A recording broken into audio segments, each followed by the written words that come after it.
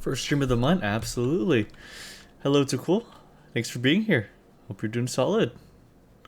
Happy March, guys. Happy March. Third month of the year. Honestly, it's been a mixed bag, but personally it's been pretty okay for me so far. Just chugging along. Thank you guys for joining me. Let me set some stuff up and I'll be on shortly.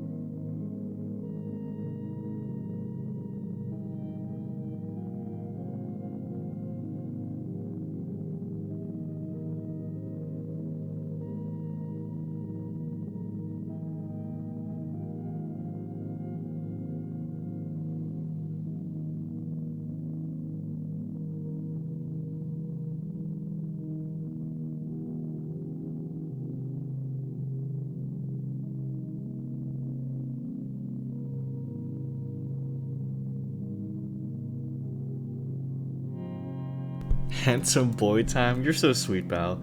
I hope you're doing good. Thank you so much for being here. I'm happy you could make it.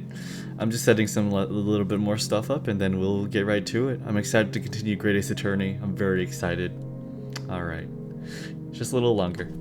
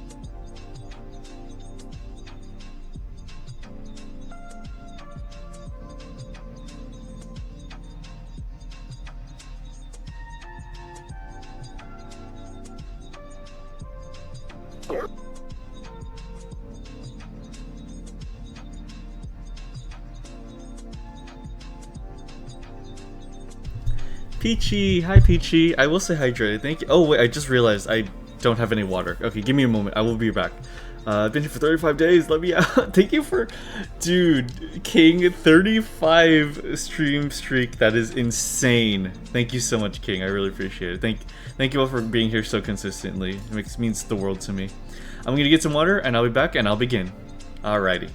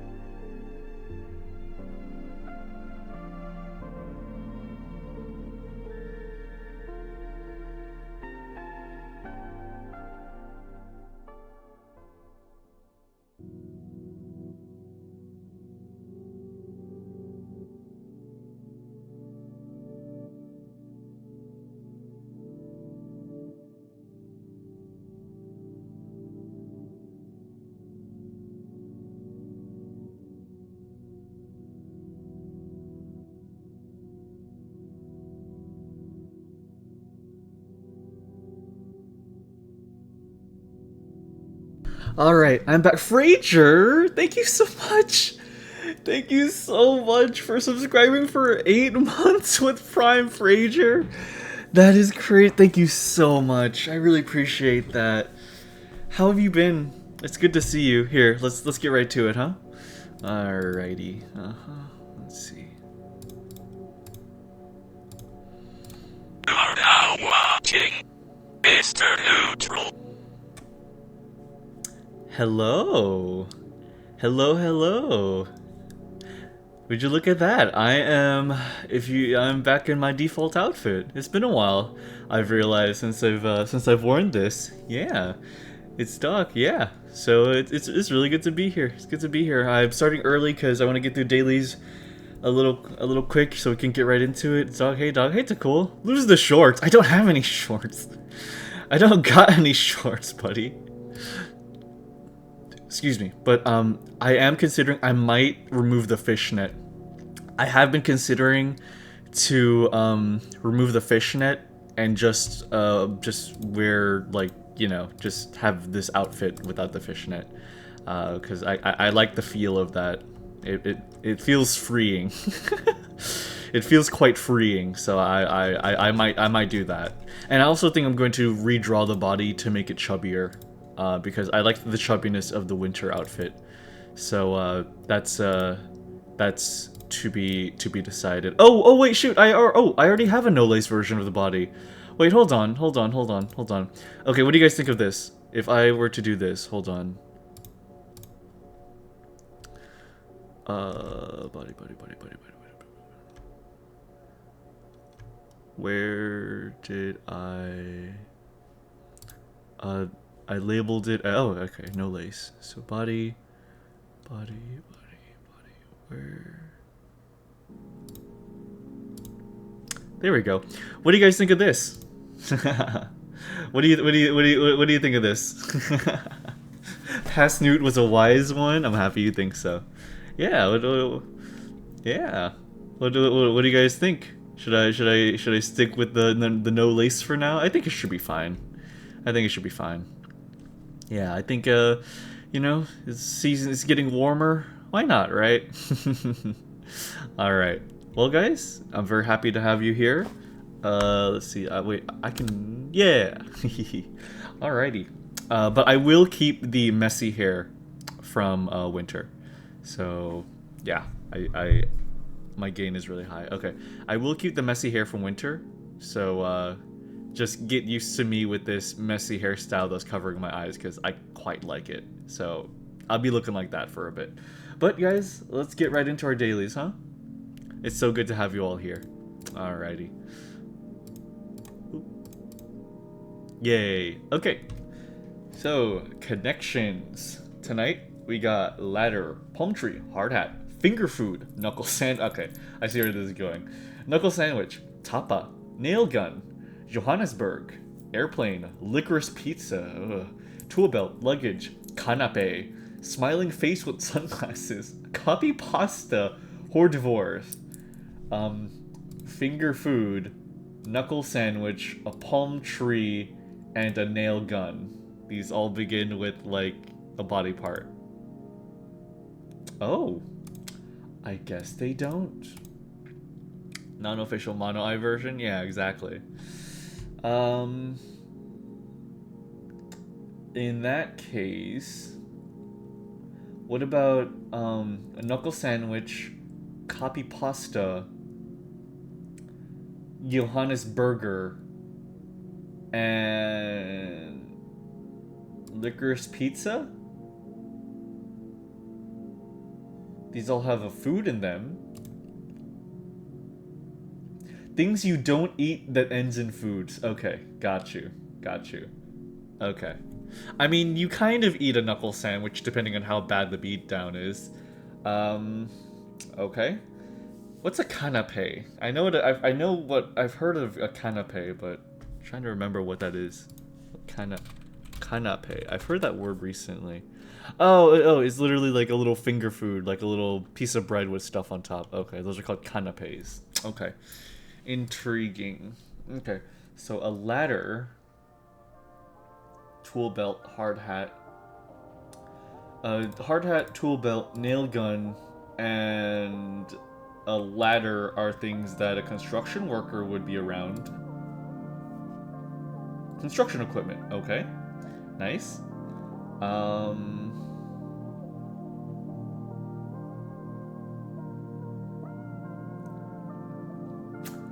Airplane, luggage, palm tree, smiling face with sunglasses is stuff that you would see on a vacation advertisement.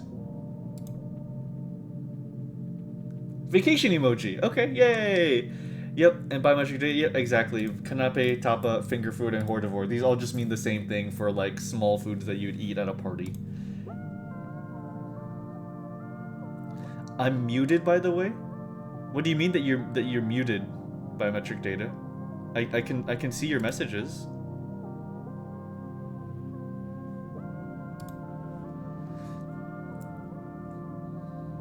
What do you mean that you're muted? Alrighty, let's do plate off on Food Guesser. Oh, let's see. We have asun from Nigeria, which looks like shredded meat. And we have kulik from Belarus, Georgia, Moldova, Romania, Serbia, North Macedonia, Russia, Ukraine. It's a sweet. Oh wow, barely. Buntet. Oh shoot, freaking. Wow. Dude, wow. Our New Year's pastry. Nice. Or hamonado. I think people are gonna choose the colorful pastry. Oh, never mind. Bun quai mi. Okay, that's another Vietnamese thing. Or Emmental cheese. That cheese looks like a 3D model. That's crazy. That looks so good. I think the cheese is gonna win. Cassava, sugar, coconut milk, and salt. I think the cheese is gonna win. One of the weaknesses of this is that the better. Wait, is this also oh, Myanmar? Okay, I was gonna say it's a lot of like southeastern dishes or ugari pachadi. I think the better photo is always gonna win. I realize. I thought it was elemental cheese. I'm wanting to read it as elemental cheese. A quiche from France, or tarta de Santiago from Spain. Quiche is universal. Really? Okay, never mind. Changla from Colombia, or samlo machu from Cambodia. These both look very good. This is curry looking, so I think curry? Yeah. Crispy pata from the Philippines. Is that fried chicken skin, or is that like pork rinds? Boiling pork leg with spices until tender, then letting it dry. Once dry, deep fried. I would destroy that. Or kesaketo from Finland. Olla de trigo. Trigo? Or Bruges bacalhau from Suriname. It didn't tell me. It didn't tell me who. Oh. What? Wait, what? What's going on with the website? Tushonka from Russia, or steak and kidney pudding. Steak and kidney pudding. What is going on with the website, what? Saba Misoni, or Toro Rudy. Well, I would destroy this, but I think this is gonna win. What the heck happened in that one? Wait, what? No way. Wait a minute. Was I playing right when the reset happened? No way. Oh my god. It reset. It reset for the 24 hours as I was playing it. Oh, come on.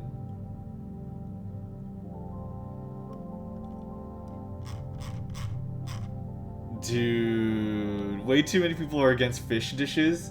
Yeah, people are very against fish. I feel like fish, like seafood, is the thing that the people of, especially in America and Europe, well, mostly England, are very like not well educated on.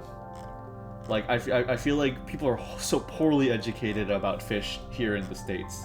Like it's kind of insane. It is harder to appeal to Western people. Well, I guess if that's happening there, let's just do food guesser normally. Is that... I'm going to immediately guess Spain. Pork, paprika, salt, black pepper, cayenne pepper, garlic. I'm going to immediately guess Spain. Yeah, okay. Soprasada. Okay.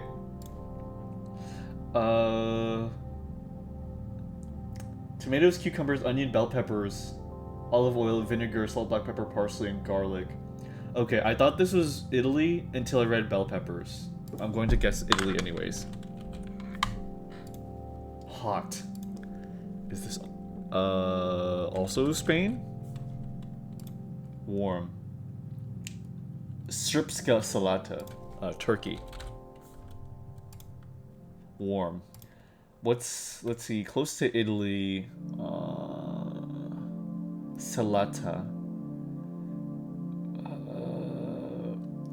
Near Italy, Spain. What does Srpska? Maybe I don't know. Let's try like Hungary. Borders Hungary. Okay, borders Hungary. But it's not. Oh my god.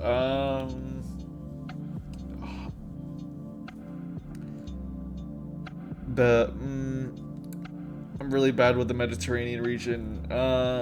Let's try Belarus. I don't know where Belarus is relative to Hungary, but it's Serbia. I would have never guessed Serbia. Okay. Okay. It looks good though. I see. Got served. I always get served. Is that a rice drink? Dried peaches, husked wheat, water, sugar, cinnamon, orange peel, cloves. This is either South American or Southeast Asian. Let me try Indonesia real quick. Okay, I'm going to try Brazil. Mote con quesillo. Mexico. Cold. Shoot. Chile. Oh, Chile. Ah, nice. Whew. I actually didn't do too bad this time. Oh, well, okay, I'm way below the average. Okay, fair enough. Game build. Cover art. I wonder what this is. I'm going to guess Metroid Prime 2. Oh my god. Oh my god.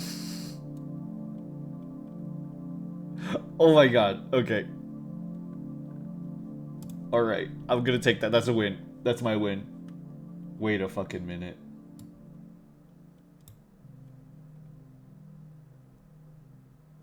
Okay, it's not Ace Attorney. I thought it was gonna be Ace Attorney. Okay, okay. Is this a 2-point museum?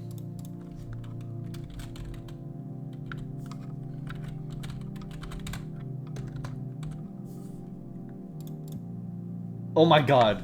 Holy shit. Oh my god. Oh my god.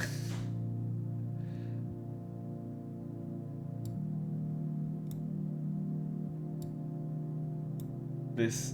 okay, I don't... Oh! Oh, it's the main character, Brutal Legend. Holy moly. Oh wait, no, it's not that. I guess I don't know then. If it's not Brutal Legend, then I have no clue. Oh, it's literally the guy from Guitar Hero. Okay. I'll be real, I didn't know they had names. Sun Tower Prophecy. No combat. Pixel. Oh, last shot. Or one shot. I do like Nico from One Shot. They're very cute. Armored Core 1. Okay, it is a shooter or a simulator, and it is third person. Years. 4. It's okay. It is a simulator game that is third person.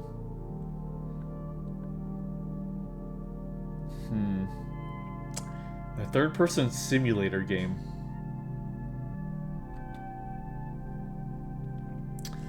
A third-person sim game.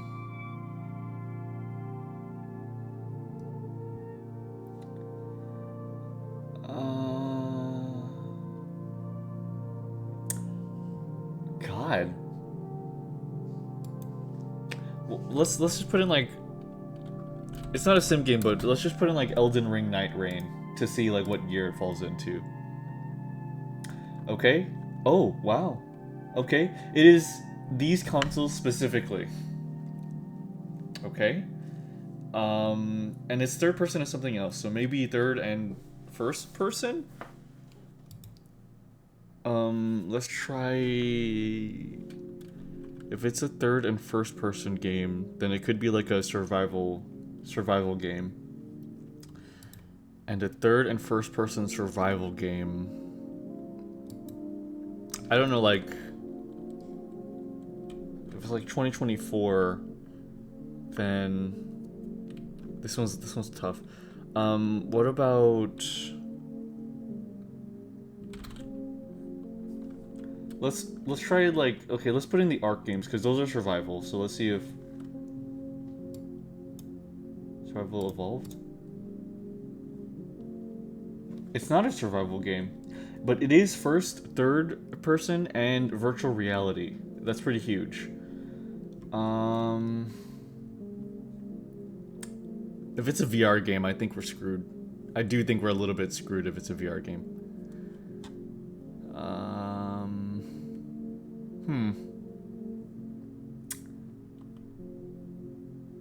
How is something first person, third person, and VR?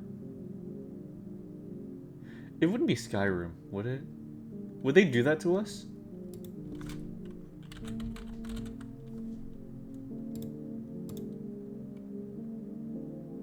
Okay.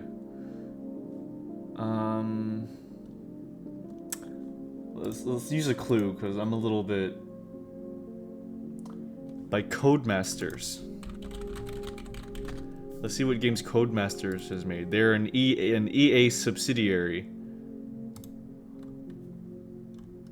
Racing ahead since 1980s. They make racing games.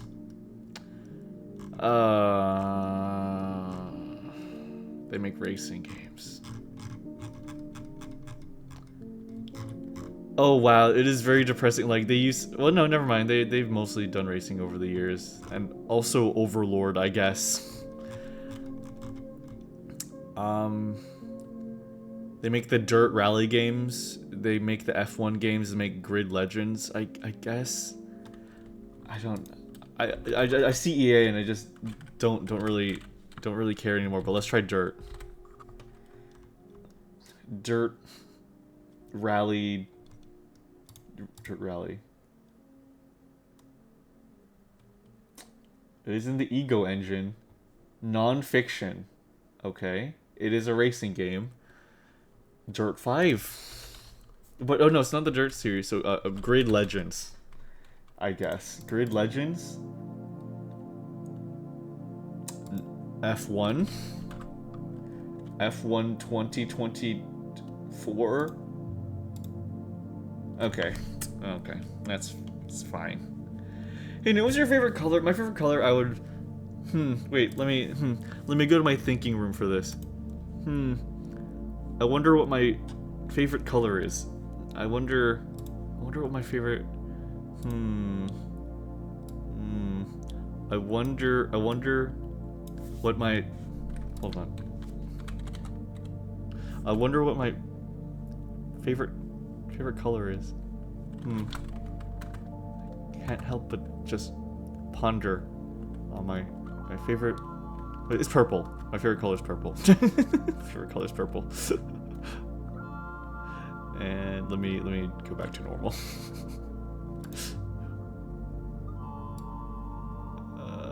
Whoop. And Sint. It will become small again.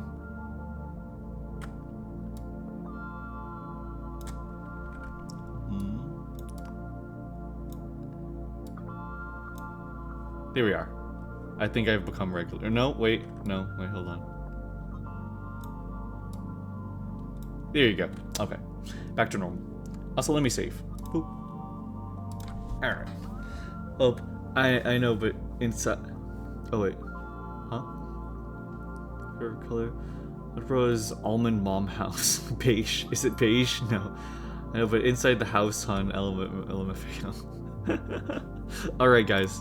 But with that, I think it's time to get right into it. Yeah. PC isn't liking Twitch. Twitch has been weird with that, unfortunately. Alright, guys. Let's get right to it. I am beyond excited to continue Great Ace Attorney. Tonight, I think we're going to try to finish the chapter. Oh.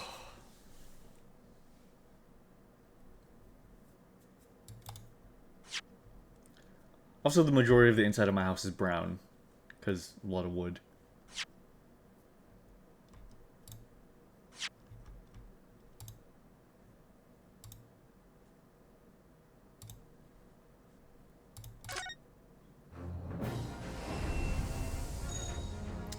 Alrighty. I think I have this cropped the right way as well. Yes it is. Okay, wicked. Espresso powder. Oh dear. Alright, guys. Well, let's do a quick sound test. And when I do this, is it synced?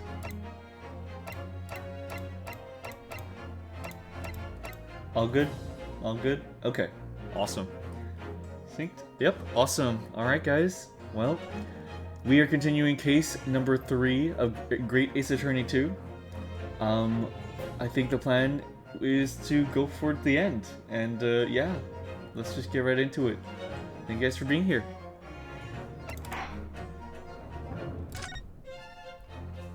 Alrighty. Okay. Don't think we had any... Oh. Investigating the scene. Gina. We were actually hoping that we could investigate the scene again. Yeah, alright. If it's around here, you can do what you like. Oh, that's alright, is it?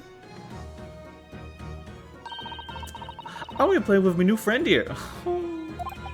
Ah, yes, Toby. Apparently, we can't look around on stage now because of the forensic investigation team out at work. Can't you do anything, Gina? In your capacity as Inspector Lestrade.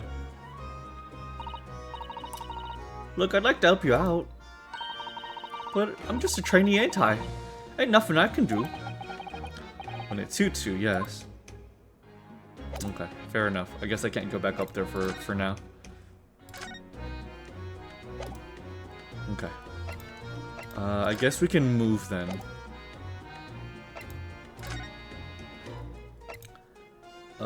Let's go visit... Are sure we've asked everything we need to? I think so. Let's look at the stairs one more time. Better not try going up. Yeah, okay. Stage area now.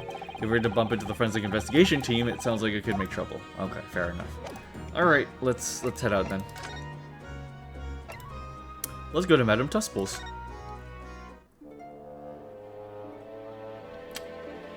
Seems like no one's here.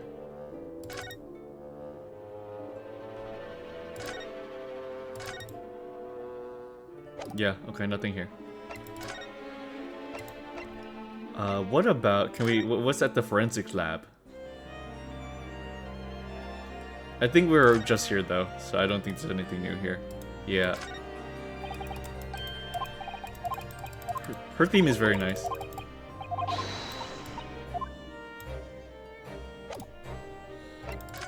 Then let's go to the prison.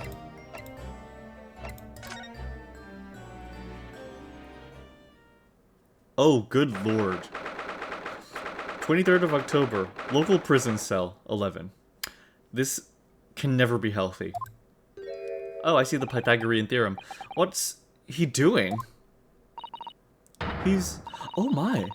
The whole wall of the cell is covered in mathematical equations. And he's still writing more now. Professor. Sorry to interrupt. Oh, Mr. Naruhodo. And who is this young lady?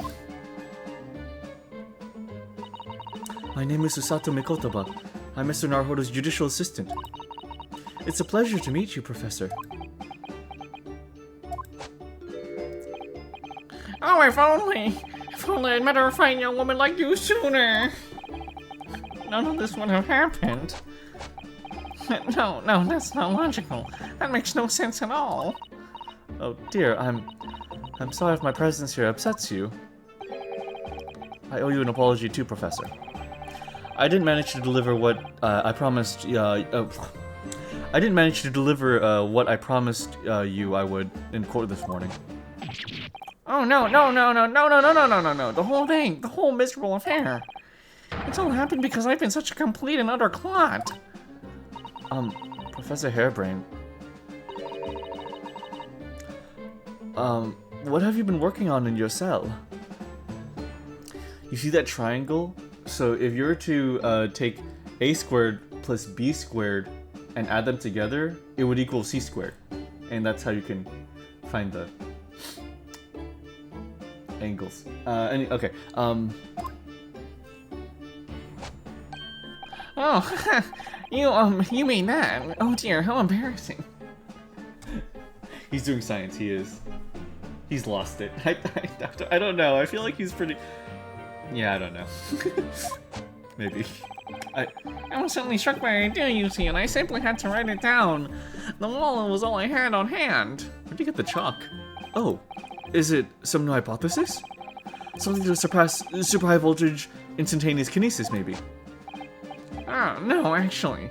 This is my autobiography. Okay, he's lost it. Your autobiography? How...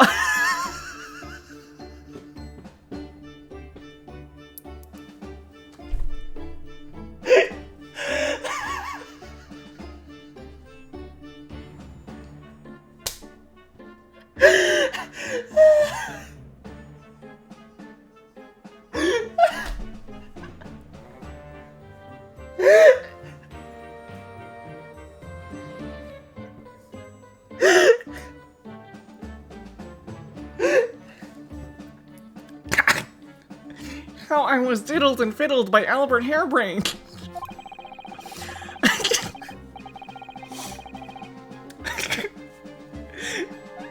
I found I can represent my odd fortunes with only odd numbers and an ambitious set of simultaneous equations.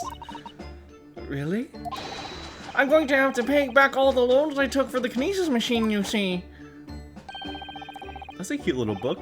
So it's going to be part of a new serial publication for next month. Part 1, An Odd Birth, An Odd Upbringing. Can't beat the man's optimism, that's for sure. That's a very tiny pamphlet. Oh, I see. Well, for now, would you mind if we talked a little bit more about the case? Oh yes, of course. I've been working through the numbers. I was diddled, I was fiddled. By the pair of them. Please stop saying that. By Aspen, and by the Ulf engineer Trevor. We're not going to have to sit through an explanation of all these equations, are we? Diddled and fiddled simultaneously by two different people. This morning's trial. Everything I believe in has been turned on its head. My research, Mr. Asmund, the kinesis machine, my hypothesis even. I'm sorry it's come to this. There was really no other way. No, it's not your fault. I wanted to protect my work, but in the end there was nothing worth protecting. I hope my voice for Hairbrain hasn't been, like, grating, by the way. It was never my intention to deceive anyone. I didn't want to trick the public. No, of course you didn't. But in court this morning, I realized something. Oh? If you've done something wrong without knowing it, you've still done something wrong. Logically, it makes no difference if you were aware of it or not. Ignorance is a poor excuse. The blame still lies with me. Well, Professor... He believed in me this morning, you know. Baroque did. He believed in my hypothesis. Well, I think... That was just a necessary factor in the prosecution establishing its case. No, Barrack wouldn't do something like that. I'm sure he genuinely believed it. Did he? I think I understand now. Why it was that he decided to take on the prosecution of my trial, I mean. Yeah, he wanted to prove it right. Manzik's motivation. After the terrible accident happened, nobody would believe in my hypothesis anymore. Not the police, not the prosecution service, not any lawyers even. I feel like I dealt some kind of finishing blow there. Because even if he was proven guilty, if his hypothesis was proven correct and also still his, he would maybe be given some leeway and freed early so that he could continue working on this for England. I just punched my own headphones. That's my accident. I was stretching. So if any other prosecutor had taken the case, if it was anyone other than Barrack... The other voice was a fitting kind of annoying. The kind you get with an actually character, but it's now strangely endearing. Thank you, Winnie. I guess, you know what? Okay, I'll keep it then. Thank you. That genuinely means a lot to me. Oh man. If it was only other than Barrack, I'm sure the prosecution would have declared my hypothesis a complete utter nonsense. And in that case, you would have been declared a fraud yourself, Professor. Exactly, which would have been a fate worse than death for me. But Barrack insisted that I was a proper man of science from start to finish. You think that's why he... I know him very well indeed. He's an extremely kind-hearted soul. But that extremely kind-hearted soul spent all morning trying to paint you as a murderer, didn't he? Well, admittedly, that part of the analysis appears to have some flaws in it. What about the whole Reaper side of things? How does that fit in with the kind-hearted soul idea? Cool. Invasive voice wins yet again. Mr. Aspen. Do you think he set out to trick me from the very start? I'm sorry to say that does seem likely, yes. When I first met him, he introduced himself as a wealthy financier. He looked over the paper I had written and said my work would benefit all humanity and must be pursued. He was so enthused. He was so emphatic. But in reality... Oh, no, sorry, that's my mistake. Your voice just got to me for a second. But in reality, he was the mastermind of some vast criminal network, it seems. I still can't believe it. As the machine was essentially a set decoration for some stage magic. It probably didn't require a large amount of investment, actually. But the scale of it wasn't just some small trick. It was a very elaborate feat of deception. All young scientists are full of hope about their burgeoning ideas, full of zeal. But none of us have any money. We want to do research, but we can't afford it. That's very real. It's very painful. Many of us take on barely legal part-time work to try to earn just a few measly pennies to carry on. You should see my lingerie collection. To go through... What was that? To go through all of that, only to be taken for a complete fool, it's too rotten to believe. It is, I agree. What was the last part? And that's why we have to find those responsible and bring them to justice. Mr. Asman is no more, of course, which leaves only the engineer. Mr. Enoch Drebber. Drebber the engineer. Is he an engineer or a magician? Or a swindler? It was about a year ago when Mr. Asman first brought Drebber to me to meet at a laboratory. Since then, I've met him many times to discuss details about the kinesis machine. But at no point did you have any inkling that he was just an illusionist. Oh, he definitely wasn't just an illusionist. What do you mean? He was a wealth of deep scientific knowledge. There's no question that the man is a genuine scientist. It's instantly apparent in conversation. I see. Weird. But the wretched man deceived you, Professor. It's unforgivable. We must do everything we can to find him and bring him to justice. Are there no more clues you could give us as to his whereabouts? I'm sorry. We only ever discussed the kinesis machine. Nothing else.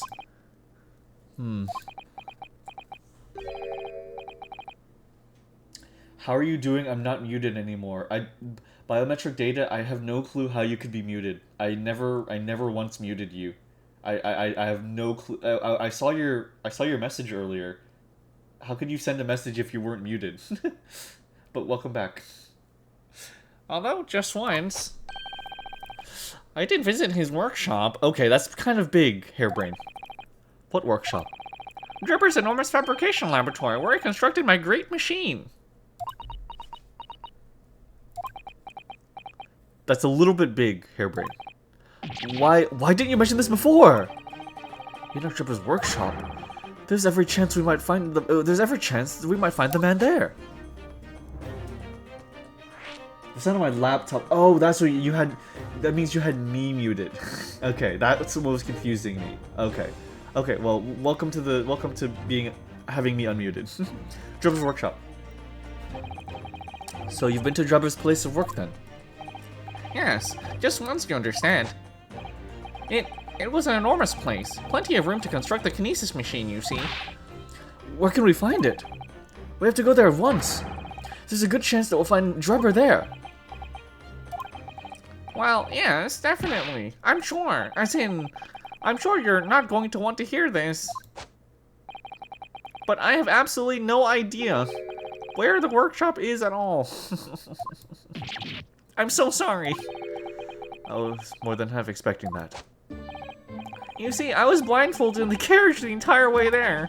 He blindfolded you? He wasn't taking any chances then. The place was incredible. The pinnacle of modern engineering. Even the oil he used was the very best. A special French machine oil that's impossible to obtain in Britain. I think that was Lord Hairbrain. Ah, the indescribable scent of that imported oil. Perfumers across the world should forget their secret formula and use that instead. Okay, it actually might have been Lard. What do you think, Mr. Sato?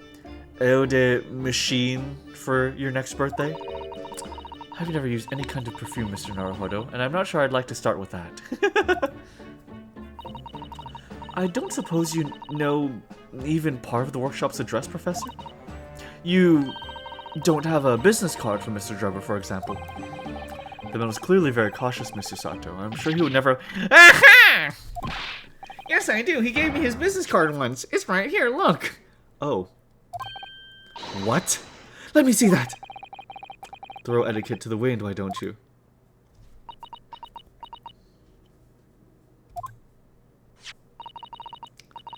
Enoch Drubber, engineer. Let me see that, Tusato. Immaculate. The off-white color. My god.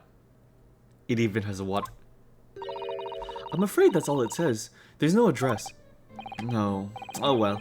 I can't say I'm surprised. And still, this could be useful. Drubber's card. I guess that's a start. Let's take a closer look at this. Enoch Drubber, engineer. This looks like handwritten. Like, this isn't printed. This is like he wrote this. Ah. This dark smudge here. I think perhaps it's machine oil. Ah yes, possibly. Professor Hairbrain mentioned something about the oil Mr. Drubber uses, didn't he? He said it was specially imported, very high quality oil. That's impossible to obtain in Britain. Yes, that's right. But more importantly, that's more fragrant than the finest perfume. Excuse me for a moment. Oh, it doesn't appear to have any scent at all. Don't worry, I expect that's just because there's such a tiny amount on there. Interesting. Interesting. Use the skin prints? I don't think we have any on us at the moment, but we can go back to the estate to maybe take skin prints. Okay. Thank you, Hairbrain. Let's go to the Sholmes suite. Okay, I don't think anyone's home.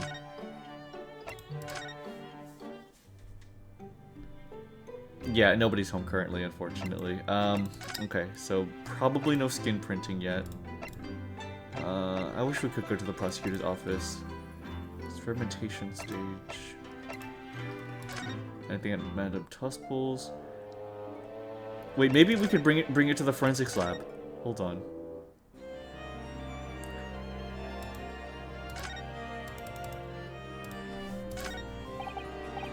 So, what are you doing at the moment, Doctor? Keeping a close eye on things, so no impertinent Easterners think they can look around my office. Are there such important Easterners around? How terrible. Yes, you. She doesn't mince her words, Mr. Sato. I think perhaps it's time we left. Okay, nothing here then.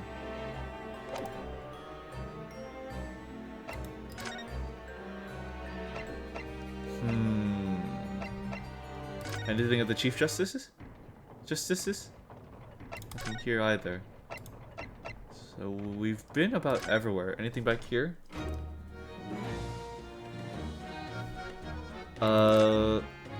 Gina, you wouldn't have to know anything about this dude, would you? About this, Gina? Yeah, I'm still learning me letters at the moment. I only know A to E, so if it ain't too much bleeding trouble. Actually, Gina, it's the back of the card that's important. Oh, eh? How come? There's just a dirty old smudge on the back, that's all. It turns out that this is very high quality French machine oil. It has a very particular scent, apparently. You don't say. Oh, the dog! Yeah, let's have a whiff then. Gina, we want Toby to take a... You sure? I don't smell nothing. No, we didn't mean that you should smell it. Oh, right. You mean Toby.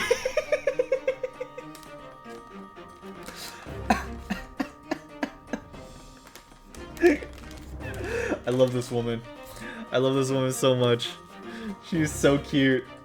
She's so cute. I love her. She's maybe my favorite character. She's maybe my favorite character. What'd the dog do? Woof. His sense of smell is so good, he can track people over the oceans, can't he? Professor Harebrayne informs us that this oil is unique to Mr. Drebber's workshop. Oh my god!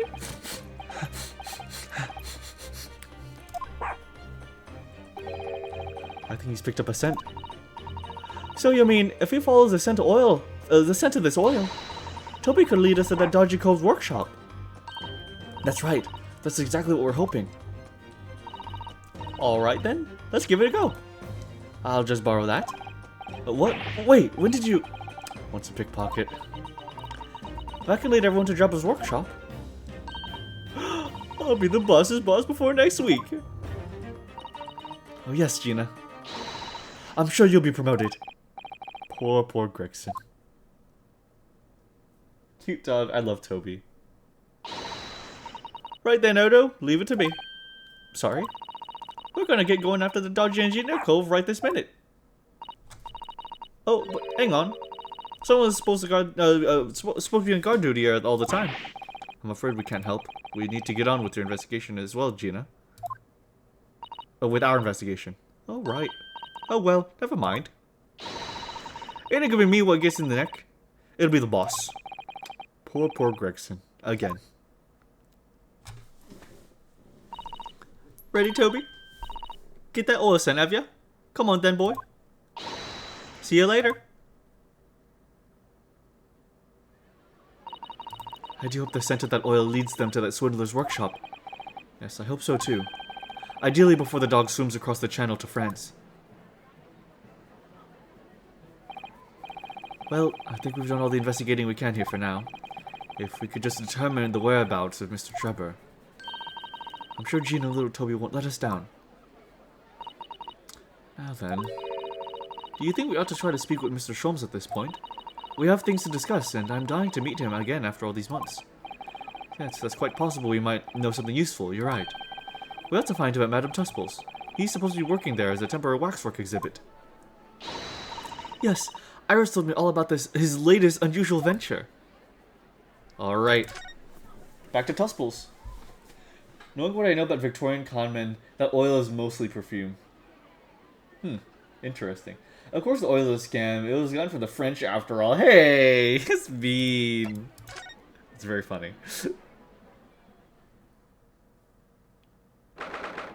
23rd of October. Madame Tusples. Museum of Waxworks. Here we are again at the House of Horrors. I'm afraid I haven't gotten used to the place yet. I'd still like to turn my heels and go straight home. Via the confectionery, of course. Susato-san really is after something sweet today, isn't she? What's the matter? Look! Mr. Naruhodo! Look at that waxwork! I'm quite sure it wasn't here. I'm quite sure it wasn't there before. There you go.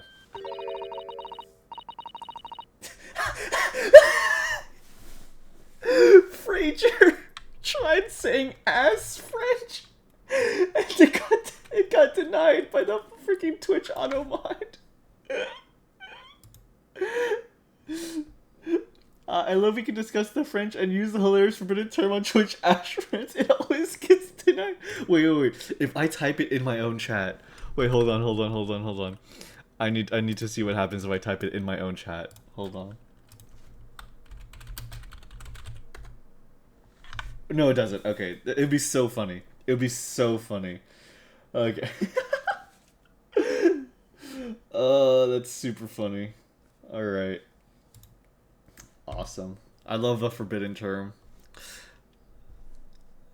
It looks exactly like Mr. Sholmes down to the very last detail. Aha. What is it? Oh, sorry. I think you'll find... That's the temporary waxwork himself. Hello. The friend of my dedicated employee. Oh yes, hello again. It's Ryunosuke Naruhodo. I must say, I'm quite spellbound by the great detective. He's a marvel. My precious waxwork is already back where it belongs. You don't mean... But yes, the mystery is solved already. Wow, Mr. Sholmes can really engage his brain when he's hungry enough. So as you can see, he has returned to his habitual duties.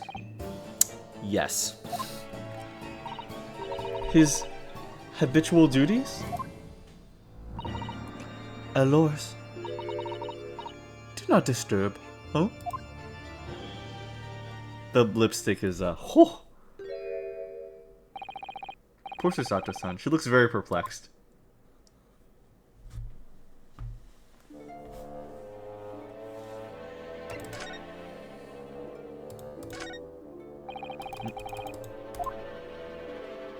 Oh, come on.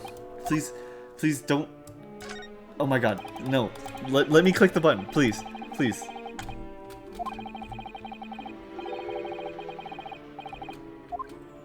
Oh, you just know it's going to be horrifying, don't you? The sign says it's the Madame Tusples special exhibit. It seems you have to pay extra to go inside. I know. Can you believe that? Pay more money, as if we haven't already been scared enough already. It's not my doing, Mr. Naruhodo. Okay, there we go. Okay, there is nothing over here. Well, actually, I want to hear what Susato has to say. Oh, what a horrifying scene! A murderer caught in the grisly act. I know. And in case you're wondering, it's the one with the big knife that's supposed to be the killer. I don't think anybody would be in any doubt about that, surely. And did you know that according to the description, the bathtub at the back has no particular significance? What? Really? I would have thought it was meant to show that the killer also worked in the bathhouse, peddling criminal wares. Aha! We have a new theory.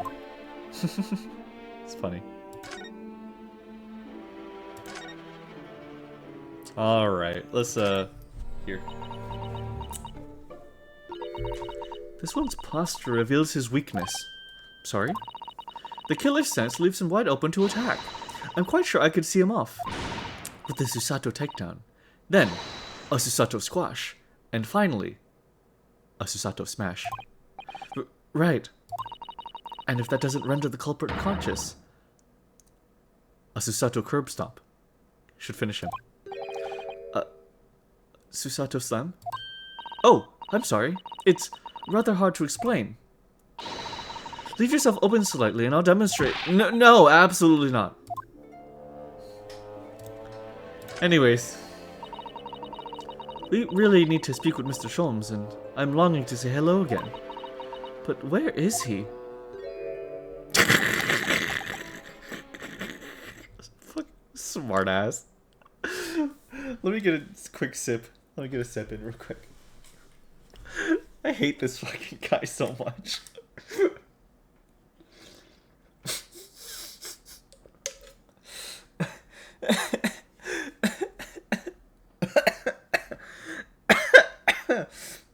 Damn it.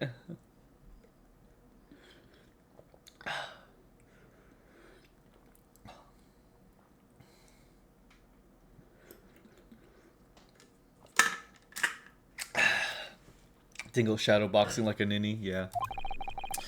I think you might find that he's quite nearby, actually. Oh! What do you... Sholmes jump scare. Indeed, my dear fellows, it is I. The world-famous great detective in waxwork, Sherlock Sholmes.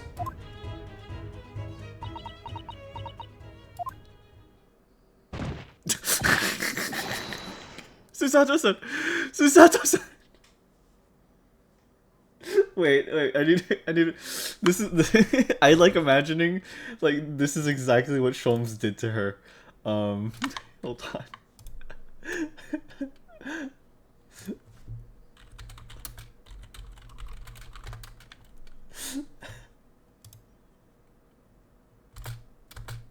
I like imagining that, like, the moment that Susato turned around, she was freaking beholden to Sholmes doing this.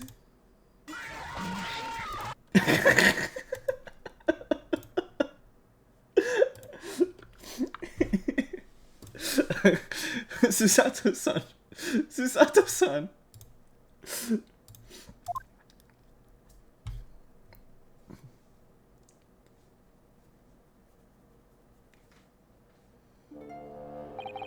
My most humble apologies. I thought I'd died and gone to eternal paradise for a moment. Via London. My dear madam, allow me to make amends by offering you a tasty free deduction at some point. As long as it's not of questionable street food quality. I don't understand. Why are you working as a waxwork here, Mr. Sholmes? Merely a secret identity, you understand. Though the case is largely solved now. Largely solved? We're talking about the waxwork abduction, I presume. Indeed we are, my good fellow. As I predicted, it was as easy as a proverbial pie. Though I confess, I'm yet to partake of a pie, proverbial or otherwise, or any food as far today, for that matter. Poor guy. That stomach rumble echoed around the whole museum. So, how did you manage to solve it so quickly? Well, do remember, I said it was largely solved. Anyway, I simply negotiated with the culprit. Are you familiar with the so-called telephone? Oh yes, it's a most modern invention, allowing you to hold a conversation with people far away. In Japan, only the imperial capital and a handful of other cities are connected as yet. This morning, a telephone call was received here from the perpetrator of the abduction. As such, I was able to negotiate terms, and in the end, the waxwork was returned. Excuse me. That's amazing. Just between you and I, it would appear the culprit had always intended to return the stolen waxwork in any event. Oh, but I thought whoever was responsible had demanded a ransom, no? Yes, I think perhaps the ransom demand was necessary to avoid unwanted suspicion regarding the true motive. But does that not mean your negotiating was entirely unnecessary?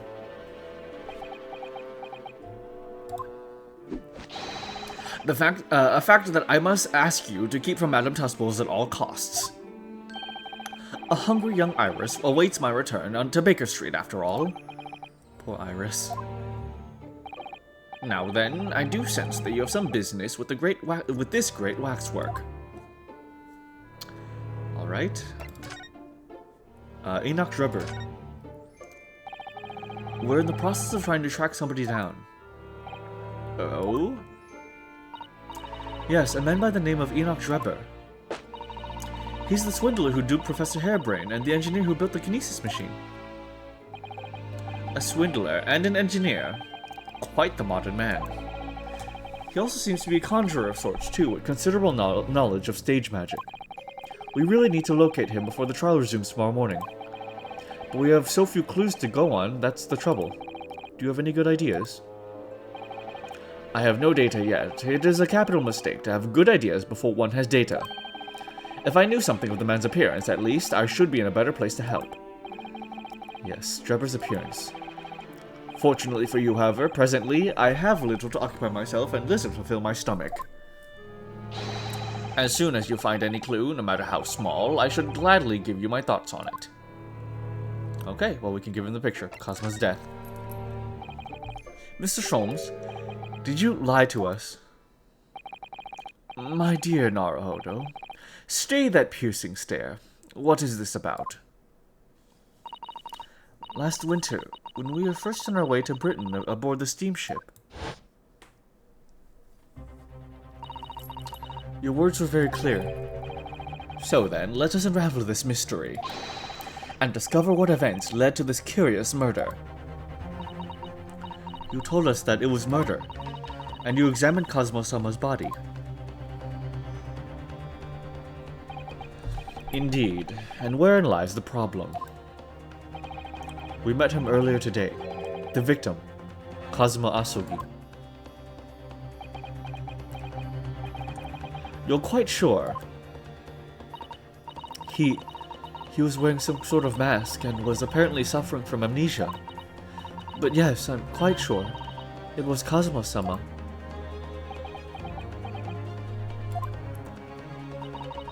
You must have known at the time, Mr. Sholmes, that he wasn't actually dead.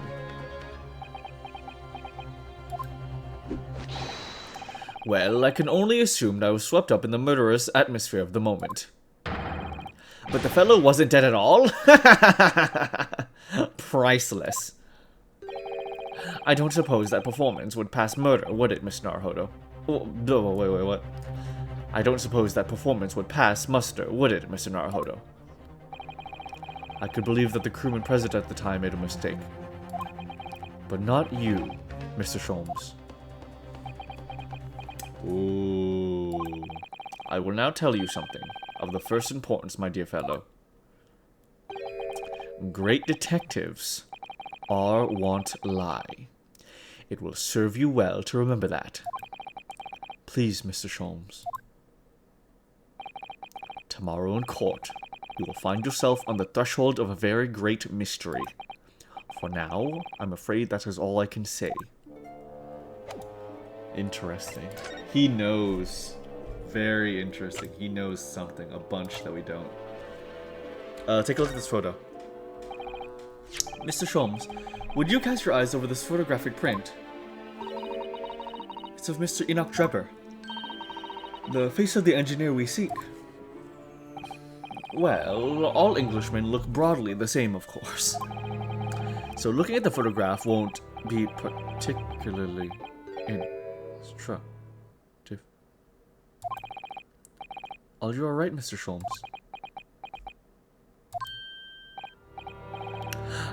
Yes, forgive me. Very interesting, this. Very interesting indeed. What's wrong, Mr. Sholmes? You've turned quite pale all of a sudden. Oh. I have a suggestion, Mr. Naruhodo. Will you indulge me? Oh, well, what is it? As I explained to you when you arrived, the missing waxwork has been returned, and I personally reinstalled it in the exhibit from which it was taken, behind those thick curtains. Oh, yes, the Professor exhibit, isn't it? Would you like to see it for a mere 5 shillings? That's a special one-time only price, you understand. What? The opportunity won't come again, I might add. Wouldn't you like to see the fruits of my labor? Oh, well, we do have a rather pressing investigation to carry out. Perhaps we could postpone? The prices are very reasonable, 5 shillings. I think you'll find it. Is fucking Drebber the professor? I think you'll find it's well worth it. Oh. Are you being quite serious, Mr. Sholmes? Surely you need only look at my expression to ascertain if this is seriousness or silliness. I can never tell with you. That's the point. Very well, it couldn't hurt.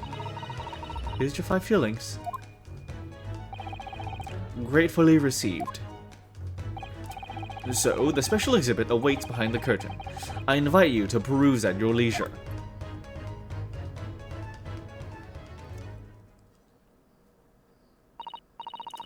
Well, the money's been spent, so let's go and see the special exhibit. My dinner money. Through those heavy curtains at last.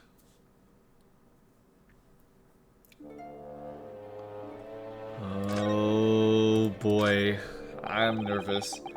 5 shillings we've had to pay. It doesn't seem right somehow that Mr. Sholmes slipped the money into his own pocket, does it? No. Ah! We could ask Gina to retrieve it for us, using her special skills.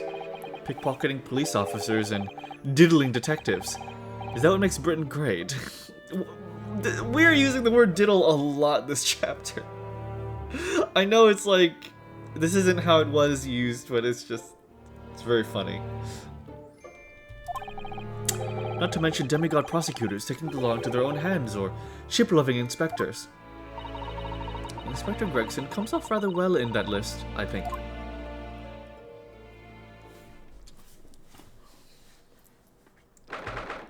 "23rd of October, Madame Tuspel's special exhibit." Oh my god!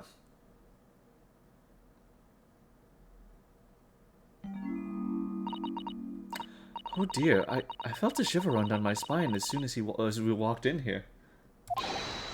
Mr. Sato! I say we turn on our heels and go straight home via a really big confectionery. We certainly can't do that. We've paid 5 shillings already. True. Actually, now that I'm looking a little more closely, we've paid good money to see an exhibit that's clearly incomplete. The nerve of the great diddling detective is far more terrifying than anything else in this place. We keep saying it.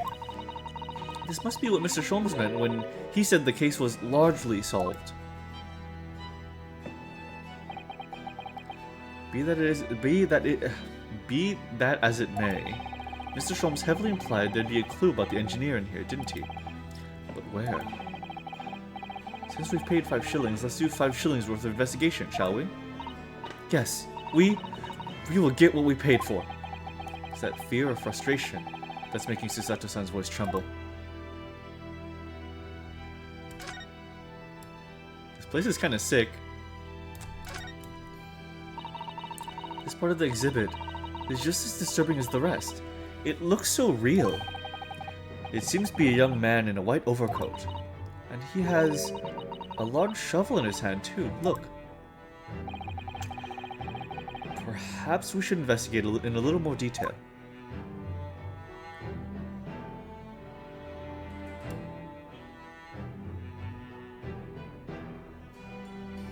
That looks very, very, very similar.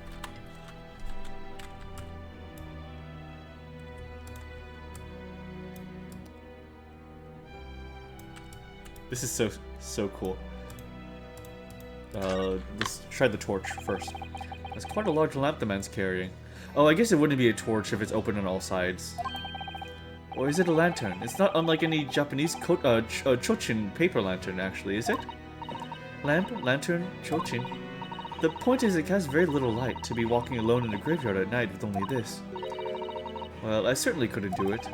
I'm not sure I could visit a graveyard at all. Even in broad daylight, to be honest.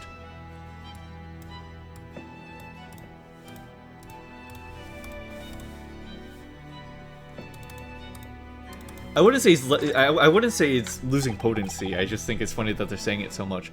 What's this here? Well, this would appear to be a lens in the middle, so I believe it's probably a camera. A camera, but it's so small. British technology is incredible, isn't it? I mean, what about Mr. Sholmes' skin prints? I think perhaps you should treat Mr. Sholmes' inventions as exceptions to the rule. But anyway, why would the man be in a graveyard at night with a camera? I wonder. Perhaps he was trying to capture the moment a dead body came back as a ghost on film. We'll just borrow this for a little while, I think. Camera has been added. Interesting. By looking at the photographic plate inside the camera, we can see what picture was taken. What's a photographic plate? It's a piece of glass coated in a special emulsion that reacts to light coming in through the lens. If we open this cover at the back of the camera, we should find it. Let's have a look. You should see yourself, Sato-san. Your eyes are shining. You really do like machinery, don't you?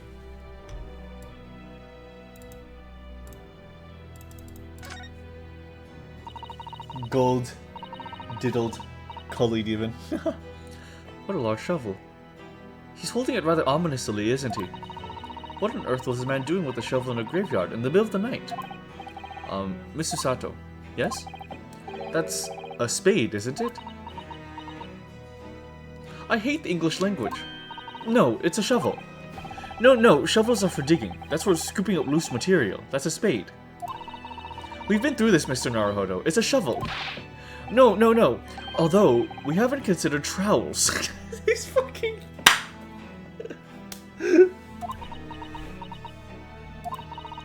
We've allowed ourselves to be distracted, I feel.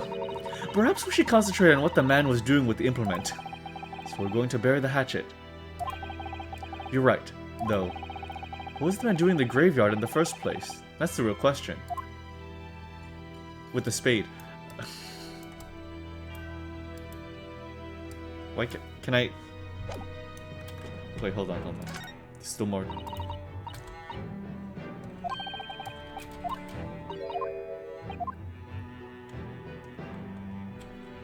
Actually, it's a stepladder. Can we... Damn it, I keep on misclicking.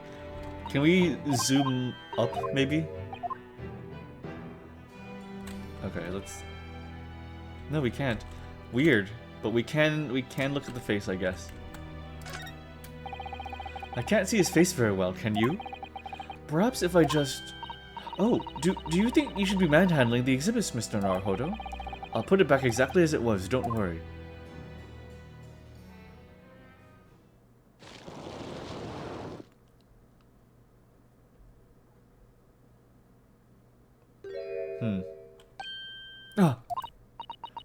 What on earth?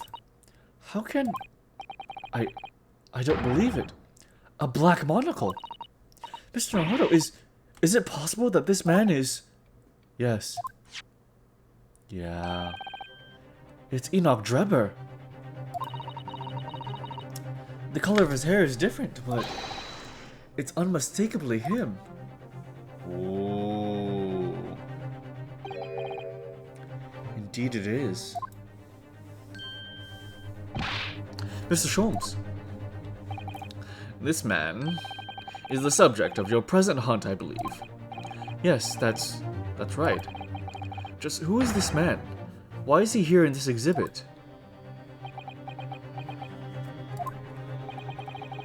And why does the convict behind him have no head? The head was missing when the model was returned by the thief who stole it. What a surprise. So then the case isn't yet solved, is it? Did I not say so myself? Largely solved were my words, I believe. But I must locate the missing head, tout de suite, as the madam would say, or I'll be in grave trouble. A very hungry iris still awaits my return to Baker Street, preferably with rations. Ah. Do you know, though, something about this room is strange. Strange? What do you mean? Well, the displays in the House of Horrors are supposed to depict real events, are they not? Indeed they are, Mr. Sato. Do go on. And as terrifying as they are, the scenes in the other exhibits are believable. But this one... this surely couldn't ever really have happened, could it? That's very chilling. That's very chilling. I think it's time I educated you a little about the nature of the incidents involving the professor 10 years ago. Huh. Ooh. King, Enoch Drebber is supposedly the culprit of this murder. To our knowledge, is the currently missing engineer slash magician that is trying to set up Harebrain. Excuse me. The man that was seen with the crossbow at the exhibit who potentially shot at one of the blimps. Yeah, also the engineer who built Albert's invention. Yeah, exactly. Take another sip.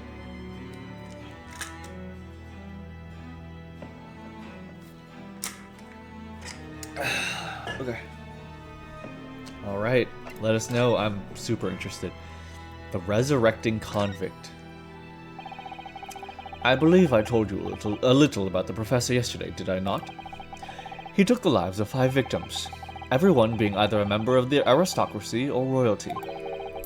All were attacked by an enormous hunting hound, and had their throats ripped from their bodies. They were attacked by a hunting hound! Oh! Oh! Okay! Okay! Okay! We got it now! We're getting it! Oh gosh, an enormous hound? How awful. After taking the life of his fifth victim, the killer was apprehended. It was a case of unprecedented magnitude in Britain, you understand. Accordingly... Yes, that's what we're getting at biometric data. The professor was tried and in a closed court. No members of the public were permitted. A closed court? So you mean that the professor's identity... As you surmise, my dear fellow, his identity was never made public.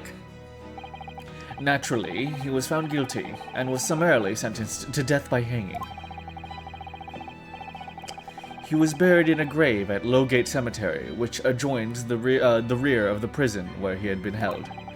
However, that was not the end of the affair. Oh. The very night that he was buried, the convicted man came back to life. Came back to life? He clawed his way out of the ground and emerged into the moonlit graveyard. The exhibit here depicts that very scene as described by the sole witness of those chilling events. There was a witness. But of course, my dear fellow, it was none other than the young man in the white overcoat. Enoch Drebber. He saw it happen. Huh. Creepy. So this is a waxwork model of Enoch Drebber. 10 years ago, the convicted professor, having been gibbeted and buried, emerged from his grave in the dead of night. The sole witness to that unimaginable scene was this young man. From appearances, I would say he was about 20 years old. I think he looks a little older than that, but I'll take your word for it. It's so horrifying. Scared out of his wits, the young Drebber ran to a nearby police station to report the incident. And the sheer terror of what he'd seen is said to have turned his hair white overnight. Yes, as shown in the photograph we have of him. His hair is completely white. For the following few days, the story of what he'd seen was on every front page in the capital. The public was frantic over every last detail about the killer who'd come back to life. As you've seen, an exhibit was even created here at Madame Tuspel's. I can quite understand why the man's hair turned white, certainly. But what I don't understand is what Mr. Drebber was doing in the first place, in a lonely graveyard in the middle of the night. Yes, what was he up to?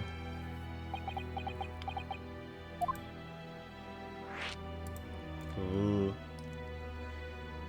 We know ghost exhibit in universe, so it might be true. Yeah. Oh, exists in universe. I think you said exhibit. Exists in universe. Yeah, that's. I guess ghosts do exist, but I imagine this game is going to be a bit more grounded. The professor's acts of terror threw London's upper classes into complete panic 10 years ago. It was a great scandal, one might say, at the very highest levels of society. And since the killer's identity was never made public, rumors abounded. After all, no killer had ever before systematically employed a dog as a weapon of murder. Yes, I can imagine the impact the case must have had. But in time, of course, the rumors abated. So too did talk of the shocking witness accounts, a convict who came back to life. It was forgotten, dismissed as a dubious ghost story, as a preposterous parlor tale. But why did people stop believing it? Why? Simply because there was no resurrection to speak of, as was established in the fact. What do you mean by no resurrection? The police investigated the grave in Lowgate Cemetery and published their findings. The convict's body was found to be buried exactly where it had been following the execution. No, but that would mean Mr. Drebber must have lied to the police about the newspapers and the newspapers. All you need to do is bribe the hangman. That would appear to be the only logical explanation. Yes. The young man subsequently vanished from society and nothing has been heard of him since. It's rather striking, then, that he should resurface now, don't you think? Of course, the convicted murderer wouldn't really have come back to life. That's not possible. But Drebber's hair is unusually white, and if that really did happen overnight as a result of shock, it's hard to believe that the incident was an out-and-out lie.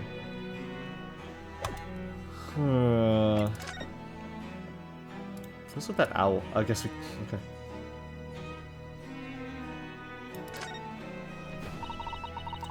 This must be the killer. The fiend known as the Professor. Yes, I think so. According to what Madame Tuspel said, he killed 5 victims, all noble or royal blood. The waxwork is so lifelike, isn't it? Like all the models in this place. I know. It looks like it could start moving at any moment, doesn't it? If only it had a head, that is. Perhaps we should examine it in a little more detail.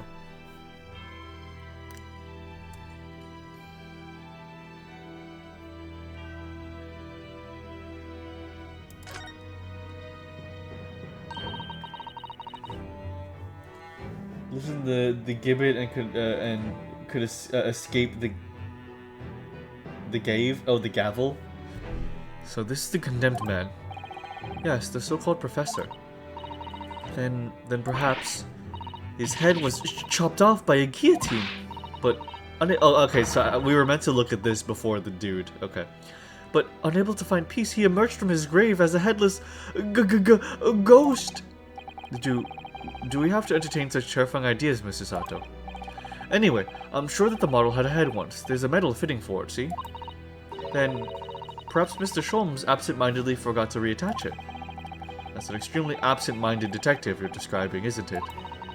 Or perhaps the thief absent-mindedly forgot to include the head when he or she returned it to the museum. And that would be an extremely absent-minded thief.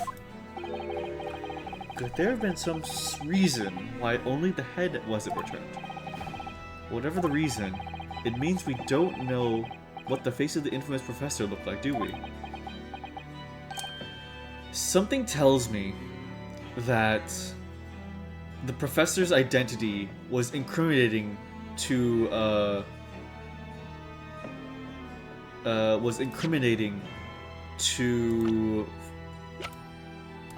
Enoch, and so he stole it and planned to like take the head away. Oh.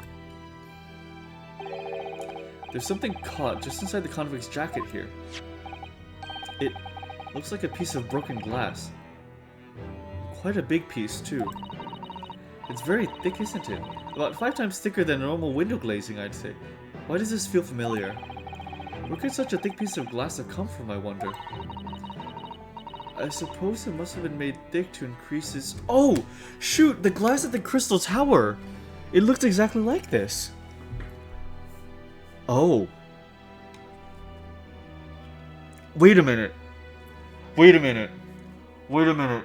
Wait a minute. Wait a minute. Wait a minute. My first theory was that a wax statue from Madame Tussauds would be used as a body double. As a body double in the fucking in the main murder. And here it has a shard of the glass from the crystal tower is in its sleeve. Oh my god! Wait, so they used it and then they gave it back. So the plan worked. The plan worked. So they didn't need it anymore. They didn't need it anymore. Oh my god! But why?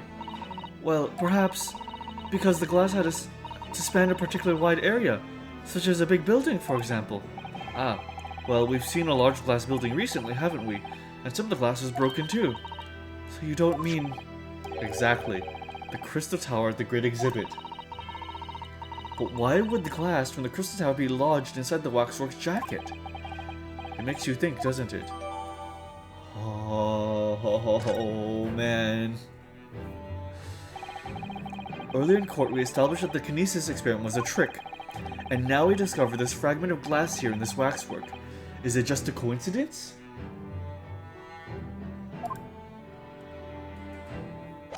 Today, Junior. Okay, look, listen.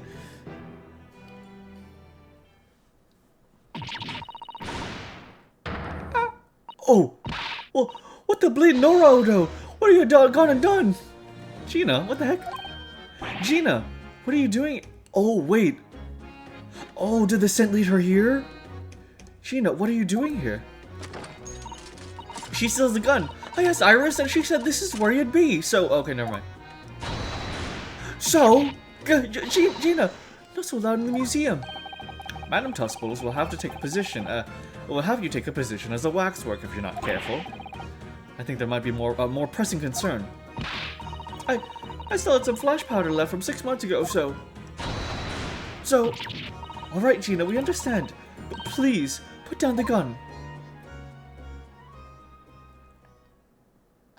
I like that she's been considerate not to shoot at us directly. Sorry, I got scared. You should try being the one on the other end of the barrel. So what brings you here, Gina? What brings me here? What'd you think? We found it! We found that dodgy cove's workshop! What? You found Drebber's workshop? Yep! Toby's nose took me straight there! The boss and the letters are heading over there now in a drag, so come on! Here's the address. I got the boss writing out. Oh, thank you, Gina. We'll make our way there at once. Alright then. See you there! I love her.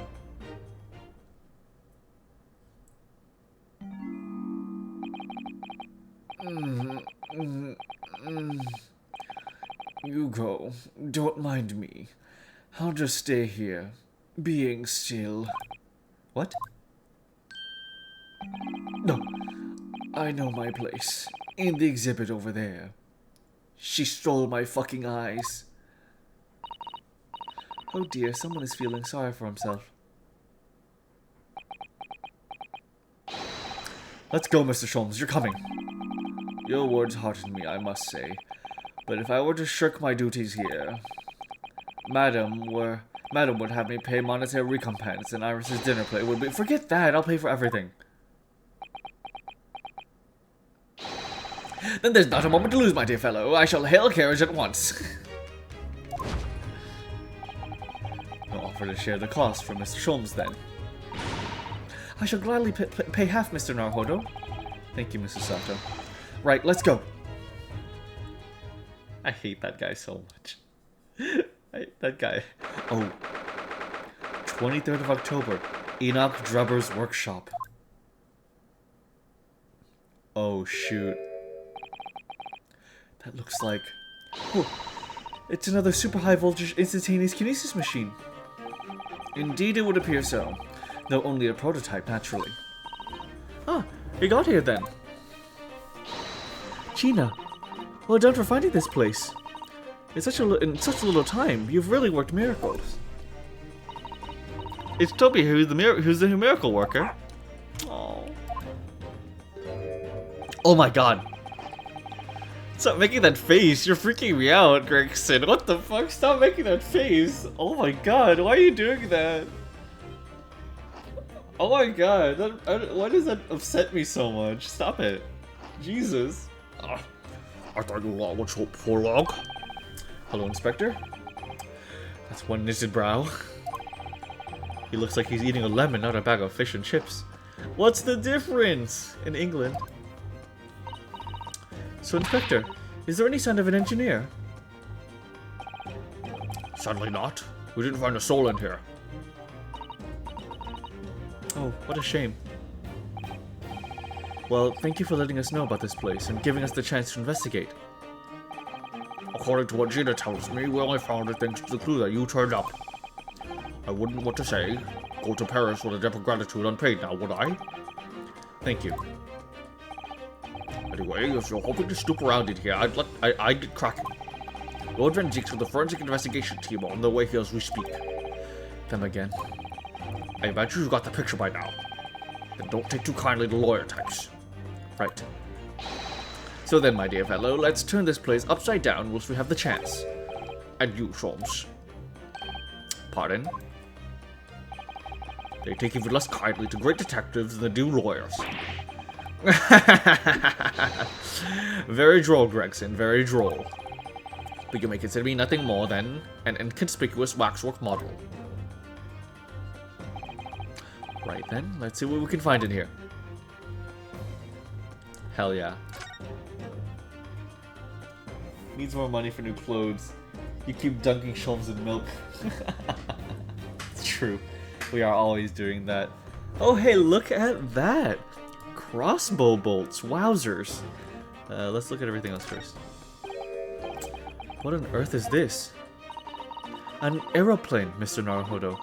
One day, scientists believe it will allow humans to fly freely in the skies. Is that how the trick will be described, is it? Sorry?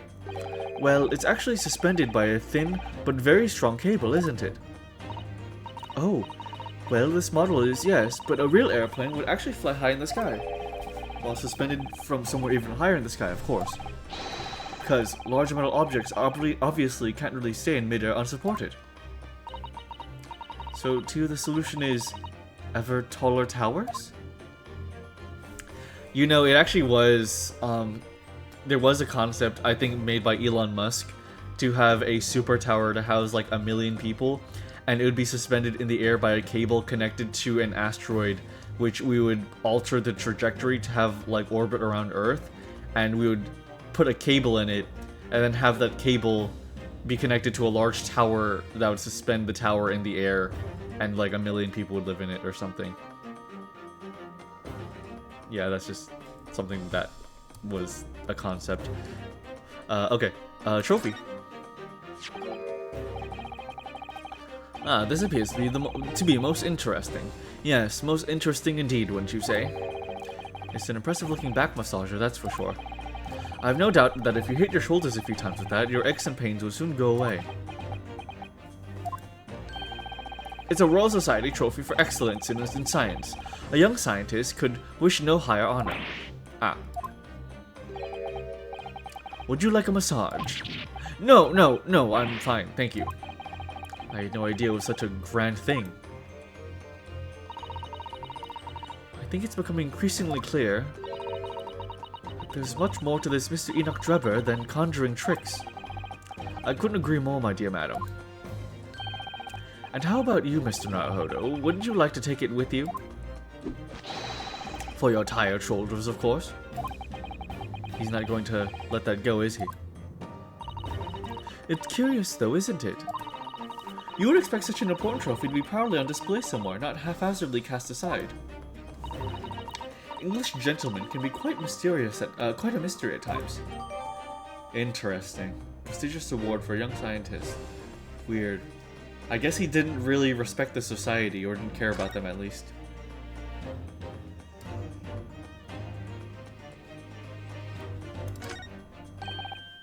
It's a European-style quiver of arrows, with steel bolts inside. Oh, do you suppose... Crossbow bolts, those? just the right size for the bow you turned up at the Great Exhibition grounds. In other words, Yep. That's more evidence to support your theory. It all goes to show that Drummer was the one pulling the strings behind the scenes of the whole scam. nice.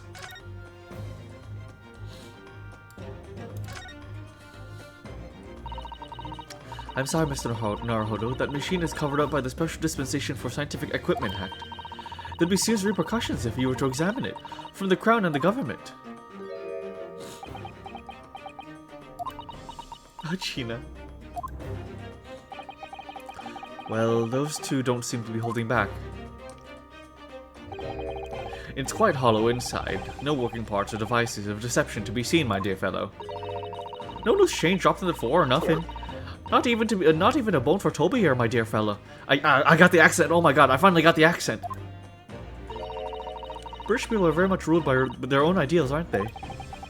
I think that's just these two, Mr. Sato. Bull! Yippee, they're starting to listen to you. Thank you so much for coming by, Bull. It's so good to see you. What's up? They're starting to listen to you? Wait, which ones? Who? Wait, what do you mean they're starting to listen to you? Oh, you mean Gregson? Yeah. The NPC, the Brits, yes, yeah, they are listening. Yeah, it feels very nice that like we're being vindicated by them.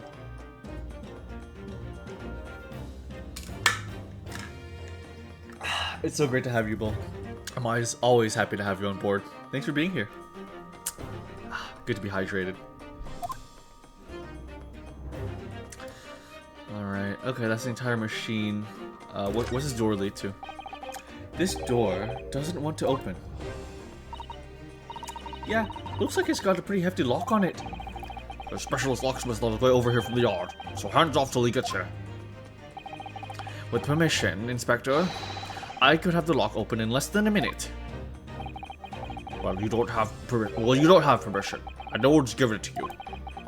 Grayson looked as though he really enjoyed that. Look at that smug smirk. Dude, good though, feeling better? I'm super happy to hear that, Bull. Thank you for being here. Look at that smirk on Gregson. Well, there's no sound for anybody on the other side. No, Drummer must have fled at the first sign of danger. Oh.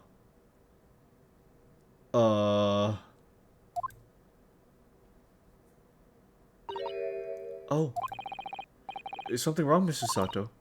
Well, I thought I heard a noise. From the far side of that door. Well then, Gina, do you hear it too? Yeah, I heard it and all. What you reckon, Toby? Woof woof. Right, by the grace. Whoever's in there, open up. This is Scotland Yard.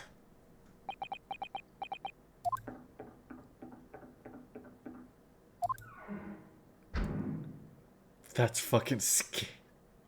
That's fucking really scary. One of my biggest, like, niche fears is the, like, there's been somebody there the whole time thing. You know? Or, like, somebody is somewhere inaccessible and we know that they're there and we can't do anything about it. That stuff destroys me. I hate that. Oh my, someone is in there! Ugh, this rotten bleeding lock. My dear Gregson, as I said only minutes ago, if only it were countenanced, I could unlock the door in less than a minute. Ugh. Fine. I'll take the rap for it. Just get us to that blasted door. There, you may enter at will. Holy shit. Okay, Sholmes. Alright, dude. You confuse minutes with seconds, I think. Time is of the essence, I feel. What are we waiting for? Nothing for it, I suppose. This is an emergency. There's a strong possibility that beyond this door is the engineer you all seek. Be prepared for action, my dear fellow. Yes.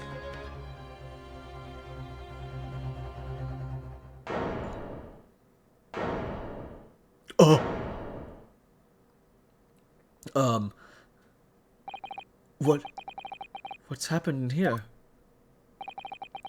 Why is everything upside down? Rats! There ain't no one in here after all. But there must be. It's only moments ago that we heard the noises. Maybe that was the sound of Drubber running away. But there's only one door in this room. What? Dude, footprints on the ceiling. And no windows that could afford an escape route. Those skylights are too high.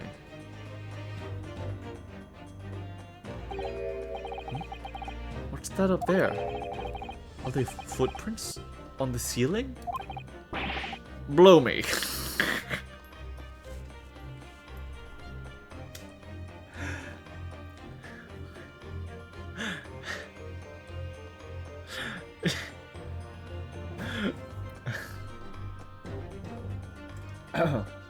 Blow me. What have we got in here then? Guys, can we... Looks like someone was trying to burn something in a hurry. Oh, that looks like a set of blueprints. To what? To Professor Harbord's Barber machine, is it? Blimey. If we had these, there'd be no search, no need to muck around trying to investigate all the scrap metal. There's something of great interest here, too. Guys, this rope was lying on the floor at the foot of the pillar. A rope? What's the significance of that? Never mind. You see, but you do not observe, Mr. Naruhodo. There is definitely something we need to observe, my friends. We must investigate the entire room thoroughly, and before the forensic investigation team arrive too. I see. Okay, I see. Sholmes is looking at it. Strange here. That's a bomb. No, I'm going to talk about the bomb. Whoa, Gregson. Sure, Gregson, not in front of everyone. Sholmes, what are you taking a gander at? Mr. Sholmes, have you found something? Mr. Naruhodo, yes. In point, in fact, something rather fascinating. What do you make of this? Let's see, I've never seen anything like it before. It looks like a bundle of thick cigars wrapped up in a large... Ah! Mr. Sato, what's the matter? That's a... Surely that's a time bomb, isn't it? What did you say? A time bomb? Sorry, but what is a time bomb exactly? You truly are one of a kind, Mr. Naruhodo. I won't take that as a compliment. Ha! You don't know nothing, do you, Odo? You haven't got a clue what it is either, have you, Gina? I invite you to consult a dictionary later, Mr. Naruhodo. But this particular specimen is no time bomb, though I confess it has a very similar appearance. Oh, well, thank goodness. But then, what is it? I see. So that's it. Goodness, Mr. Sholmes, have you seen the heart of the matter?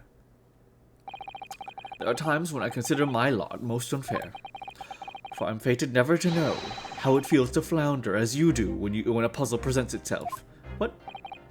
But I have learned to accept the hardship that comes with being a great detective, Mr. Sato. Here we go. I feel a great deduction coming. Once again, I draw two conclusions from the scene we see before us. The first is that the inverted nature of the furniture in this room is the work of Drubber himself. But how could you... And the second conclusion is that the small device on the floor there is, without a question, completely genuine. Please, Mr. Sholmes, you must explain everything. We need to observe the tiny air balloon. Yeah, that's definitely catching my eye too. I didn't mean to upset you, Mr. Dog, but 11 of us have been here the whole time. I'm happy that you guys have been here. It will be a pleasure. After all, it has been a great detective's civic duty to teach Colin Yacht the finer points of the trade. I hate when he makes that face. Like, Inspector Gregson seems delighted with the idea anyway. Oh, you deflected the inspector's glare with such fortitude there, Mr. Sholmes. Well done. You're too kind, my dear madam. I hereby dedicate this great deduction to you. Kindly stand just there, Miss Usato. Oh, yes. I'd be delighted. So, shall we begin? Once again, Herlock Sholmes is proud to present his Logic and Reasoning Spectacular. The Great Deduction. A game is afoot. And topic number 1. Flipped furniture. It's plain to see that this room is in complete disarray. The bed, the table, the chairs, the lamp, everything is upside down. Almost as if every item in the room had until recently been happily positioned on the ceiling, before falling straight down onto the floor. Every item in the room was on the ceiling. Are you suggesting that I like that we have her as the subject? That's awesome. Ooh, a safe code. Indeed, the key here is gravity. Oh my god, that's... It would appear that technology has at last succeeded in freeing us from the great pull of the Earth. For the gravity in this room was reversed, and then suddenly restored to formality. I don't think that was the case. Goodness! The inverted furniture clearly reveals about the part of gravity played in the whole business. I quite understand your skepticism, Miss Usato. I too was incredulous at first. However, my conviction in my analysis was cemented when I observed this. That's dynamite. That is a bomb. That is a bomb, Sholmes. That is literally a bomb. An anti-gravity device, almost identical to one that featured in the dream of mine only the other day, in fact. Oh my god. Oh my god. Oh my god. But then why does it have a clock on it? A most relevant question indeed. That is a timing device that controls when the gravity direction will switch. There's clearly a requirement for the engineer to be able to restore gravity, normal gravity, automatically. And the commotion we heard earlier from inside of the door was the moment that the restoration occurred. Yes, the reason why everything in here has turned upside down is because of the anti-gravity device. You see, we need to look no further to explain the state of which we found this room. The direction in which gravity acts in here was reversed by Mr. Drepper, before being restored to normality in an automatic fashion sometime later by the timer device. I have witnessed precisely this scene in a dream I once had when I fell out of bed.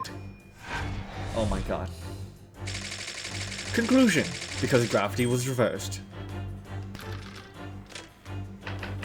Topic number 2. Missing engineer. Now, let us consider the next conundrum. What was our engineer friend's aim? Indubitably, the greatest clue that we have to explain his actions is above our heads. Yes, how is it possible that there are footprints all the way up there in the ceiling? A question whose answer will lead us neatly to the truth, my dear madam. The reason there are footprints on the ceiling is because of the nearby skylight. Of course, Drepper's aim was singular, to escape. However, there is but one way into this room, excepting the skylight, that is. Huh. Oh my gosh. By inverting the gravity in here, Drepper was able to fall conveniently to the ceiling and make his escape via the otherwise inaccessible skylight, leaving those footprints behind on the way. But the ceiling in here is very high, Mr. Sholmes. If the gravity reversal was sudden, wouldn't Mr. Drepper have fallen up to the ceiling rather violently? Falling up is both scientifically and philosophically a rather interesting concept, I feel. But the man was cornered with nowhere to run, so escaping through the skylight was his only option. You may recall that I found this in the room earlier, which I believe offers a solution. Oh, the rope. To reach the intended destination, what better tool than this rope? By anchoring one end to the wall, the man was able to lower himself safely to the ceiling, which explains how Drubber was able to escape this room before our arrival. Do you think he could have just stacked up a bunch of stuff to climb it? Do you think he could have just stacked up all his furniture to climb it out of the skylights, maybe?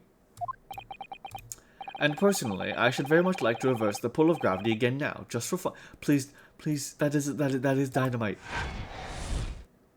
Conclusion: escaped via the skylight. I fall up the stairs all the time. I'm happy that you're safe. I'm starting to think this guy isn't a great detective. I think that he likes to play dumb quite a lot. And he's also kind of crazy. Thus concludes Sherlock Holmes' great deduction of this topsy-turvy puzzle.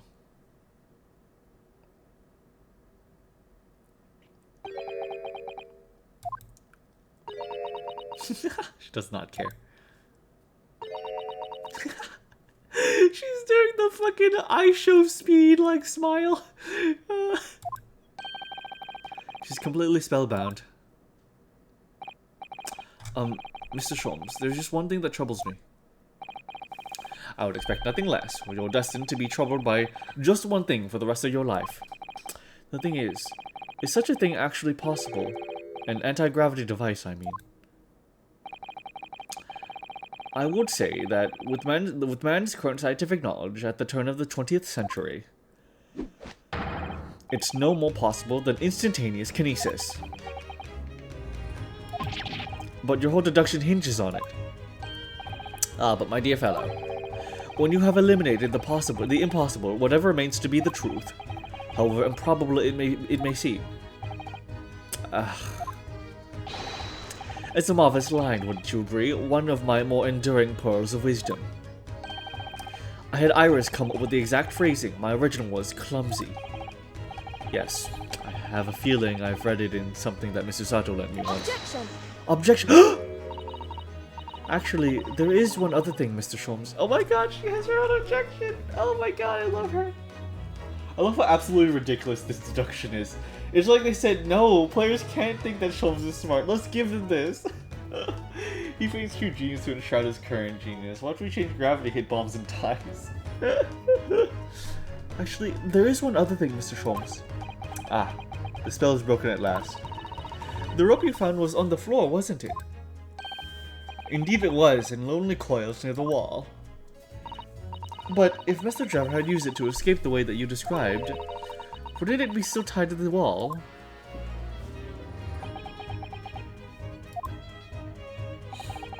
Mysteries inevitably unravel at the end, as I think you'll find do ropes. And as evidence of such, you need only look at the mystery we face in this room, now skillfully unraveled. That argument is as circular as the coils of rope. I think perhaps we might need to give Mr. Sholmes the usual little helping hand. I'm sure with some minor corrections, the great detective's great deduction will lead us to the truth.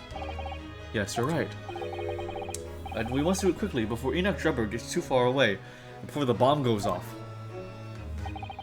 If you're ready, then let us resume. Sherlock Holmes' logic and reasoning spectacular. Hi, dude. Oh, it's going awesome, Bright Guy. How are you doing? It's so good to see you. Course correction. Hold it, Mr. Sholmes. Thank you for being here. It's going very good. Topic 1. Flipped furniture. I hope you're doing awesome. So good to see you, Bright Guy. Real Sherlock quote? Awesome. It's plain to see that this room is in complete disarray. The bed, the table, and the chairs, the lamp. Everything is upside down. Almost as if every item in the room had until recently been happily positioned on the ceiling, before falling straight down onto the floor. Every item in the room was on the ceiling. Are you suggesting that? Indeed. The key here is gravity. It would appear that technology has at last succeeded in freeing us from the great pull of the Earth. For gravity in this room was reversed and then suddenly restored to normality. My goodness. The inverted furniture clearly reveals the truth about the part of gravity played in this whole business. To think gravity could have been reversed in this very room, I find the whole idea utterly enthralling. Only Mr. Sholmes could conceive such an explanation. But the man himself admitted it was a scientific impossibility, so... Yes, you're quite right. We must completely discount the idea at once. I'm sorry, I was messing around with my necklace and I just realized the sound could probably go through my microphone. Really sorry about that. Love course corrections. Course corrections are great. Let me get my jacket real quick. Hold up, hold up, hold up.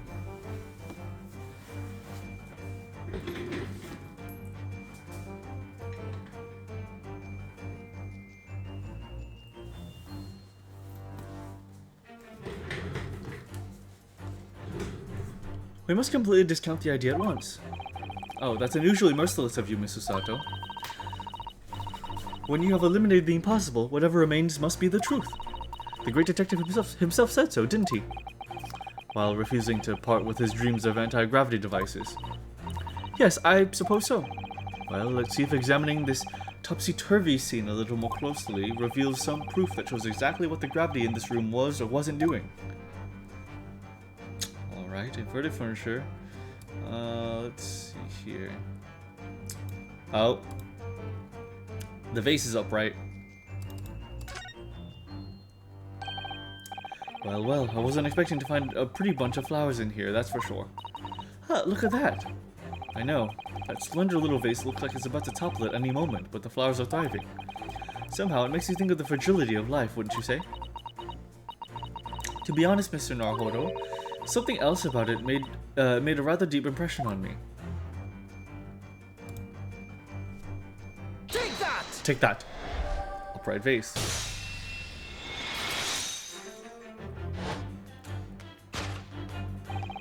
The upright vase clearly reveals the truth about the part that gravity played in this whole business.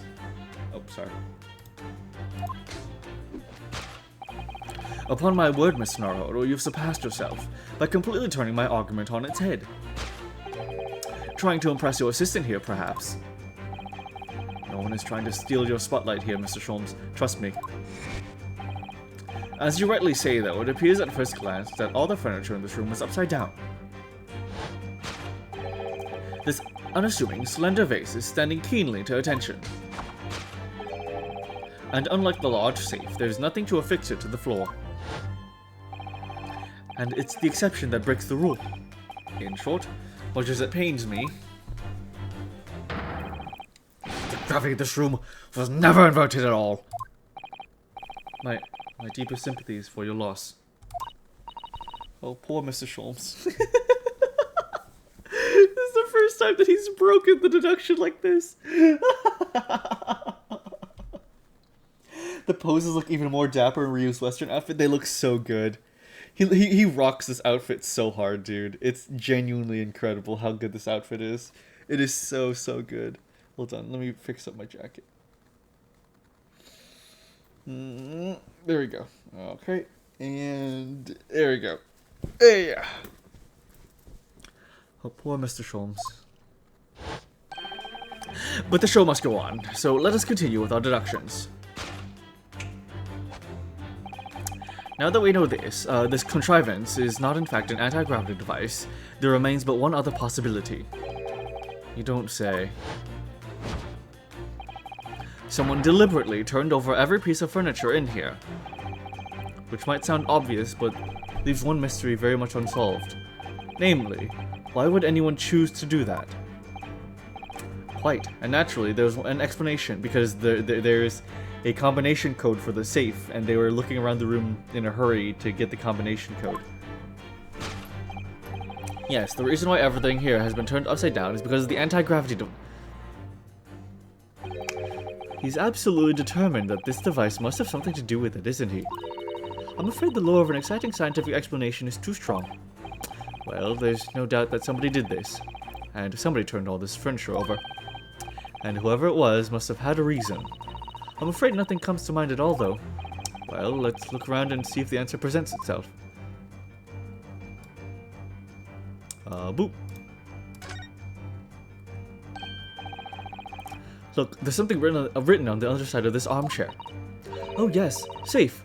432582. Safe?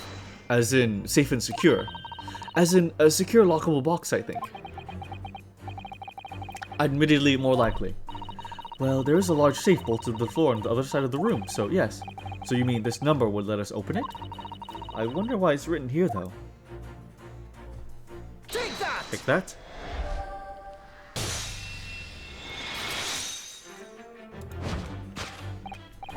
Yes, the reason why everything in here has been turned upside down is because of the safe combination. Precisely. I believe, Mr. Naruhodo, that you had a very similar experience once, did you not? Yes, last year, when I bought a lottery ticket and noted the ticket number down on the inside cover of a book, just in case. That's it, for people are forgetful souls at heart, and always make a written note of important information. Just keeping the ticket itself safe would be more sensible, I think. And what, pray, happened next, Mr. Naruhodo? When the day of the draw came around, I forgot where I put the book. I'd forgotten which book I'd written the number in and had to turn my room upside down to find it. There we go. That's it. For people are forgetful souls at heart, and always forget where they noted things down. Not if you always note things down in the same place. I actually won the second prize, you know. But I couldn't remember which magazine I'd slipped the ticket into, so... Thank you, Mr. Naruhodo, but I believe I've proved my point now.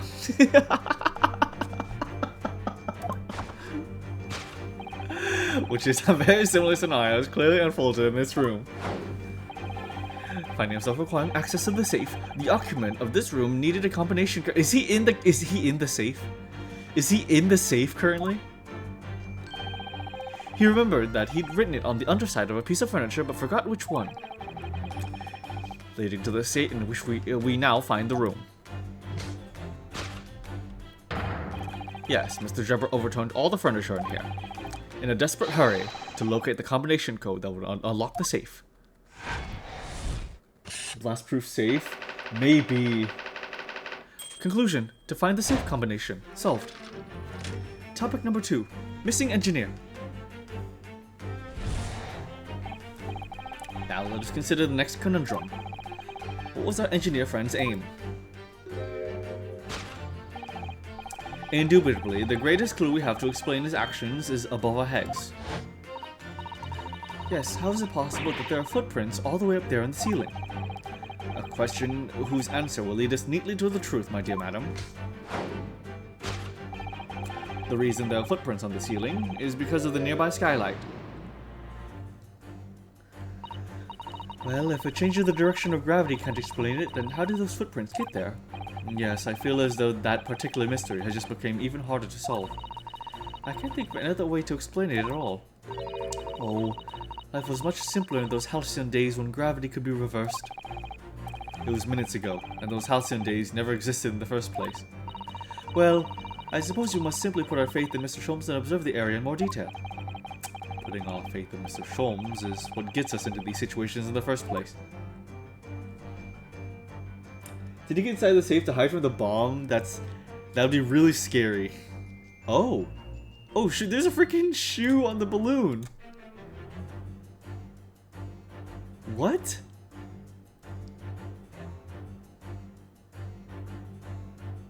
Did he throw his shoes at the ceiling to make it look like he climbed out? It's hard to believe, but there's a shoe up there, look! Oh yes, there are more footprints on this little balloon too. Perhaps the shoe was thrown up here and became lodged, do you think? If so, then judging from the number of footprints, it must have been thrown up several times. Why would anybody be throwing shoes up at the ceiling though? Oh dear, that's beyond me, I'm afraid.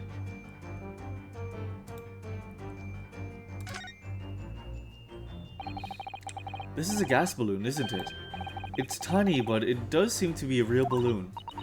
Yes, I think you're right. I think it's helium that's keeping it up. A green gas balloon. Why does it seem to ring a bell with me? Yep. If you can see, there are footprints on this balloon too, look. Oh yes. Surely that's a clue, isn't it? Though what it tells us, I'm not sure. There we go, okay. Take that! Take that?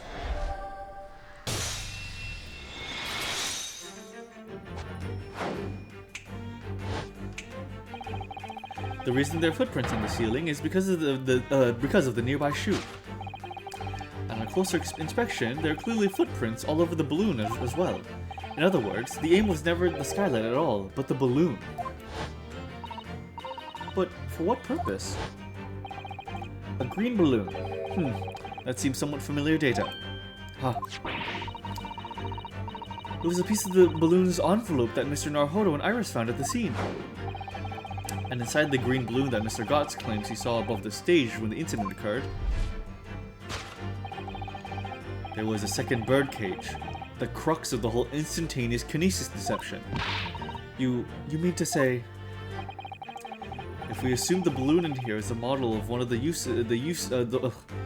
we assume the model in here is a model of the one used on the day, there's a strong possibility something may be concealed inside it. Something our absconder was desperate to retrieve before making a hasty getaway. But the balloon's out of reach. Hence why we resorted to a projectile, namely the shoe. Huh. Most probable, Drebber intended to tear a hole in the envelope by assailing it with the shoe. However, his efforts were thwarted when the shoe itself became a prisoner of those lofty heights. Oh dear, we desperately need to examine that balloon. If only there was some way we could see inside. You may recall that I found this in the room earlier, which I believe offers a solution. Oh, the rope. To reach the intended destination, what better tool than this rope? Mr. Sholmes has managed to bring the deduction back to the rope. Alright, I have to admit, that was clever. So we just throw the rope up to the balloon and then pull it down to us on the ground. Which is much easier said than done, I feel. And could take us a very long time as well. True. Perhaps we need a more surefire method. In fact, we already have one, of course, don't we? Take that! Take that! Crossbow! It's the first time we've had to present something. Crazy to see how older clues are coming together into this. It's really awesome, isn't it, Bull? To reach the intended destination, what better tool than this crossbow? That was found on the stage, in fact, and in all likelihood belongs to Mr. Drebber. If the man had only brought it away with him on that day, he could have avoided losing a shoot at such a critical time as this. So, shall we? Your curiosity is deeply stirred, no doubt, my dear fellows.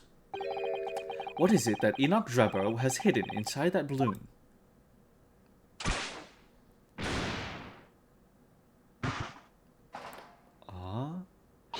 Oh! The head! The head of the wax sculpture! Oh shit!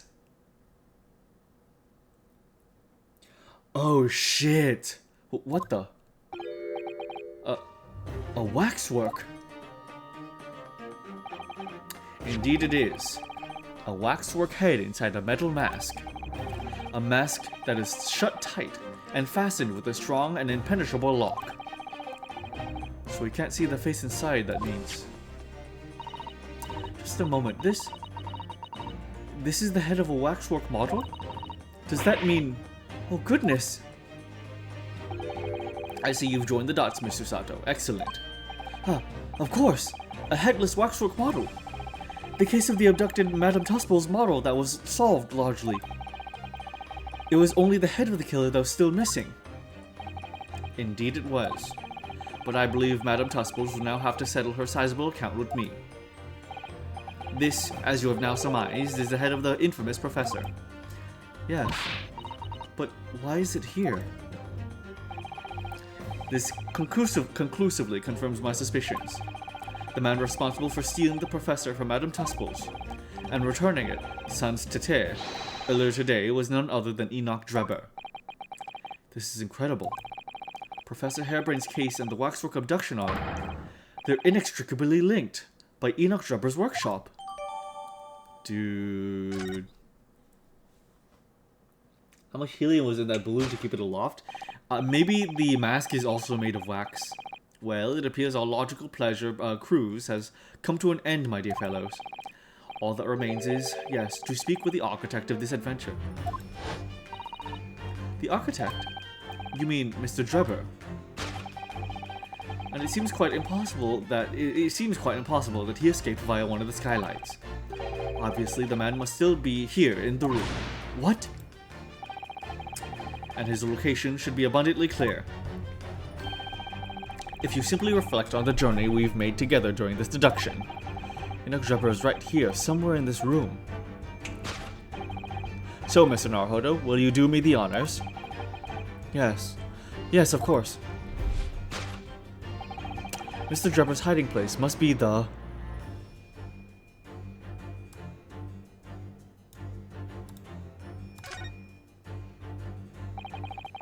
Look at all the mess in front of the safe. Yes, plans and accounting ledgers. Almost as if somebody was in a hurry to empty the contents of the safe, in fact. Take that! Take that.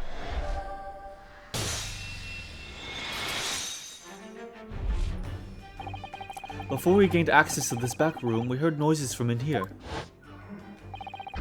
Which tells us that the engineer was still in the building at that point in time. He was in fact searching for the combination to a safe. And pressed for time, made no attempt to right the furniture that he overturned in the process. From which we can deduce that his search for the combination happened very recently indeed. In summary, Mr. Enoch Jabber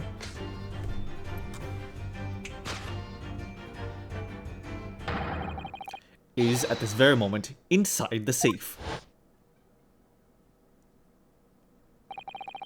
Thus concludes Herlock Sholmes' great deduction of this topsy-turvy puzzle. Hell yeah. Conclusion. Inside the safe. Solved. Deduction complete. Elementary.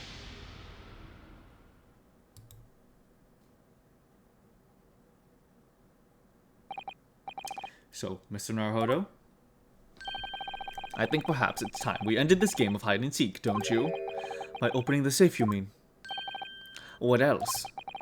Let's see. The combination was 1432582. I knew that. Alright then, here goes.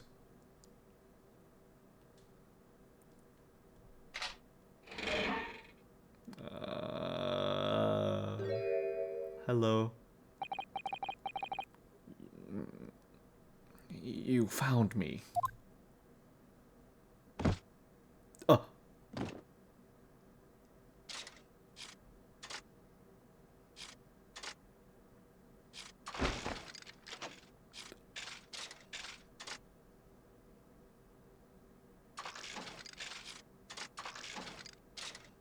Holy fuck.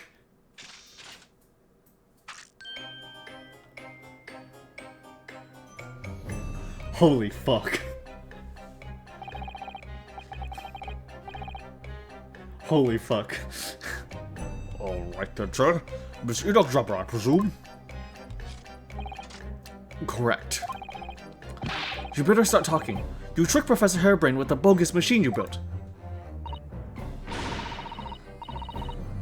I love everything about this animation. Bro just hated for no reason. I love everything about this animation. Bro wishes he was an android so bad. Bro just stunted on them. So books exist. Oh, he's like a robot. And you shall have to explain the theft of the waxwork from Madame Tusples as well. Whilst I would be delighted to answer your many questions. Personally, I would advise that you deactivate my little parcel first. Deactivate your parcel? I refer, of course, to the time bomb. I left it in a most prominent position. Fuck. Ha ha ha. I see. Stunned silence. You're all gearing up to die with me, then. No!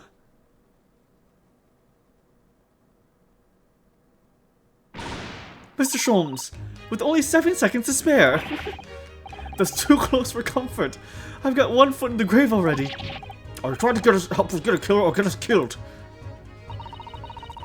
Mr. Sholmes' deductions can be completely life-altering, can't they? Well, my dear fellows, that was a close shave. This fucking guy. I hate this guy so much. Oh my god. I love you, Sholmes. The resemblance to an anti-gravity device that I saw in my dreams is really quite startling, I must say. Anti-gravity devices don't exist. Oof, I wouldn't push it, Mr. Sholmes. Holy moly, this freaking guy. What happened here? What on earth happened in here? You found me, haven't you? No need to screw me down any further. Everything in here is precisely what it seems. Yeah, well, we'll be giving it a thorough go-over, don't you worry, Drummer. What fails to click with me is how you were able to locate my workshop. That is not expected. When I heard whistling from the other room, I knew it was time to bolt. Whistling? Ah, that would have been me. Oh. For some reason, I woke in fine fettle today. No words, just tightly squeezed chips. Clearly, I must have a screw loose, though, as I couldn't remember the combination of the safe. And another one loose, as I couldn't remember on which piece of furniture I'd written it down. I also found a rope over by the wall. Yes, I had hoped to exit through the skylight, but sadly the rope was too short. So then I set about searching for the combination code to open the safe. And burning the incriminating blueprints, don't forget. Regrettably, though, you failed to retrieve the head from the balloon among the rafters.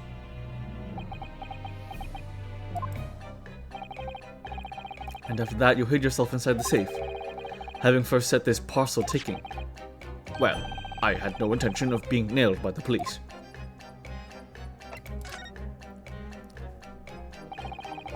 Got a death wish, have you? Had it right beside a tick and time bomb? Please, why do you suppose I chose to hide inside the safe? It's no ordinary safe. It's specially designed. A dynamite explosion wouldn't leave a scratch on it. So in fact, the safe was the only safe place. Precisely. But once you climbed inside, you wouldn't have been able to get out again. I invite you to look more closely. Ah. The safe is fitted with a handle on the inside to allow the door to be unlocked from within. Huh. So it is. I had always intended to blow this place to smithers in any case. I just wasn't expecting uninvited guests to come along and screw up my plans. Do you mean to say you plan to blow us all up? You weren't planning? No, that was unforeseen. What do you mean?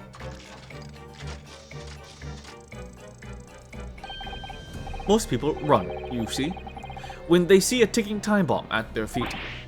Ah. I calculated the time required for retreat to a safe distance and set the device accordingly. But your seemingly endless discourse in here threw a spanner in the works.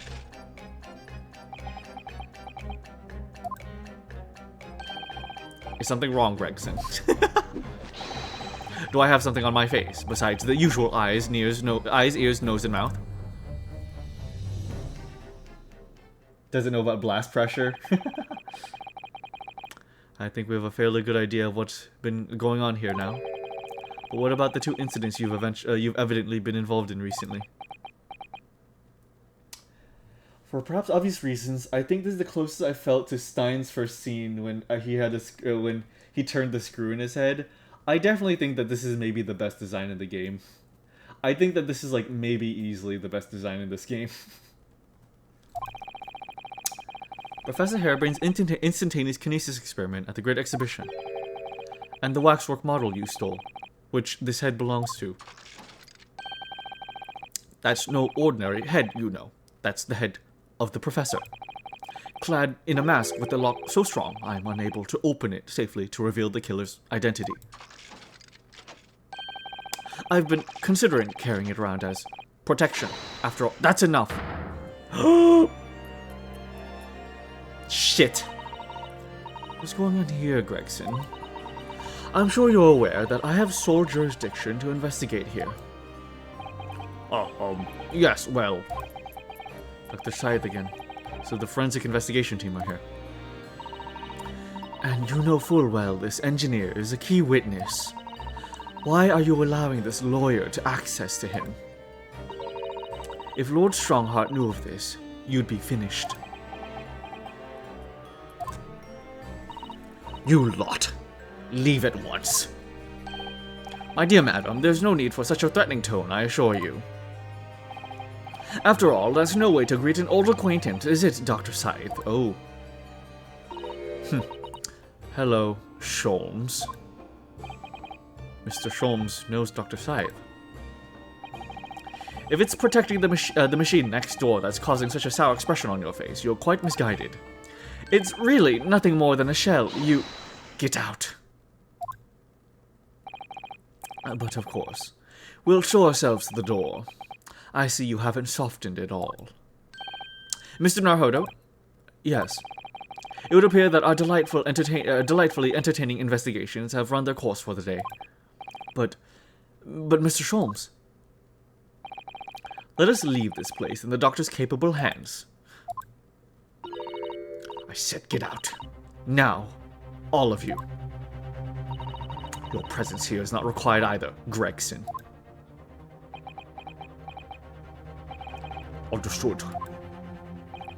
But I'll just say one thing before I head off. If it wasn't for this lord and his companions, we'd never have found this place, and the whole workshop would have been blown to bits. There was this time bomb set here that this lord disarmed. Inspector. Ah, Gregson.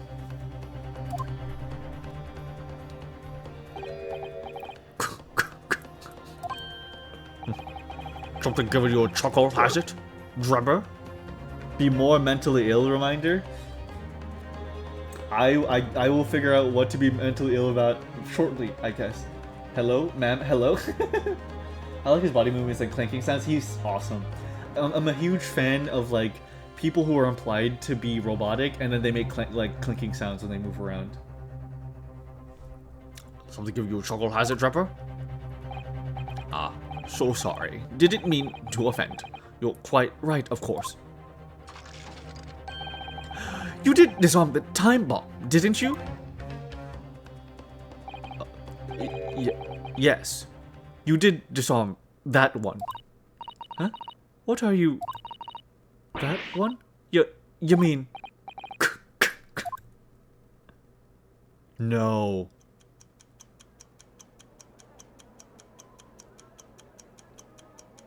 No way. Oh shit. Oh shit.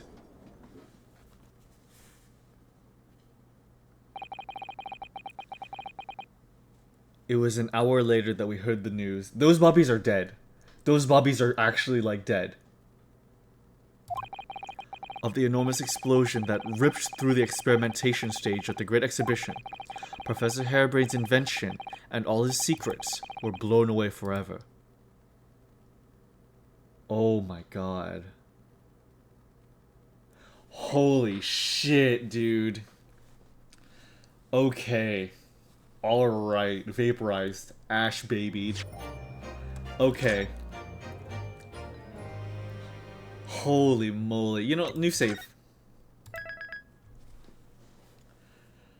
Oh my god, dude. Alright. I will call it here to take lunch real quick for a little bit, but let me do the more mentally ill reminder.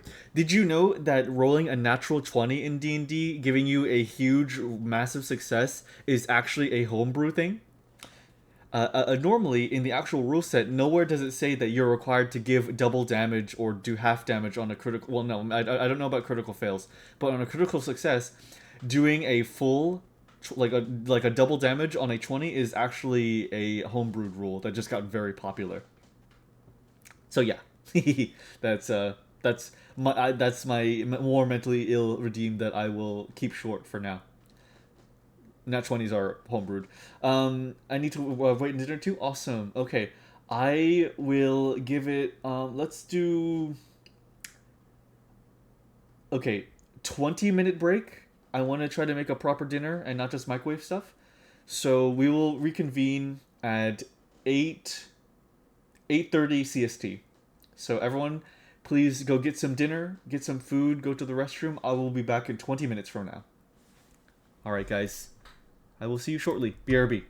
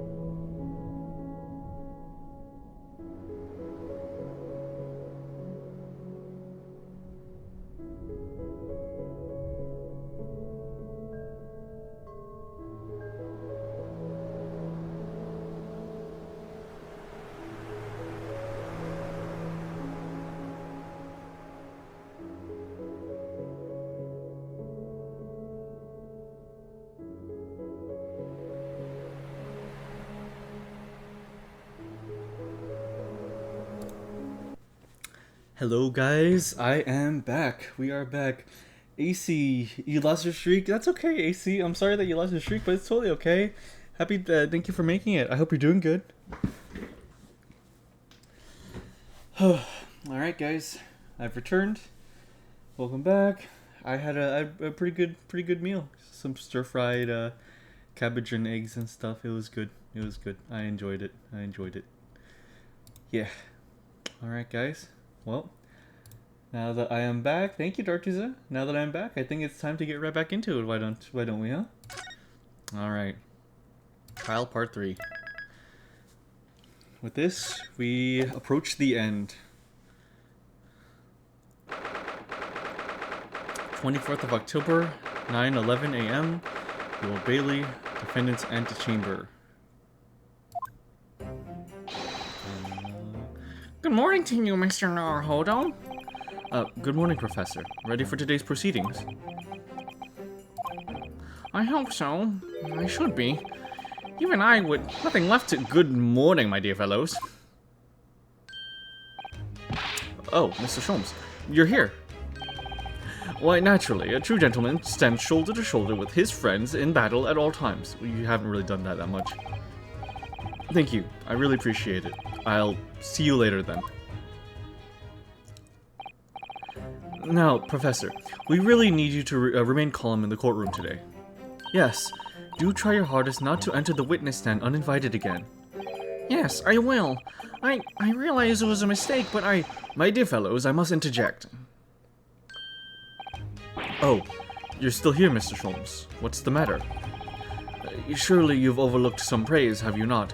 To be cast in my direction, Sorry, I don't follow.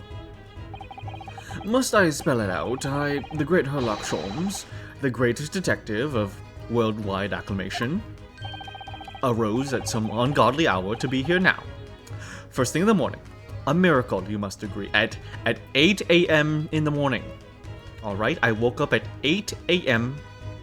and I didn't put my alarm on snooze, you see? Please praise me. Well, if I must agree, then... As you know, my sleep is quite impregnable. Iris had to employ her full gamut of tactics. She pulled the covers off, shook me, poked both cheeks, punched me, and kicked me off the bed. Then she poured a boiling cup of her latest experimental blend on my face, and at last, I was bestirred. Oh my, Iris has been busy. My god. Jesus, my dinner arrived too. I'm having pizza. Sounds good, Tartusa.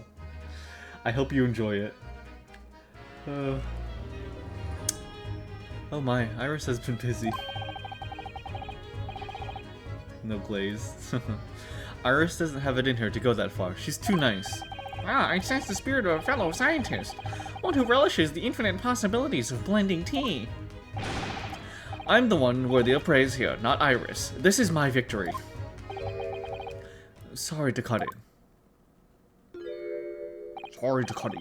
Oh, Inspector Gregson. Good morning. Gregson, my dear fellow. Why the grim expression at this delightfully early hour? Oh, I don't know. Maybe because I'm being confronted with a grimmer expression, eh? Dear me, are you going to take that insult lying down, Professor? What? I don't know. Poor Professor. Anyway, here's the paperwork you asked for. What paperwork? Ah, I took the liberty of requesting it yesterday. I had a feeling it may prove useful. You wouldn't believe the hoops I had to jump through to get this brought out of the archives. It's the professor's autopsy report. That mass murderers? Who killed 5 members of the aristocracy. He's so immature and obnoxious. Yes, he is.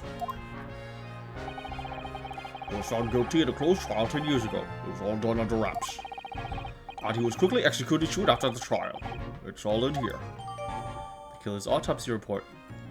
Okay. I don't know what to say. Thank you, Inspector. Let's take a look at some of the evidence we haven't had the chance to yet.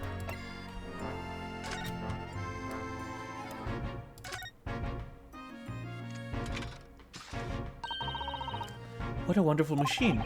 You really love contraptions like this, don't you? Oh yes, anything mechanical I find absolutely irresistible. Almost irresistible, surely. Well, whenever I see a pocket watch, for example, I can't help myself. I simply have to take it apart. That's worrying. Yes, father tells me by the time of the rumbles of his stomach now. Oh, tell me the time by the rumbles of his stomach now. He's given up a watch. Poor Professor Mikoto. Yeah, there's blood here.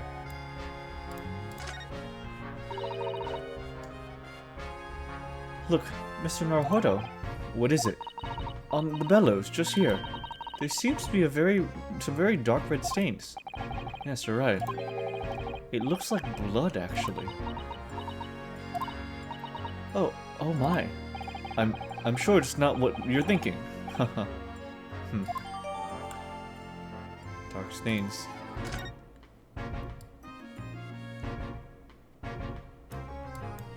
This must be the glass pane. Oh, look, the cover came open. Yes. Now, there should be a glass plate inside. You have to change the plate with each new photograph you want to take, you see. Is something wrong? There is no plate. It's been removed. Ah, what a pity. But I suppose if you think about it, this wouldn't be the actual camera that was used at the time, just like the waxwork isn't the actual person. So we'd never have found a photographic print of the executed convict coming back to life anyway. Oh, yes, you're quite right, of course. Poor Sato-san, she looks devastated. I don't know about that. I don't know about that. Glass?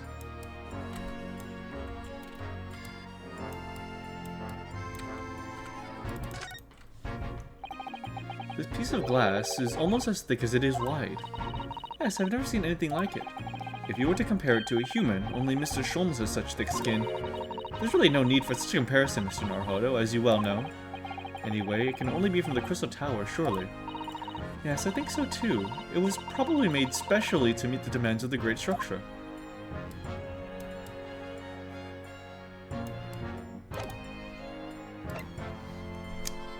So, Royal Society trophy. There's a little metal plaque here, look. Fostering burgeoning talent for the future of scientific discovery. It seems rather ironic, doesn't it? But clearly Mr. Jubber really was a very talented scientist.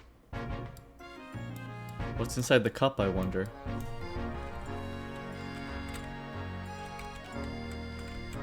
Oh, can't open it? Oh, okay. Yeah, okay. Nothing underneath. Intriguing. Intriguing. They really did have to make 3D models of all of the evidence. That's just insane to me. Waxwork head. Professor Waxwork. It's creepy.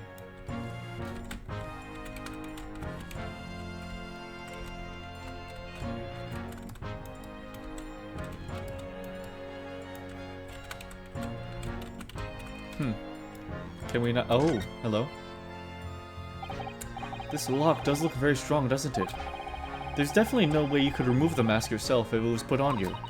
What a terrible way to treat someone. Even a convicted criminal. I know, it's starting to make me livid, actually. Mr. Naruhodo, please. I mean, just think about it. Imagine if you had an itch on your cheek all of a sudden. You'd be utterly helpless. Well, yes, that's true. But I'm not sure that warrants quite so much anger. Oh, right. Sorry. Such a dork.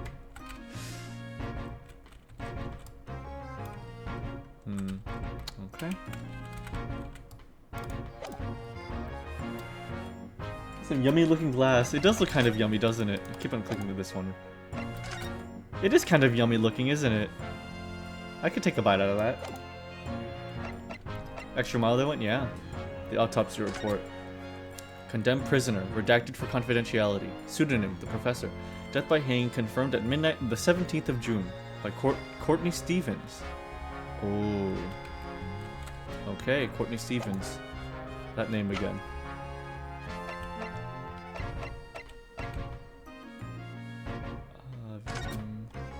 By Courtney Scythe. Okay. Okay, interesting. Interesting. I don't know what to say. Thank you, Inspector. Yes, much obliged, Gregson. Slowly lot at the yard are just doing what we can. In the shadow of the great Detective Sholmes, of course.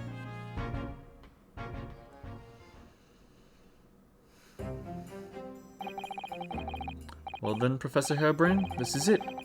Today we're going to lay all this to rest at last. I wish you the best of luck, Professor.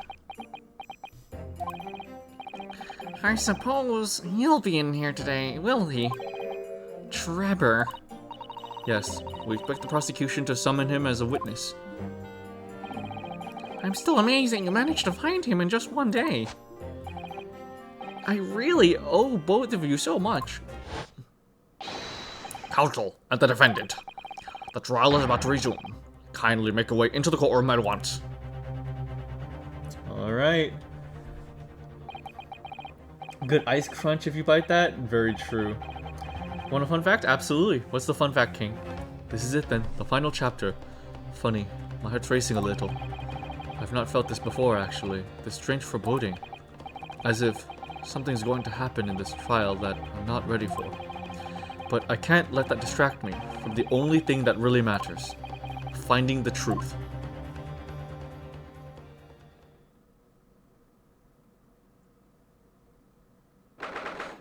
"24th of October, 9:30 a.m. The Old Bailey. Courtroom. Eating glass is bad for you. I know, but it looks like candy too. Oh shit. In the name of Her Majesty the Queen, I hereby declare this court to be in session again. We resume the public hearing of Albert Harebrain, here present, who stands accused of murder. Are the counsels for the prosecution and defense ready to proceed? The prosecution is ready, my lord. The defense is ready, my lord. As promised, Lord Van Zieks has his apprentice with him. His apprentice with memory loss.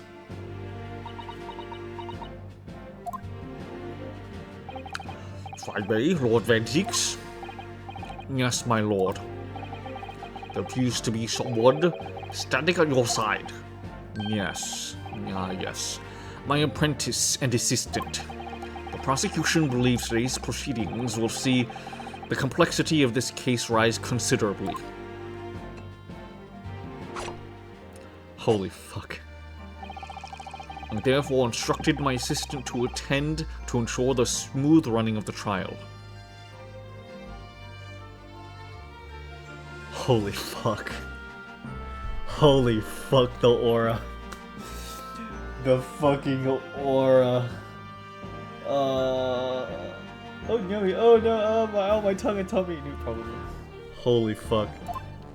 The smooth running of liquid refreshments by the look of it. Though he holds himself, though he moves, couldn't be anyone else. But he's still suffering from amnesia. So there's really nothing we can do at the moment. I know, but oh, this is so very hard. There's so much aura on both sides of the court case. I'm like, oh my goodness, dude. Ah, it's so cool. Courts back then were loose with the rules, huh? Alcohol and weapons were apparently okay to have on your person. It was okay as long as you were fucking cool. The prosecution has done a fine job of responding to the demands of the court made yesterday. I understand you have successfully secured the engineer who disappeared from the scene of the day in question. Yes, my lord. I intend to call him as witness shortly. Very good, very good. Now then, ladies and gentlemen of the jury, who have been chosen at random to represent the will of the people in this courtroom today, are you ready and willing to proceed? Of course, my lord. I'm sure we can understand the importance of doing our civic duty. I do despise deception and deceit. I find it so very wearing.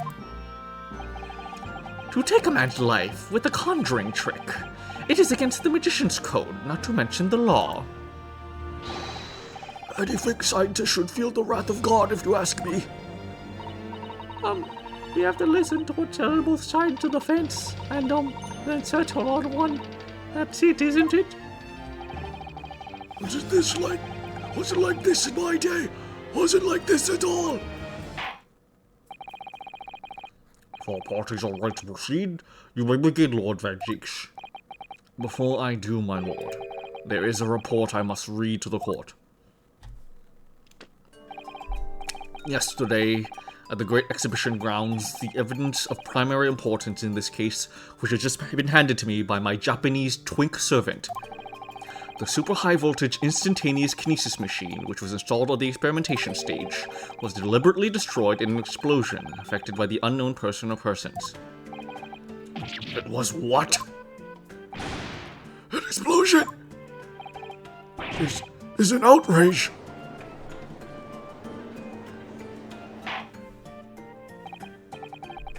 Yes, I hear this grave news yesterday. Scotland Yard to me to report to my office in the evening. If jurisdiction ends up having a large speaking role in this case, you're fucked. I will change the voice accordingly.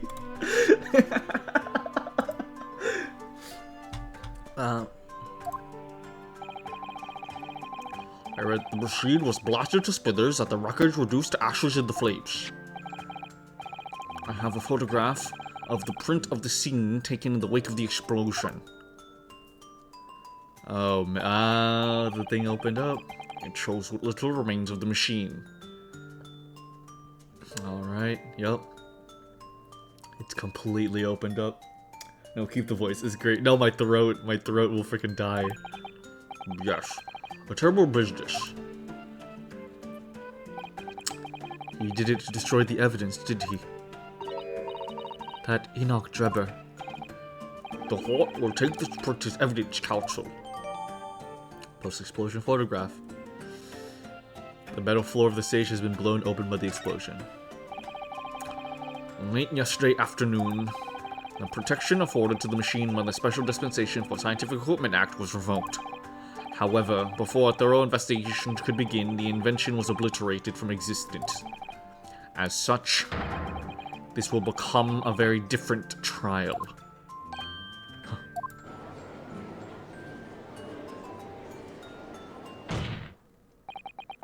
As it stands now, with no evidence on which to draw meaningful conclusions, the authenticity of the kinesis machine will remain forever in obscurity. Indeed, a most unfortunate state of affairs. However, one thing remains clear. The victim's death was the result of the actions of the accused. Of that, we can be certain. For it was the accused himself who was operating the machine and who ultimately caused its loss of control. Objection! As Lord Van Dix rightly says, this is a very different trial now. The accused accepts responsibility for his part in the events that transpired. He acknowledges that Mr. Asman died as a result of the accident caused by his machine's malfunction. However, unbeknownst to the professor, he was being deliberately deceived by a pair of very clever fraudsters. Names, counsel, if you please. The engineer, Mr. Enoch Drebber, and the victim himself, Dr. Odie Asman. Bro, you can't just change the trial. So what exactly were these two men up to behind the defendant's back? The defense intends to expose that information, thus establishing the unequivocal innocence of the defendant.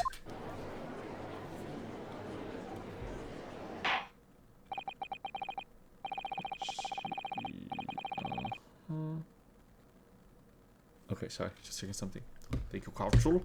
The position of the prosecution and defense may have been clearly stated.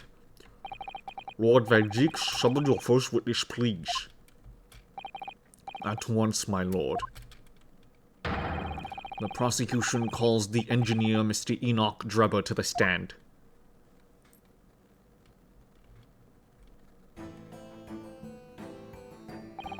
State your name and occupation for the court. Name, Enoch Drebber. Occupation? Hard to pin down, I would say. See that black monocle? Yes, why do I feel as though I've seen it somewhere before? Oh, you too? I had exactly the same feeling myself.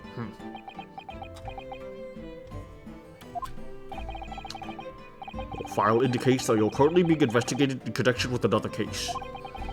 The theft of a waxwork model, is it? Almost extraordinary sounding business. But that has no bearing on this trial, I assure you. Leave it from your mind.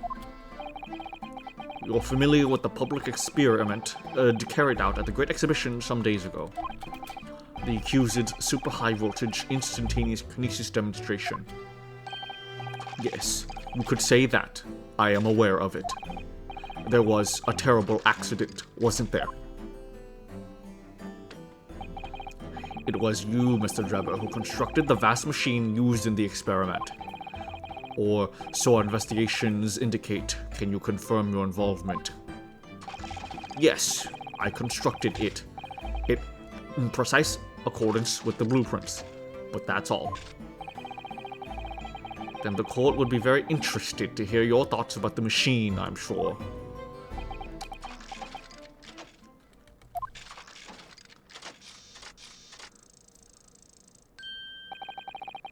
An amazing device, if you ask me. The pinnacle of modern science, making instantaneous kinesis a reality at last. What? Good gracious! Do you mean to say that the experiment was bona fide? Is that your belief, sir? Yes, that is very much my belief. Such a waste that it blew up. Objection. We've already established the machine was nothing more of a prop for an elaborate conjuring trick. Objection. You've established nothing of the sort.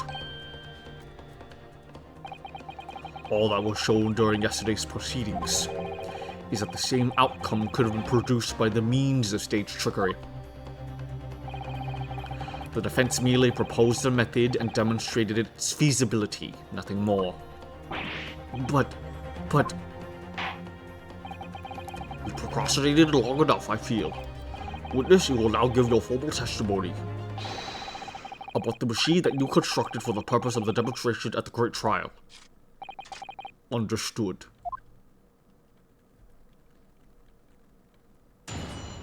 Witness testimony. The kinesis machine. I met the young professor approximately 1 year ago through Mr. Asmund's introduction. He provided me with the blueprints I constructed, and I constructed the machine to his precise specifications. It was no trick. If the whole show was a fraud, it would have required a body double. Tell me, did the victim have a twin? All the spectators saw the birdcage appear above their heads, then crash headfirst into the crystal tower. A terrible accident, I grant you. Perhaps the science on which the machine was built was flawed somehow? A body double? That goes without saying, surely. To give the impression that something has moved when in reality it hasn't. It's a basic conjuring principle. The deception cannot be achieved without substituting the original with a fake at some point in the performance. But would I be right in saying you haven't managed to establish anything along those lines? Incidentally, the prosecution has already confirmed that Mr. Asmund had no twin siblings. It's my understanding that this witness is well versed in conjuring artfulness.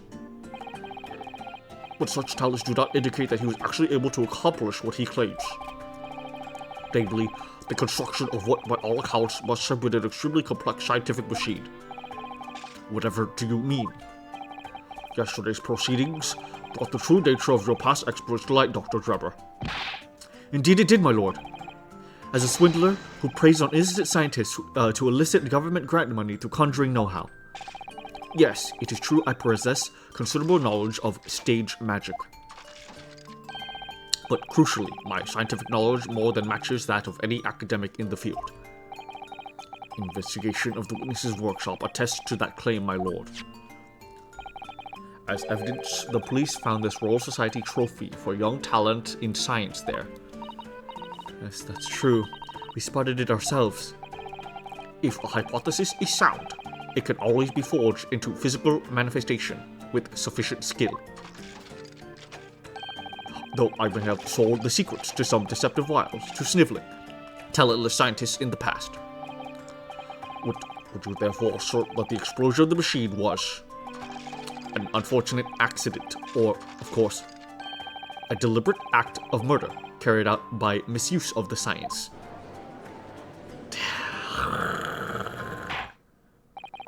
Counsel for the defense, your cross-examination, please. Yes, my lord. Cross-examination. The kinesis machine. I met the young professor approximately 1 year ago. Wait, actually, do we already have this one? Blueprints.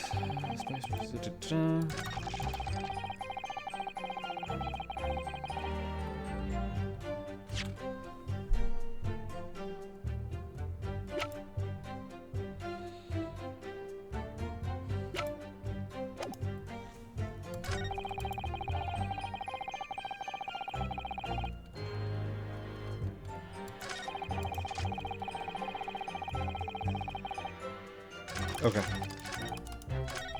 Pressing time. Hold it. So you are already acquainted with Mr. Asman himself? Not really. By chance, I'd seen his name mentioned in the papers, that is all. But I had no interest in his private affairs. If he was an unscrupulous investor, it was no concern of mine. As long as people pay their bills, I take up my tools and construct what they ask for. So why did Mr. Asman approach you in particular then? Who can say? I presume because my name is associated with excellence in engineering. Not to mention excellence in fraud.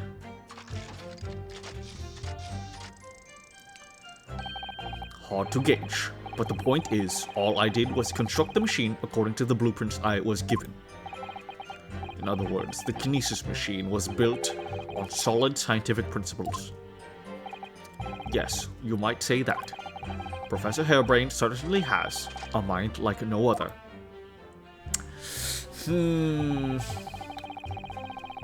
He provided me with the blueprints, and I constructed the machine to his precise specifications. It was no trick. You might, yeah. It's clear that you have both scientific knowledge and knowledge of conjuring magic, however. The more knowledge you have, the better equipped you are to handle whatever comes along. But your implication is that I furnished the machine with some trickery, I think. It's a possibility that we have to explore. Unfortunately, though, the machine has been blown to Kingdom Come. So there's really nothing left to explore, is there? It appears that the kinesis machine was fitted with a timed explosive device of some kind. And there's nothing left of that device either. Not a single shred of evidence remaining, I hear. He must have planned all this from the outset. But in any case, it's abundantly clear that the experiment couldn't have been a trick. Did you not get to keep the burned blueprints? I don't think we did. Oh, whoopsie. I guess we didn't. I guess it was maybe confiscated by the forensics team, if I am trying to remember correctly. That or Sholmes has it. I forget. Hold it! Hold it. Of course, that's it. Mr. Asman has a twin. Objection. Perhaps my learned friend wasn't listening earlier. Mr. Asman had no twin siblings. No, I heard you before, but the thread of hope hadn't quite left me. The demonstration could have been a trick if there was somebody who looked sufficiently like the victim. But Dr. Scythe absolutely ruled that out as a possibility. It is beyond question that the victim himself, Mr. Asman, did move from the stage to the Crystal Tower. The fingerprints found at the scene attest to the fact. So it can't have been orchestrated using someone to look identical to Mr. Asman then. What are you thinking, Mr. Naruhodo? Oh, you know what? Okay, I finally get it now. I finally get it. Okay. Okay. Okay, I get it. I get it. Okay. Oh my goodness. Okay, it just came together in my head. So, Odie Asman was put up in the birdcage, right? Odie Asman was in the birdcage. Whenever the machine was set off and the explosion happened and people were winded by the explosion and couldn't see him, he was dropped down into the tower because of the little cage under his feet that holds him up. That was when he was stabbed, assumingly by Enoch. Then Enoch dragged him over, not before shooting the balloon to make it look like a body fell from the sky, and this distracted everybody. And in this instance, he found a way to drag over Odie Asman's body into the bottom of the tower, where it would look like he fell down there. And then he just confiscated the wax figure and then put it back. That's what had to have happened, right? Bonkers but plausible. Yeah, I'm really feeling that. I'm really feeling that. Okay. Yeah, okay, that's my theory that I'm gonna go with for now. What are you thinking, Mr. Naruhodo? Oh, no, nothing. Just that the idea of someone who looked identical to the victim is playing on my mind. It didn't have to be somebody that looked identical to him. It was simply him. People saw him on the stage, they saw someone falling, and then they saw his corpse in the tower. Nobody could have seen his face falling through the balloon, right? Nobody could have actually seen his face while he was falling through the balloon. But they did. But they saw him at the bottom, and their brain corrected it. All the spectators saw the birdcage appear above their heads and then crash headfirst into the crystal tower. Hold it! Hold it. It crashed headfirst, you say? According to the many witness reports from those there at the time, yes. Were you not there at the exhibition grounds on the day?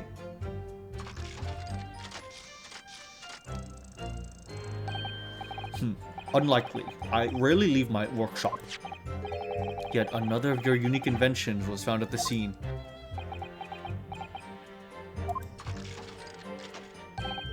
Well, it was the unveiling of a machine I'd labored over for many months. I saw it clearly with my own eyes, the birdcage plummeting headfirst into the tower. What a surprise. I believe the victim's neck was broken from the headlong fall, wasn't it? How would you have come by that information? Even an infernal recluse like me reads newspapers, you know. According to the reports, 2 injuries were apparent on the victim's body.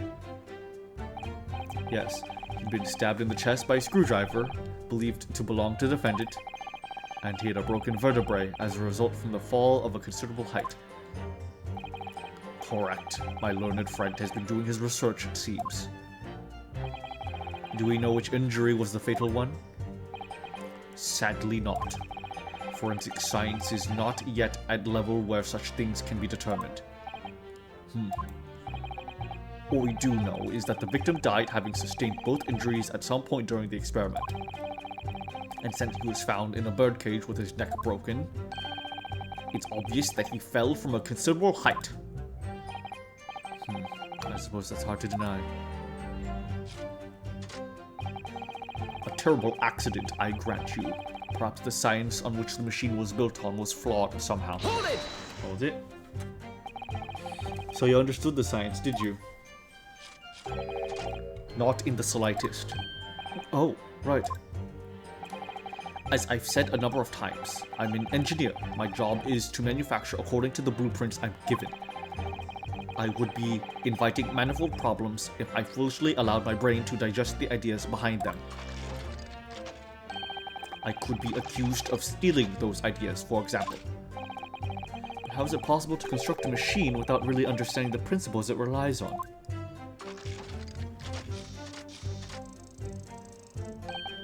Well, you're practicing law without really understanding the principles it relies on, aren't you? Shh. A very good point. Stand up for yourself, Mr. Naruhodo.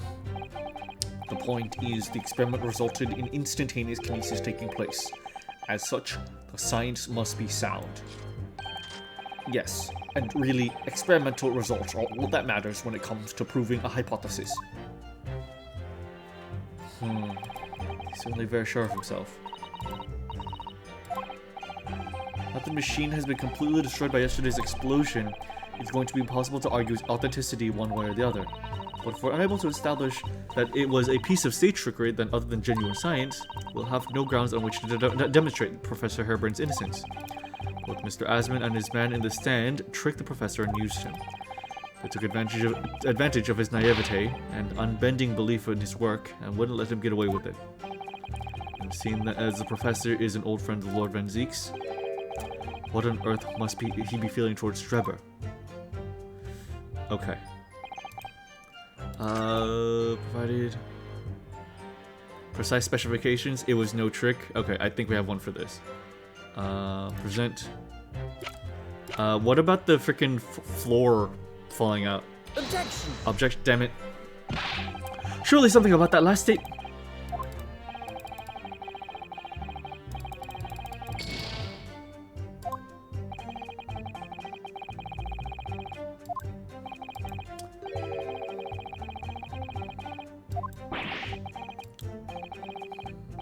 Darn it. Did he just threaten to deport me? There's no trick. So I tried that, and that isn't okay. Yeah, or his guilt. Yeah. So did the victim have a twin? Crash headfirst into the crystal tower.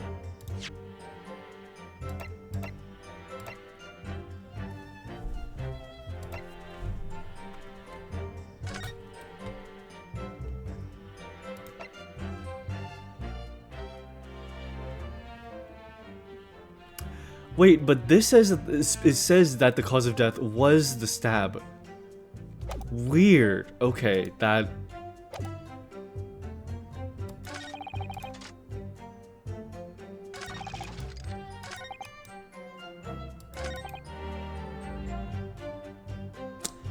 That's weird, but so somehow so even though the science isn't advanced enough to tell, why did Courtney Scythe write down that the cause of death was the pierced heart specifically? You know? Wait, did you click the open hatch photo? Yes, I did. I did, Bull. King, I'm going to throw you into the air and then catch you and then put you on the ground.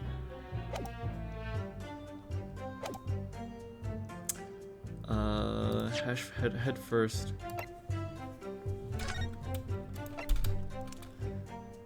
Broken vertebra.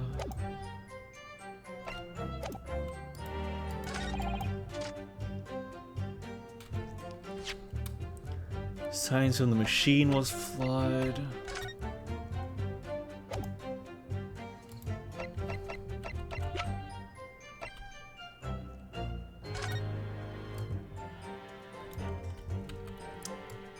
Oh, wait a minute.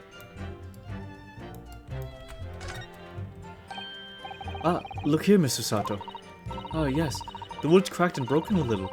I suppose because it fell from such a height? Yes, from the height at which the balloon was flying down into the crystal tower below. We missed this one.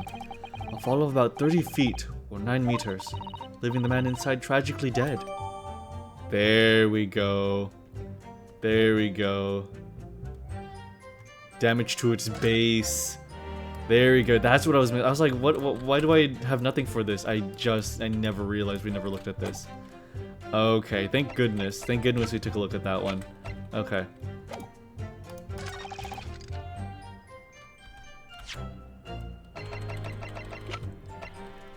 Objection. That's a call for new. That'd be scary. That would scare me a lot. We've examined the bird cage that crashed in the crystal tower ourselves. As you can see, the cage, which is a wooden construction, has sustained damage in one particular spot. Following the explosion, it fell some 30 feet into the glass of the crystal tower. That level of damage is to be expected, surely. I agree. The damage itself is entirely understandable. What doesn't make sense is the location of that damage. All the breakages in the wood are at the base of the birdcage, not the top. What are you saying? That's the opposite of where it should be. That's right, my lord. The birdcage that was at the scene is damaged at its base. So we have reports of the birdcage falling headlong into the crystal tower, yet the damage is at the bottom. The only way to reconcile these two facts is to accept that there were two bird cages in play that day, which were at some point switched. Switched during what wasn't a scientific experiment at all, but an elaborate piece of staged trickery. Gah! Gah. Cool. He's so sick.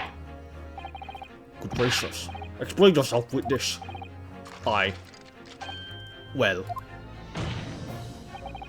If we examine the facts, there's only one logical conclusion we can draw. The damage on the base of the birdcage clearly indicates that it crashed tail first into the tower. objection. But multiple witness reports claim it fell head first. The birdcage materialized in the sky next to a balloon flying over the stage, following a spontaneous explosion, at an altitude of some 60 feet above ground level, which is approximately 18 meters. It then proceeded to fall some 30 feet into the crystal tower in the ensuing deflagration. Witness reports amid such chaos are notoriously unreliable. Objection. But the victim's neck was broken. Objection. He plummeted 30 feet inside a heavy wooden cage. However he fell, it would be unsurprising to find one or two vertebrae crushed.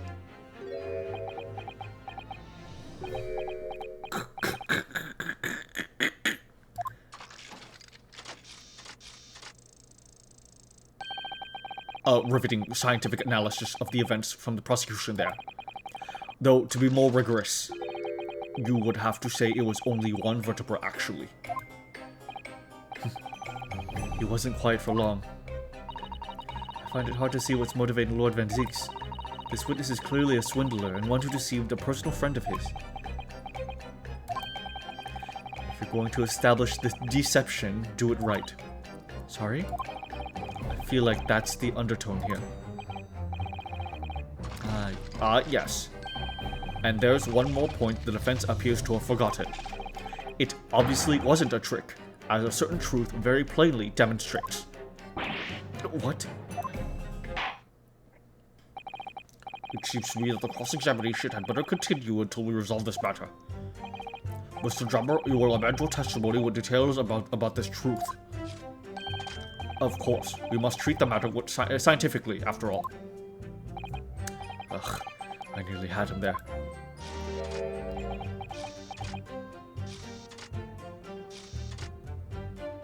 This is some of the coolest, like, robotic animations I've seen on, like, a humanoid model. Like, this is so cool. The kinesis clearly took place because there's nowhere else 30 feet high for the birdcage to have fallen from. There is actually a place 30 feet up high that it could have fallen from. Funny that you should say that. Which one are we supposed to use for this? I guess this one?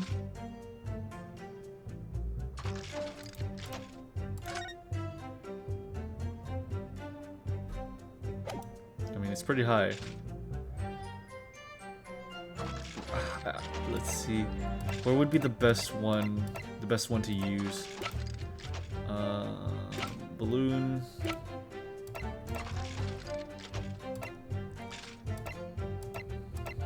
I guess it would be the sketch. Let's also save, just in case.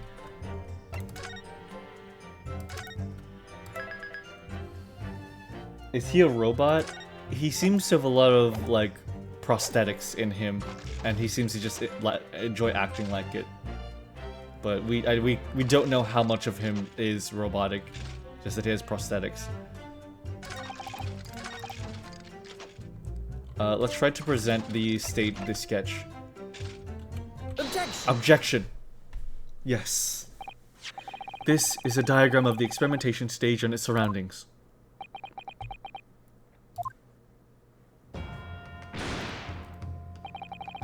We know that somehow the birdcage appeared in midair before falling down into the crystal tower. A fall of about 30 feet, or 9 meters. However, if you examine the diagram carefully, you'll see that there is one other possible location from which the birdcage could have fallen. The same distance of 30 feet. No.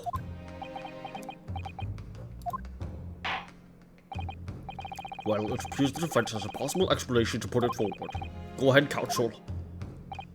Yes, my lord. Of course. You will indicate the place which you are referring in this same diagram. The alternative location for which the birdcage could have possibly fallen, the rock was at 30 feet. Take that! The place I'm referring to is here. But that's where the birdcage would have been to begin with. Which is exactly my point, my lord. Yes, the birdcage was in the machine on the stage. But what we must also consider is the height of the stage itself. Go on, counsel. It turns out that the experimentation stage was built at a considerable height above ground level. If you look at the diagram, in fact, you'll see it's about the same height above the ground as the balloon was above the crash site. Huh.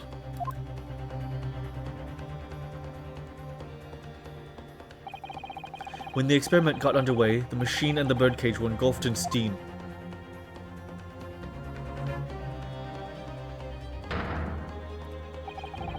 At that moment, the floor of the stage gave away, and if we assume that there to be a void underneath, this birdcage and the one seen by the audience would have fallen almost exactly at the same time. Oh. Gah.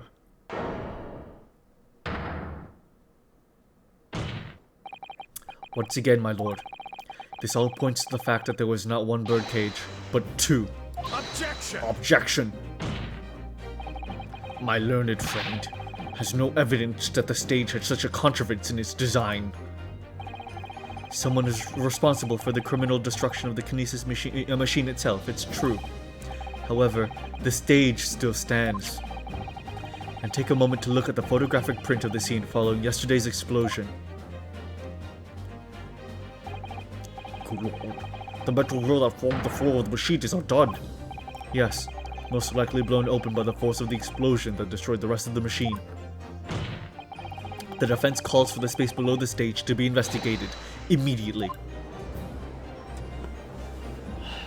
He's as much a robot as Van Zieks is a vampire, so yesn't. Yeah, it's very ambiguous. It's more like he's robot themed. Just like how Van Zieks is vampire themed, I guess.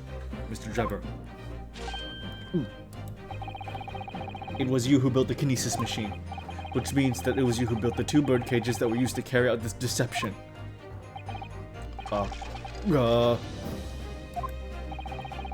Whether Professor Harebrain's hypothesis is sound or not makes no difference, because it's the construction of this machine that matters, a machine designed to take Mr. Asmund's life, and laid the blame firmly at the Professor's door, something that could only have been carried out by you, Mr. Enoch Drebber.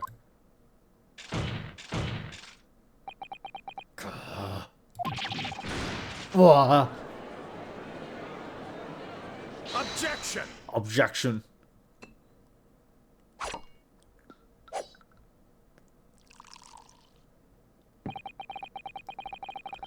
If my learned friend has reacted the end of his wild assertions, reached the end of his wild assertions,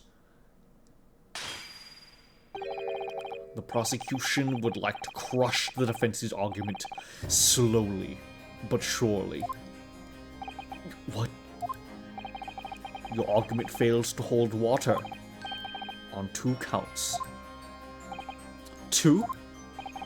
Firstly, before and after the experiment, this witness went nowhere near the kinesis machine. Every relevant member of staff from the exhibition has attested to that. I believe members of Scotland Yard have also been on watch duty at every public event. In other words, Mr. Drebber had no opportunity to switch the alleged pair of bird cages. Objection! Objection. but I've already explained why he wouldn't have needed to. The nonsense with the crossbow, that doesn't bolster your case at all. The man who disappeared from the stage and the man who crashed into the tower are one and the same. The forensic investigation team's report is unequivocal on the point. And the second flaw in your assertion is a distinct lack of motive. Why would this man have wanted to take the victim's life? He had no reason to do so. A motive? Do I have to think of everything myself?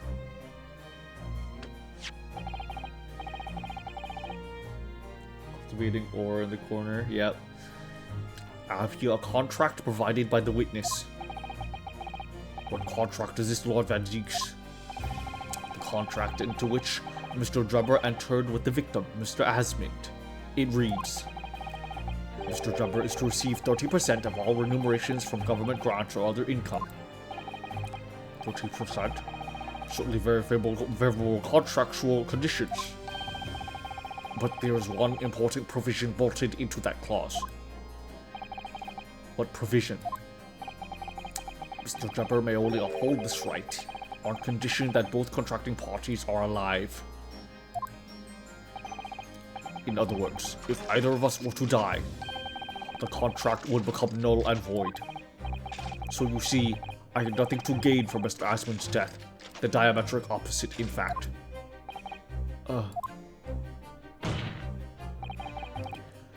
Need I say more? The witness had neither an opportunity nor a reason to commit the alleged crime. In short, the possibility of Mr. Drebber having done as you suggest is nil. It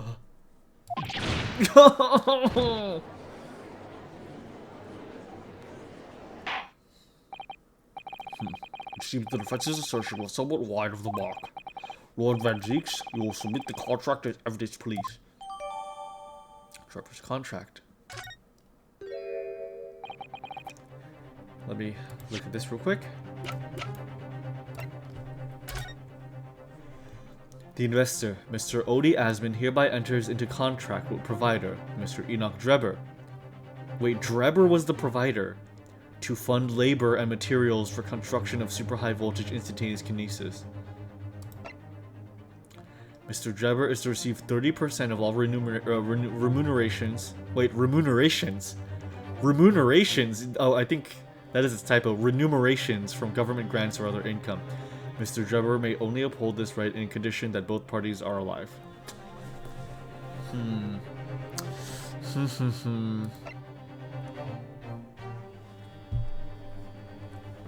Taking a sip real quick.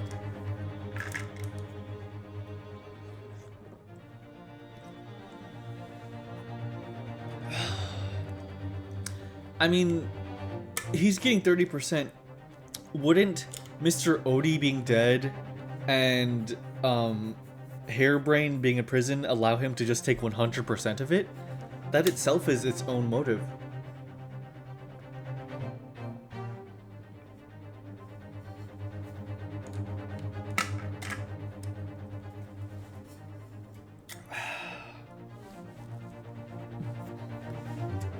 Flabbergasted. I guess this is a time before discovery and the need for all evidence needing to be submitted and reviewed by both sides before trials took place. No. This actually happens in the modern day Ace Attorney games too that take place in modern day. It's the reasoning is that in the Ace Attorney world, there is so much rampant crime that court cases have to be finished within 3 days. And so any last-minute evidence is allowed. Last-minute evidence is allowed for this very reason, because court trials have to be completed in 3 days' time. So that's just that's the lore reason why every court trial ends after 3 days, and why evidence can be submitted late. Yeah, it's wild. Yeah, it's essentially because of corruption.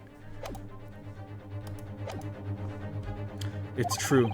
If Drebber had an opportunity to switch the birdcage under the stage with the one in the Crystal Tower, he couldn't have done it. And in any case, I have no idea what his motive might have been. There's one aspect of your argument that still holds true, however. True, however. There were 2 birdcages, The prosecution is unable to deny that. Ah. So I'm sure you're on the right lines, Mr. Naruhodo. And I have no doubt there are other aspects of your assertion that are undeniable truths too. Well, it would seem that the defense has no rejoinder to offer.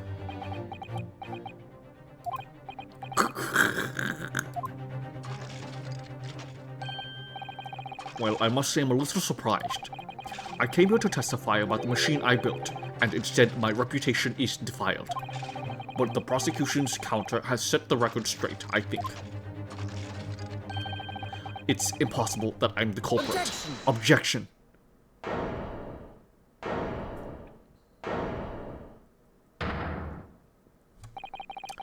At the beginning of this trial, we believed that there was only one birdcage. Yet, now we know there must have been two. In other words, there was more to the demonstration than we realized at first.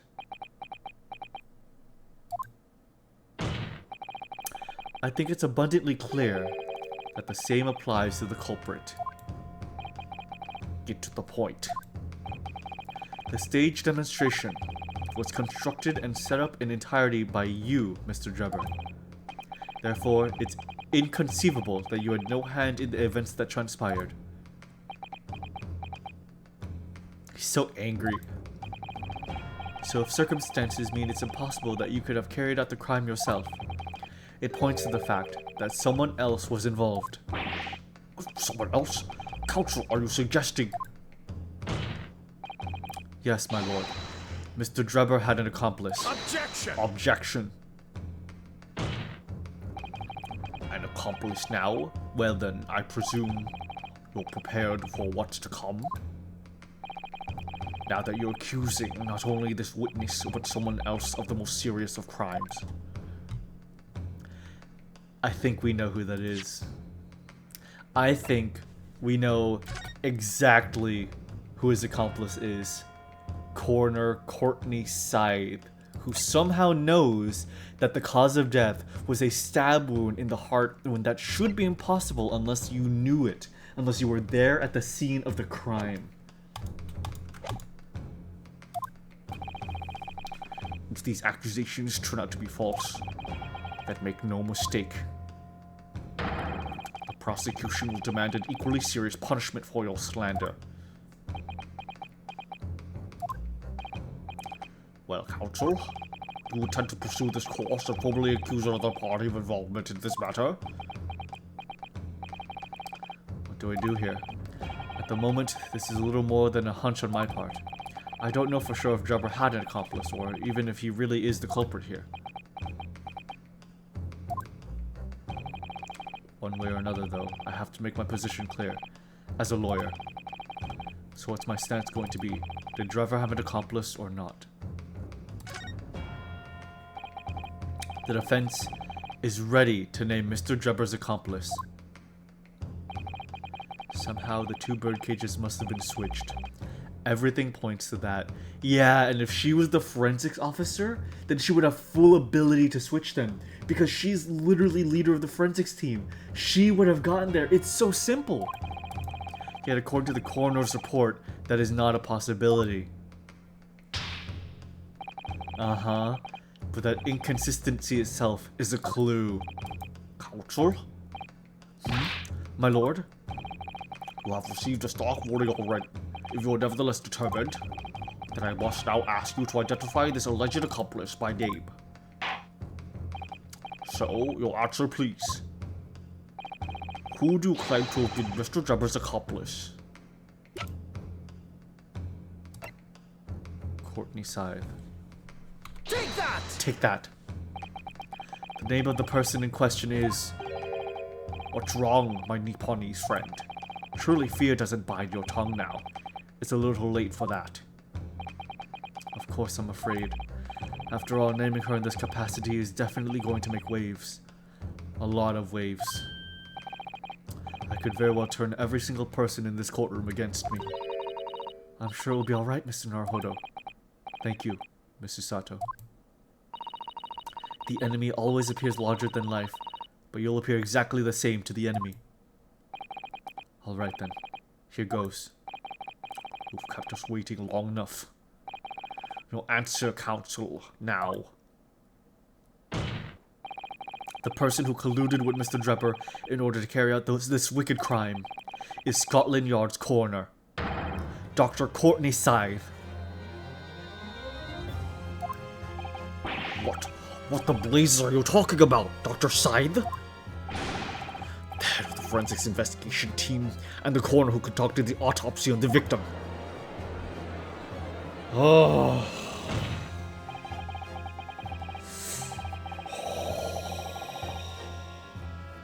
We know there are 2 bird cages, so who could have carried out the switch to complete the illusion? The accident happened in front of a huge crowd of spectators, and the area was immediately sealed off. Then everyone, police officers included, were banished to make way for the forensics investigation team. When else could the switch have occurred? It can only have been that team's presence. It's essential that the court determines exactly what happened following the incident. The defense demands that Dr. Scythe be summoned to the witness stand at once to testify.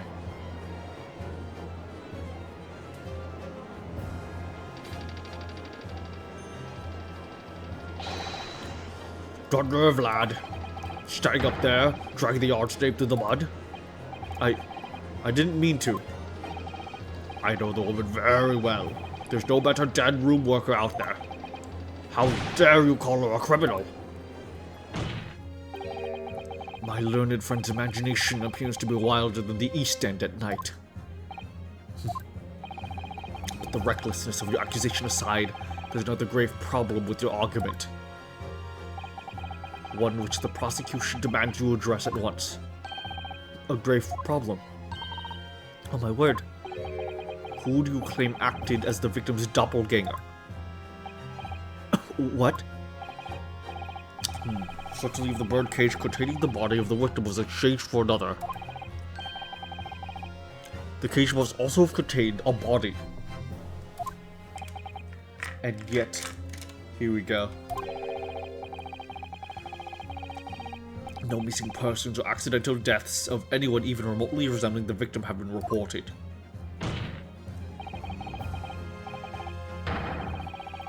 Which means there was no one, Dead or Alive 7, the new sequel, who could have fulfilled the role of a body double for Mr. Asmund. Oh, that's true.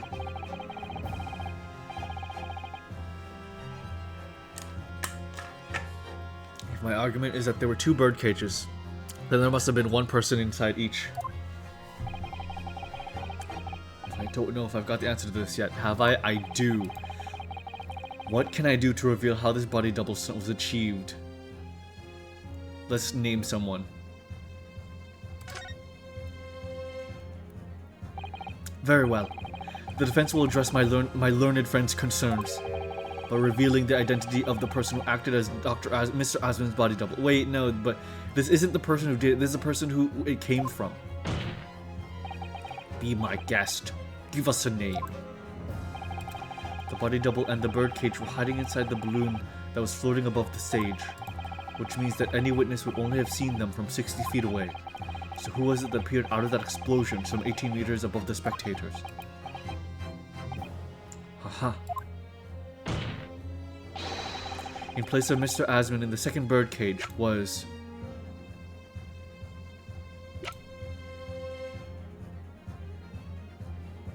Oh, in the second birdcage. Okay, wait. Actually, it was also Mr. Asmund. Yeah, it was also Mr. Asmund. The one that we saw fall, and the one that they found was Mr. Asmund. Yeah, okay, no, this is, okay. Take that! This person, oh, come on. A bot? Oh, damn it. You gotta be kidding me.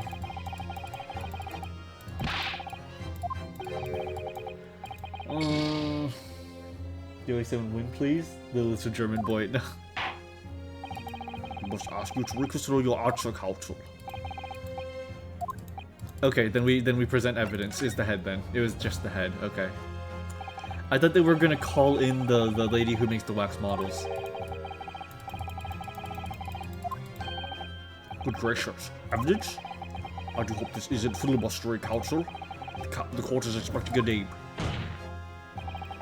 If you think you have relevant evidence, present it now.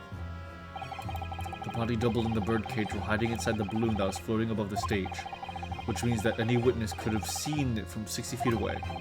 So who was it that appeared out of the explosion some 18 meters above the spectators? Okay, let's do this.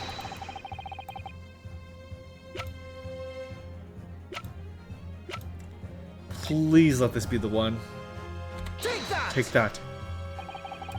We know that the victim, Mr. Asman, was in the birdcage that was situated inside the kinesis machine on stage, and therefore he couldn't have been inside the second birdcage. Instead, that contained something else. What's been described as a body double, which is what fell from the sky and crashed into the crystal tower.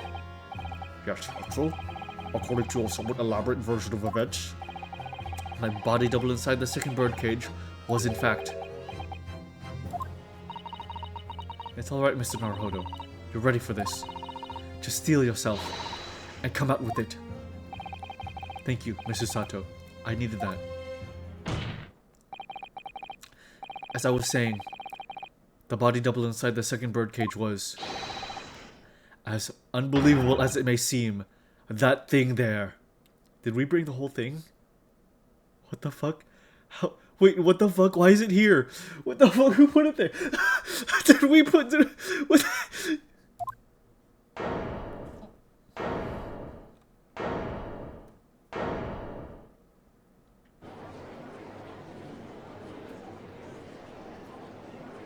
Objection!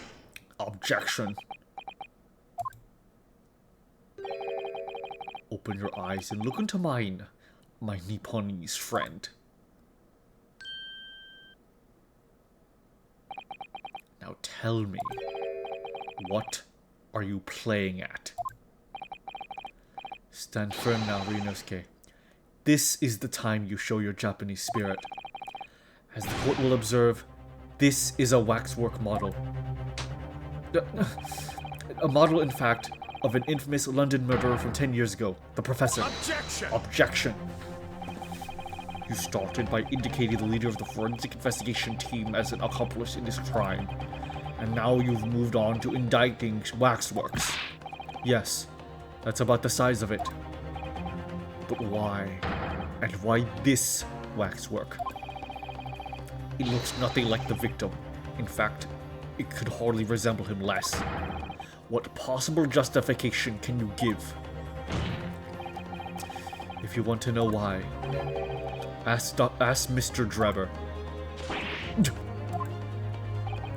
What? Just days before Professor Harebrained performed his public demonstration, Mr. Drebber abducted this model from Madame Tuspel's. did you say abducted? And 2 days after the incident at the Great Exhibition, he returned it to the museum. Then, the timing. Is this true, Mr. Drebber? No. At first, I couldn't see why Mr. Drebber would have stolen the waxwork and then given it back again. But now the reason is clear. He took it so that he could put it inside the second birdcage as a body double for Mr. Asman. Objection! Objection.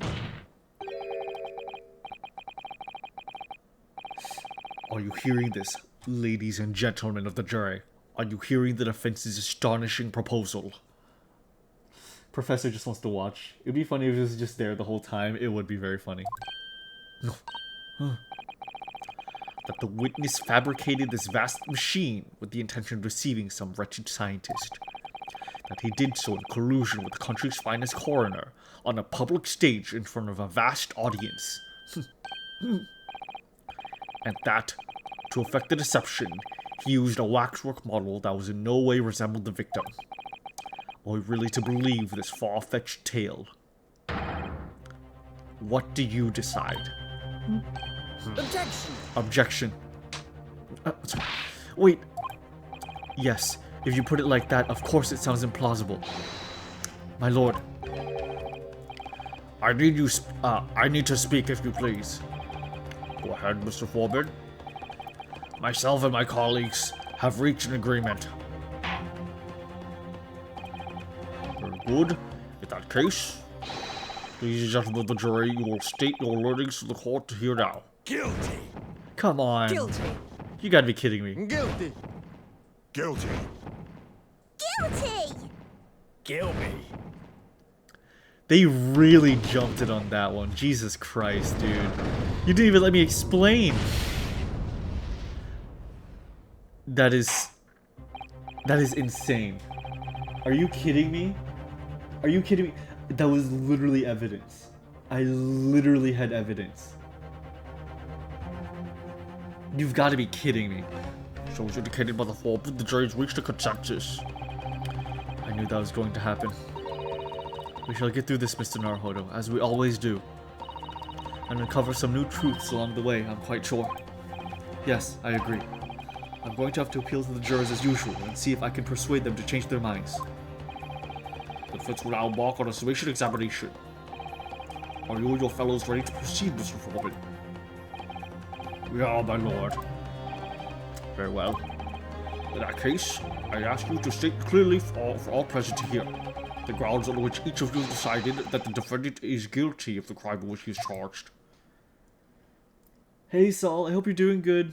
I hope you're doing fantastic. Playing Great Ace Attorney. I hope you're doing amazing. Jurors' contentions. I've known that woman for years. She'd never been accomplished to anything. It's utter nonsense to think that those two would ever be conniving with one another. Oh dear, this is the most troubling. But surely the waxwork the man stole has nothing to do with the coroner, is it? I have my own problems with the members of the police. I do not trust them much. I've seen no righteous proof that this waxwork is ever inside the birdcage. It's conjecture. Accusing someone without right evidences? He's not a proper job, is he? I won't have it.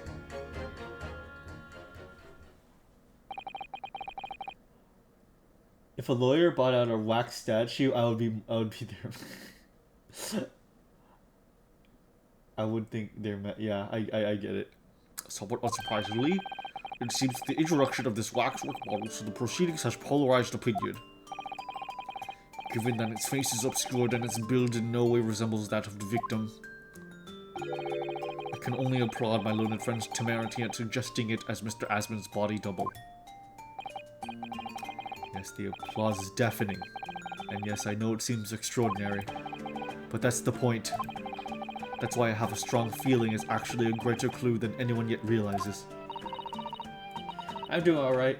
I've been cleaning, organizing my room and car. How's the stream going? It's going pretty fantastic, Saul. We are pushing to the end of case number 3, and it is fantastic so far. What are you thinking, Mr. Naruhodo? I can't explain why at the moment, but I feel as though there's a specific reason why it was used, why it had to be this model. Really? A reason why nothing else would do, you mean? Yes, and I'm convinced it's something far more significant than whether or not this model looks like the victim. Well, if that's the case, we must prevent the trial from ending prematurely at all costs. Yes, agreed. I am confused why he needed this one specifically. I have to find a way out of this. If you're ready, counsel, we proceed with the submission examination. You know, the body in a cage, 60 feet in the air, rapidly falling 30 feet and then into a building. I could totally tell it looked nothing like the other dead guy. Yeah, but no, I know what the problem is. I know what their problem is. The problem is that the body that was found did not look like the wax statue. I don't think anybody is considering that the wax statue was only needed for it falling through the sky. You know? Oh, the reason it was this one specifically is because of the metal helmet. Duh. That's a simple answer, I just realized. The only reason it was this one is because it's the only one with an actual real metal helmet on it, which would prevent damaging. And yeah, so the reason that a lot of people are in disbelief is that no one has come to the conclusion that the body that fell and the body that fell from the stage and the body that was found in the Crystal Tower were the same. They don't realize that the body double was only used for the balloon bit.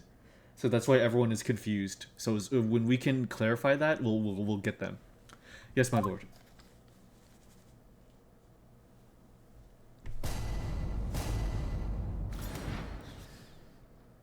The defense's rebuttal. I've known that woman for years. She never been accomplished anything. Hold it. The order of things seems to have changed around here for some reason. Yeah, he started first.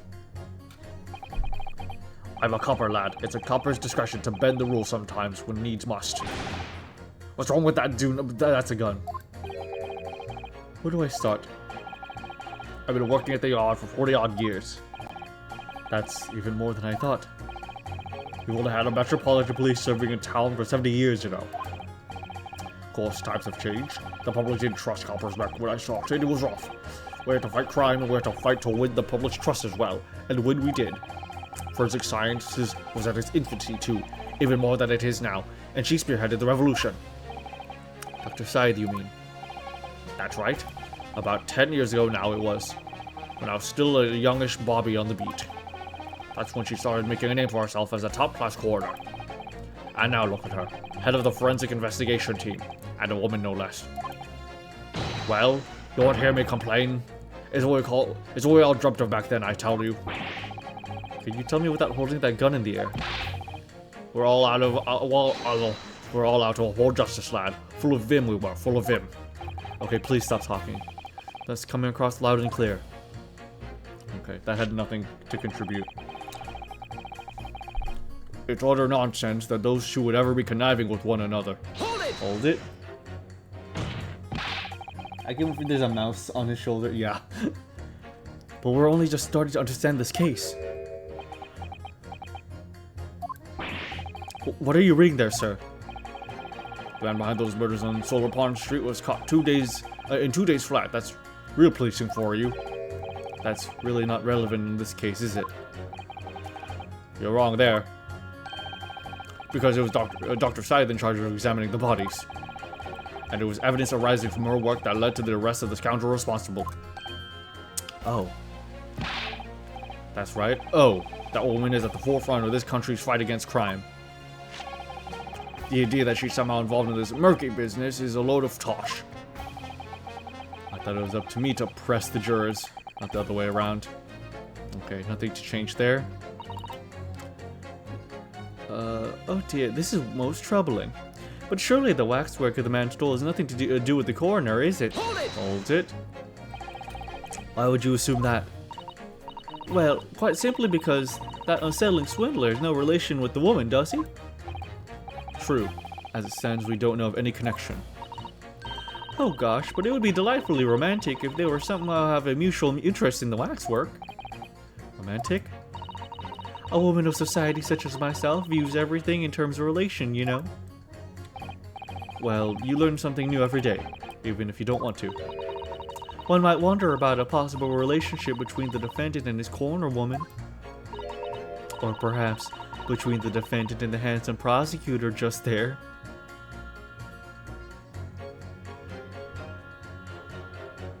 Oh my god, she's a Fujoshi. Oh my god, she's a Fujoshi. Oh my god. I never... Oh my god. Ron girl alert. What's that? King Fujoshi is a woman that loves yaoi. A woman that loves yaoi. And boys love. I never ever would have expected, like, the Ace Attorney series has always, like, been, they've always winked at the Fujoshis, like, yeah, we see you, like, we get you. I've never seen them actually go like, oh yeah, those two boys would be really hot together. Victorian women are some of the most the original Fujoshis right there. This woman may be more astute than I've been giving her credit for.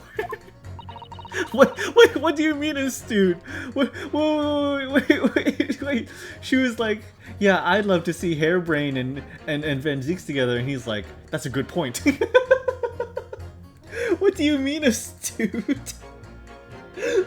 What do you mean, Naruto? What, do you agree? You agree with her? Morris? If that's the woman's stance, then perhaps demonstrating some connection between the waxworks and Dr. Scythe will be enough. Yes, I agree. As soon as we have even a whiff of connection, she'll be the first to know. Okay. I have my own problems with the members of the police. I do not trust them much. Hold it! Hold it? What sort of problems? Let's just say we have run in with each other on numerous occasions while I've been performing on the street. Right, I see. Obviously, artists such as myself cannot appear on stage as we work in close proximity to our audiences. So we perform our great magic in parks, on street corners and the like. But the police use any excuse to make our lives difficult. Uh-oh. Excuse me! Excuse me? Do you have something to say in response to that, Mr. Automole? Who are you calling a mass murderer? Sorry, my mistake. I got confused because I heard you look like him. I don't look anything like the man. You want to be locked up, Sonny? Thanks, Mr. Sholmes. Apparently, Victorian era novels with very strong homosexual undertones go pretty hard. I've been thinking of picking up a novel, and oh, very interesting. I guess that makes sense, huh? I imagine that's like the equivalent of like a Yuri, where they like have a scene where they're like licking the stem of a lily or something. Perhaps we could move on. I was really wondering if you had something you wanted to add in response to what the juror number 3 just said. Please stop doing that. And clearly you do. Back in my day, back in the good old days, it wasn't like this. What was it like, sir?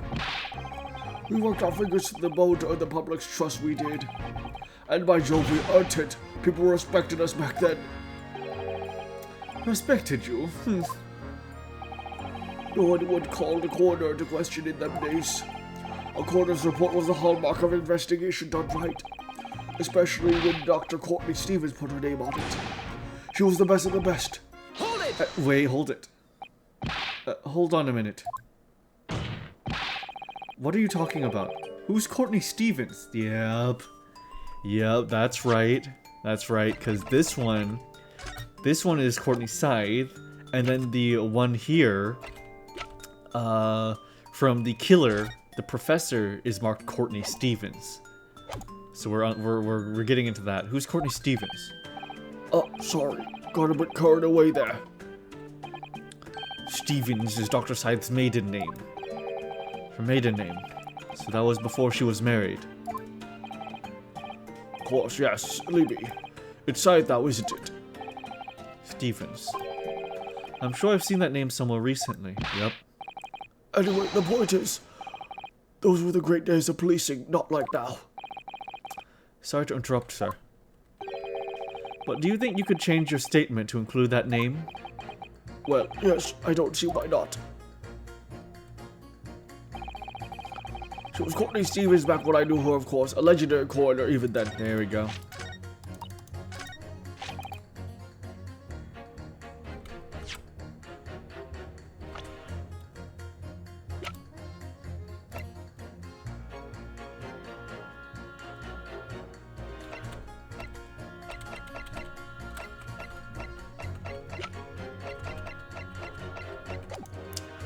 Hold on. Just real quick.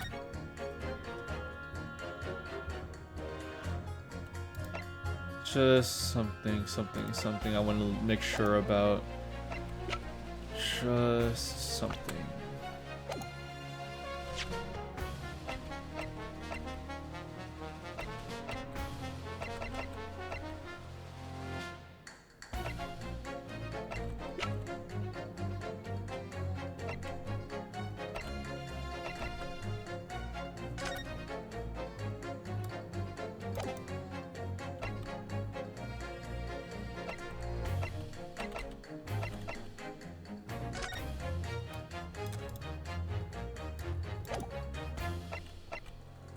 Okay.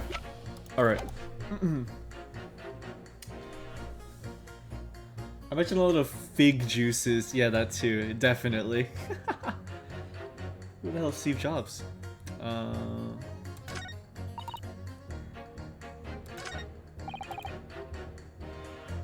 Let's continue this one. Hold it!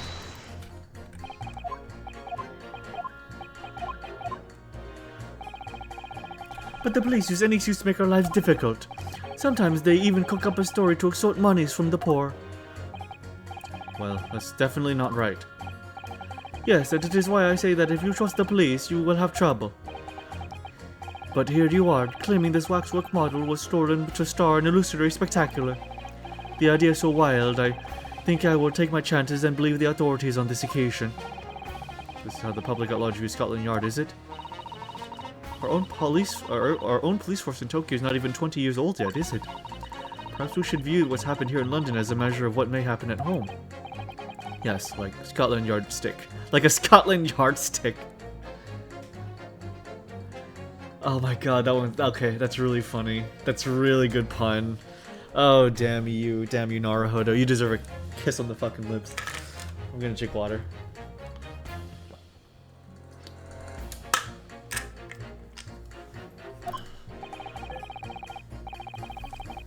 I wonder how a policeman would feel listening to the way this juror speaks about the Force. I'm sure he'd have a word or two to say in response. I've seen no rigorous proof that this waxwork was ever inside the birdcage. It's conjecture. Hold it! Hold it. Look the boss. But have you claimed the whole instantaneous kinesis demonstration was a trick? That I did, but there's more than one way to pull a rabbit out of a hat, isn't there? Sorry?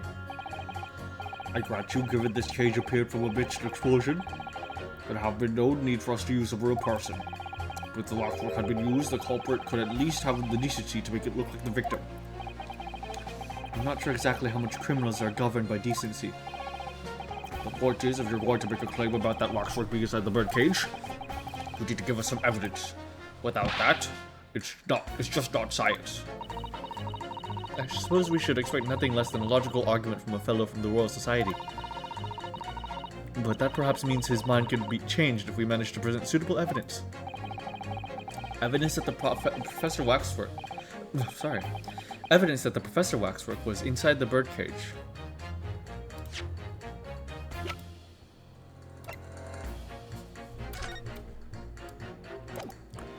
Probably not yet. Not yet.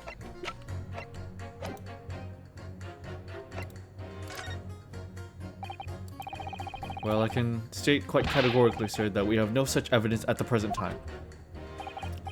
That much was abundantly clear before the brassy proclamation, I assure you. And why you can count the fact, I shan't be changing my leading. Oh dear. That proclamation was even brassier than yours, Mr. Naruhodo. If only we had some evidence, things might be different, though. Accusing someone without right evidence is not a proper job, is he? I wouldn't have it. Hold it! Hold it. I've got to ask, why have you brought that corn to the court with you? Colonel Cobb, he's been going back to the farm. Picked him off on the way to town. He's a proper nibbler, he is. Yes, the nibbling seems to be taking quite a while. Maybe it could wait until after the trial. Oh, I don't like the sound of that. You need colonels at times like these. Whenever I have somewhat big to decide, the colonels always point me in the right direction, see? You're talking about your cob of corn. Nibble, nobble, guilty, bubble. Nibble. Got guilty out. Nibble, nobble, guilty. What? What is how is she saying this? Is this like a rhyme, or is she like making this no? I don't get it. Okay, I get it. Perhaps it's a fortune telling with flower petals like people do back home. So Professor Harebrain's fate is to be decided by a cob of corn. Could you not at least wait until we've had more time to find the truth before deciding on the defendant's guilt? Oh, I don't know about that. My tumb's awfully full already. Amazing. Dork. I know it seems a little far-fetched to think that the waxwork model of the professor was in that birdcage. On the other hand, it explains a lot. If there really is a reason why that particular waxwork had to be used as Mr. Asmund's double, we must do everything we can to make the jurors understand it. The truth is, I'm sure that's the key to this, but it's the most puzzling part of it too. In that case, You should see what additional information you could glean when was trying to change the jurors' minds. If you can read a book whilst eating a rice cracker, Mr. Naruhodo, I'm sure you could do this. Right. Yes. Alrighty. The little magnifying glass bowl simply means that you can investigate it closer.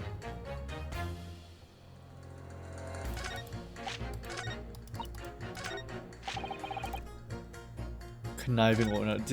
Do I have any evidence that points to them knowing something? To knowing each other? Hold on.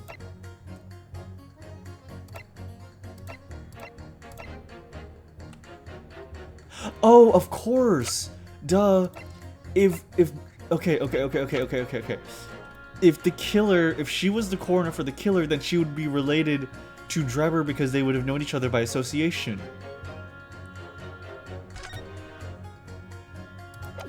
Yeah, they would have been tied to the professor. Yeah, okay. Yeah, they would have been tied to the professor. That's what it is. Okay. So they must have known each other through that.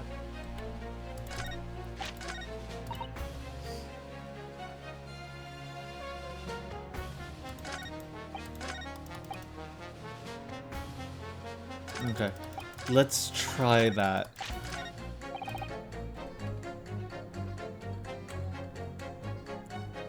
Legendary coroner with the two ever conniving with one another. Objection! Objection. Those two statements are fundamentally at odds with one another. Well, Mr. Foreman?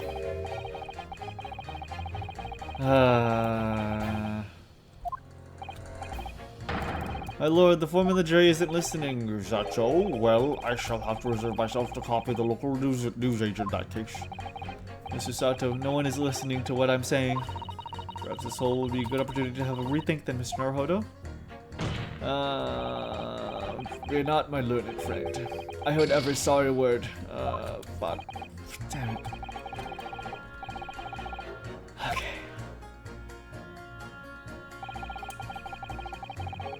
No tiny dent on the helmet. Oh, actually, I didn't even take a look at it. Hold it! Oh, wait. Oh, whoopsie. Sorry. Oh, I forgot to press this one, actually. I didn't even notice that. Let's see. No, there is no dent. No, yeah. There is no dent, but it's apparently an extremely sturdy helmet. Like, absurdly sturdy. Yeah, nothing. Yeah, no dent that we can tell. But yeah, I forgot to press the other thing. So, let's try this. I did that by complete accident. I accidentally said, Courtney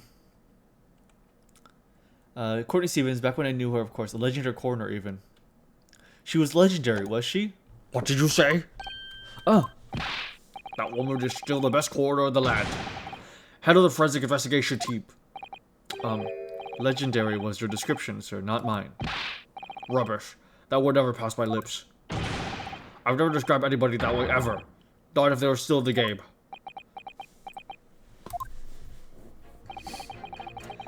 I think the point you're trying to make is that Dr. Scythe is an extremely talented coroner. Would that be fair? It would. If it weren't for the fact that you're trying to drag that legendary woman's reputation through the mud. I'm going to pretend I didn't hear that. Legendary. Very well built, yeah. Oh! Hey! JM100A, thank you so much for cheering with 5 bits. I really appreciate it. Thank you. Hello? Hello! Good to have you. Thank you for cheering. What's up?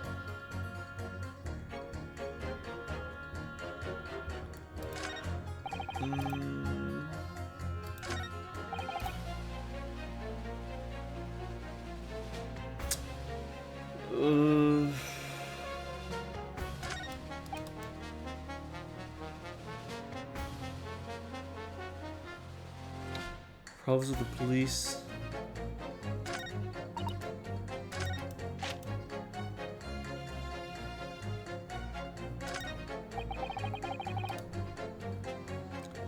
Legendary coroner, even then, I'm kind of having trouble seeing what's contradicting one another. We've pressed everything, so these are what we're getting. So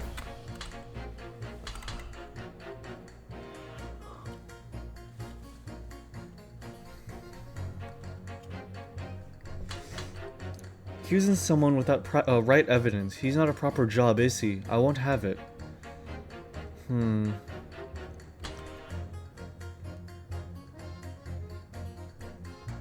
No proof that this waxwork was ever in his bird cage. Okay, maybe it's just these two. Let me save though. Let me save just in case. So I guess this one is just like here.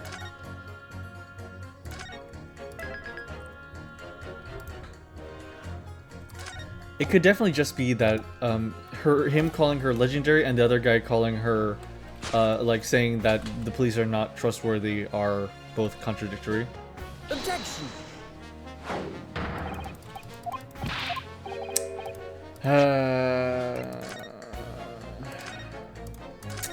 I was doing really good up until this point too.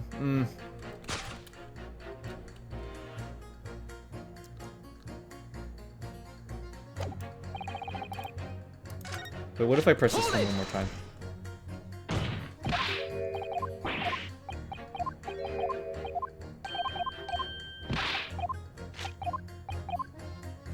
Okay.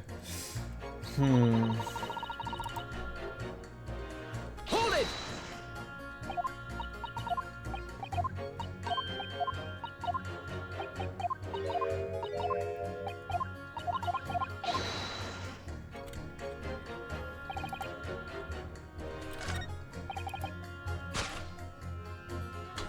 Unless we have to do this one first.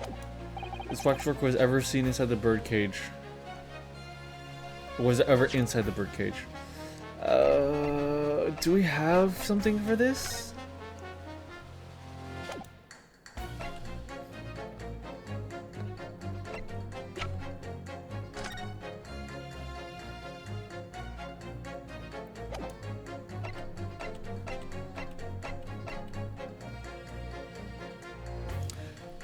Well, I guess we would,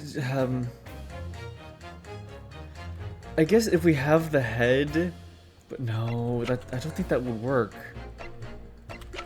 I'm a little bit stumped. I mean, the only evidence we have is this itself, the fact that he had it. But I don't think that's good enough. Oh, wait. Oh, no, oh, the glass. No, we do have, well, we do have evidence. Okay, we do have evidence. Okay, shit, we do. Oh my god. We do have evidence. I'm so dumb. I have evidence. Actually, I have something I'd like you to see, sir. Oh? I must warn you that I firmly believe it's only wise to trust men in white coats. So, given your jet black outfit, I don't mind admitting to a sense of trepidation here. So you don't trust anyone in black.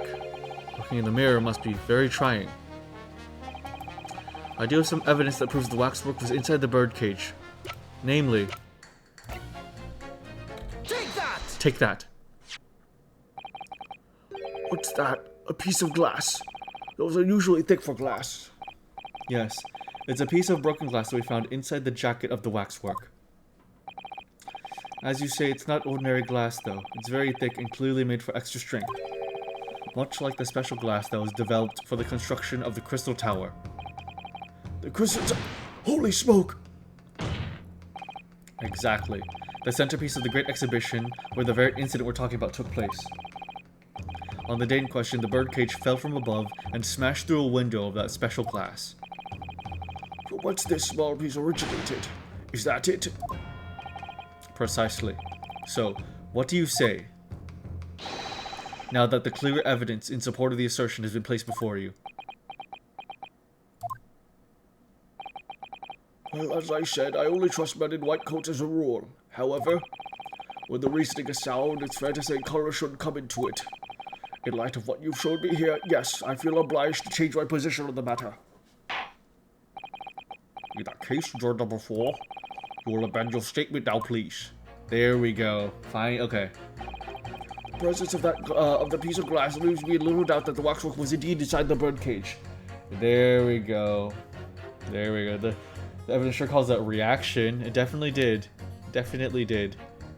Wait, what happens when...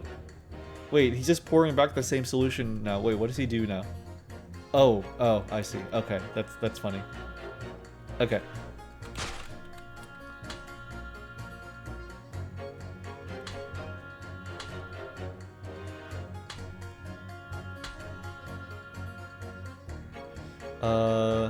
Accusing someone without right evidences.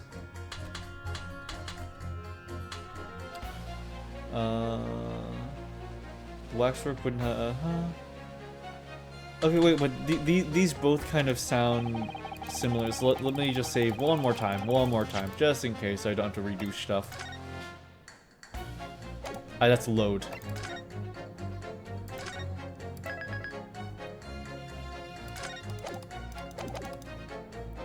Okay.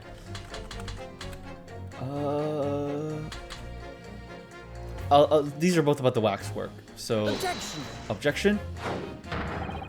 Those two statements are fundamentally at odds with one another. Well, Mr. Foreman?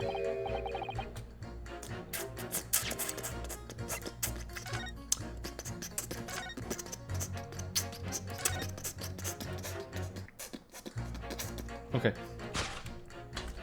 Then we do have evidence. It's this one. Objection. Those two statements clearly contradict each other. Gracious. Two statements do for a counsel. If you could put down your corn for a moment, juror number 5. Oh, you mean me? You pointed out that it's wrong to make an accusation without evidence, but the accusation that the waxwork model was inside the second birdcage on the day in question is not without supporting evidence, as the defense demonstrated to the juror sitting beside you. Oh, is that right? Would it be fair to say you didn't follow the argument? I don't understand much besides Colonel Cobb, to be honest. I'm going to kick this person into the moon. Of course you don't. I could interject here. Please do, sir. Now that this assertion of yours about the waxwork has been backed up by some solid evidence, it'd be wrong of me as a man of science not to pursue the matter further. That's one, I guess. Ah, well, me too then. I'm sorry? If this brainy gentleman said he right, then it must be right. See, I won't dream of going against Colonel Cobb or anyone who's got stuff in between the ears. Okay. You're going to somehow contribute, like, to the end, like, the end of this case. Success. If you can call it that. She is going to be the one that's, like, somehow gives us, like, the bomb drop that helps us succeed at the end. I know for a fact.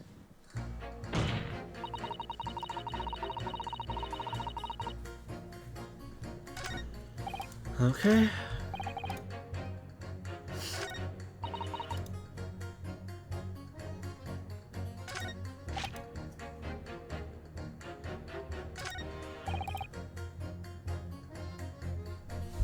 Okay. This one, legendary coroner.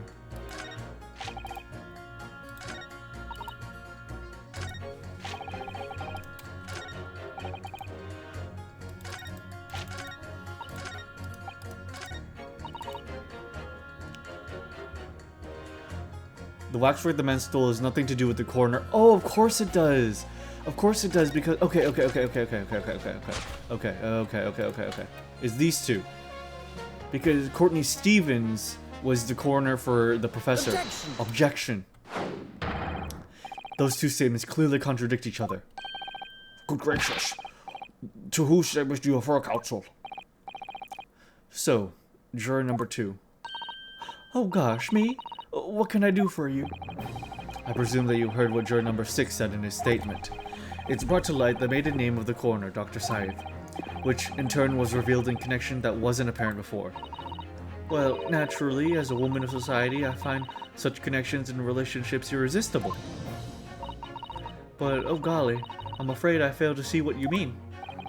Dr. Saeed's maiden name is Stevens.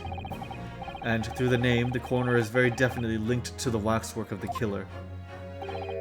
The defense has evidence to prove it. Oh goodness, evidence you say? How utterly enthralling. Counsel, the court cannot overlook that last remark. I very much hope there is substance to your claim. Of course, my lord. I would ask the court to look at this. The evidence that clearly links Dr. Scythe to the mass murderer known as the Professor.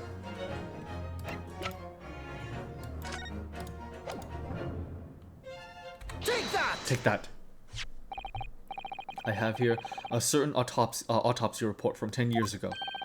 A 10-year-old autopsy report? What relevance does that have? It's, of course, from the autopsy of the person portrayed in the waxwork, the killer known as the Professor.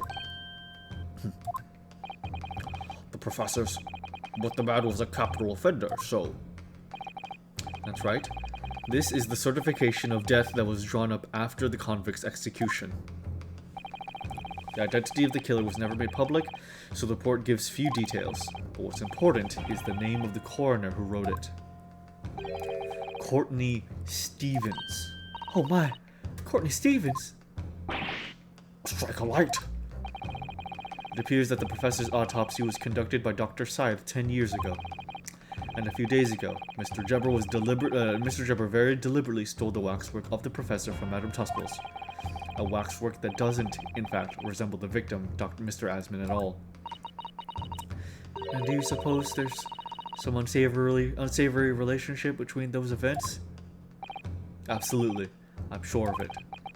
There's no doubt in my mind that the professor case is at the heart of a link that we have yet to uncover between Dr. Courtney Scythe and Mr. Enoch Drebber. Hidden links, mysterious connections, secret relationships? This is all most extraordinary. We're surely obliged now to explore this further. I don't know why I have a southern accent when I'm British. I didn't really think too hard on it. Quite right. We can't let this trial come to an end now. Not while this cloud of suspicion hang over the yards. Best corner. It wasn't like this in my day. We still have... Shut up.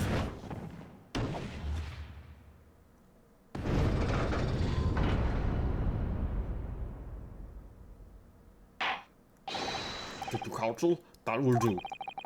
As a result of the submission examination, the jury's overall leading has changed. 2 jurors now called guilty against 4 who called not guilty. Accordingly, the court has failed to reach a consensus at this time. And the trial must continue. We did it. Oh, well done, Mr. Naruhodo. Another wonderful victory.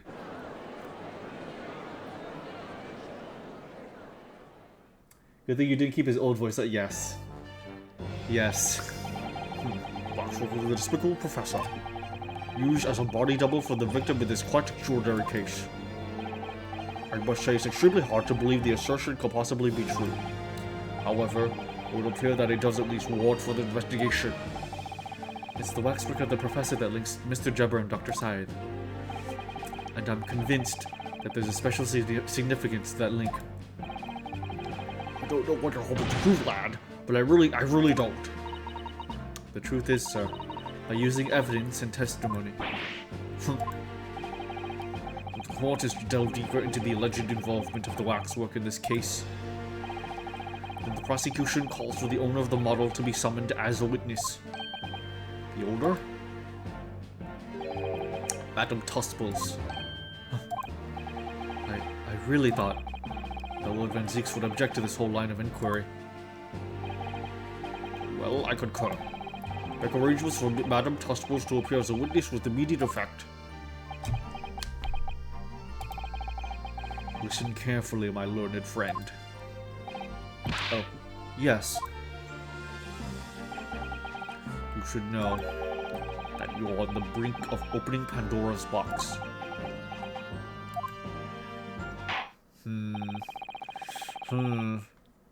The court shall now adjourn for 45 minutes. During that time, the prosecution will summon the new witness and prepare her for taking the stand. Madame Tusples, yes. I shall see to it at once, my lord.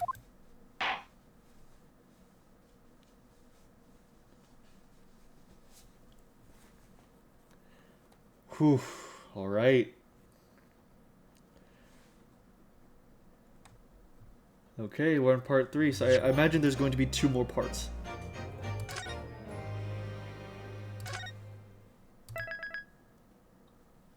Oh, Trial Part 3. Okay, yeah. So it's going to be this and then the finale, I imagine. 24th of October, 11:53 a.m. The Old Bailey Defendant's Antechamber. Ah, the knight errant himself.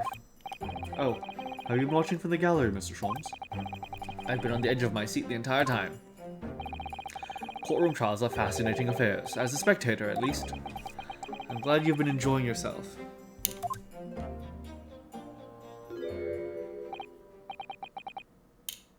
Oh, hold on. Give me just a second. Yeah, let me wipe my glasses off real quick. I have a little smudge.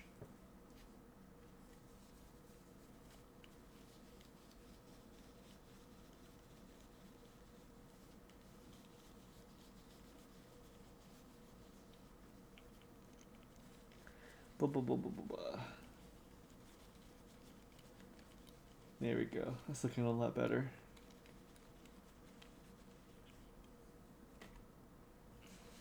Okay. I have to ask. What on earth is going on? It makes no sense. What's this professor business all about? He doesn't look anything. He doesn't look any like a professor. He doesn't look like any professor I've ever met before. Who even is he? Of course. You were in Germany already 10 years ago. Yes, the professor. When I discovered that he was the one who had been abducted, the sense of foreboding stirred within me. But who knew the monster would come knocking at your door? My heart felt sympathies. As it turns out, Lord Van Zieks is even more intimately tied to this case than any of us realize, isn't he? Yes, how true. His great friend from university in the dock. And now a waxwork of the killer who took his esteemed brother's life makes an appearance too. Imagine even the shrewd Mr. Reaper failed to foresee that kick in the teeth. An extraordinary move on your part, my dear fellow, to throw that in front of the man. You make it sound deliberate. I can't help feeling that this professor case is really very puzzling. Oh yes? In what particular manner? Well, there's Mr. Drebber, Dr. Scythe, and Lord Van Zieks. It seems that everybody in the trial has a link to the case somehow. Yes. In fact, I alone am not a member of the set. Now that leaves me as an empty set, all alone with no intersection to any other. Excuse me. Oh. Dr. Scythe! Dr. Courtney Scythe, nay, Stevens, good day to you. Hello, Sholmes. That was very shrewd of you. What in particular, pray? You requested that 10-year-old autopsy report from Gregson, didn't you?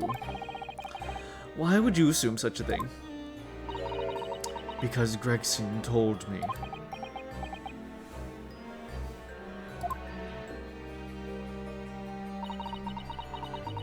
To think it's been 10 years. 10 years in the laboratory, wielding my scalpel. I smell of nothing but corpses and disinfectant. A policeman on the jury had a lot to say about you as it happened, Dr. Scythe. And I've accused you of being complicit in what happened. I'm hoping that you'll take the stand and tell the truth about what really happened. That certainly won't be possible. Lord Van Zieks won't be summoning me as a witness. Lord Strongheart has forbidden it. Lord Strongheart.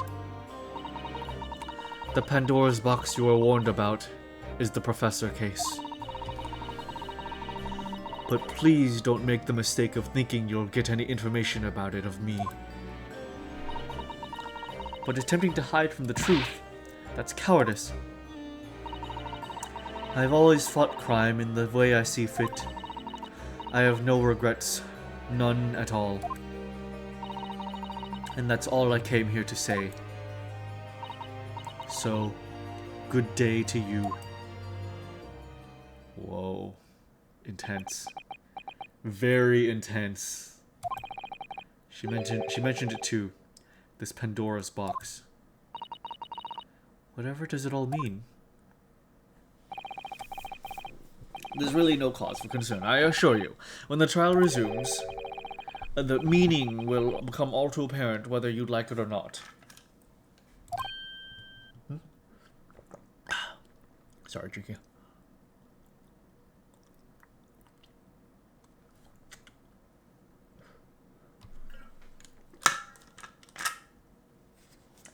Okay. Huh? Now then, I believe it's almost time. I must make my way back to the public gallery. The edge of my seat awaits. I think maybe you're enjoying yourself a little too much. Ah, yes, one word of warning before I go. If in the course of the trial this afternoon you perceive even a shadow of doubt about the truth, don't let it out of your sight. Pursue it like the dog with the bone. Huh. To the bitter end, you understand. Do not falter, whatever may whatever may come to pass. All right, I understand. Thank you. Good. I shall make myself scarce then. I purchased a bar of caramel earlier, so I shall be gnawing on that as you gnaw away at the truth. Sholmes' caramel. What did that warning from Mr. Sholmes really mean, I wonder? Especially that bit about whatever may come to pass.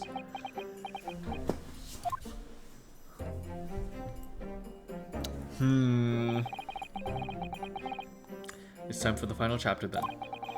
I'm determined to find the truth, no matter what. Oh wait, is this the finale?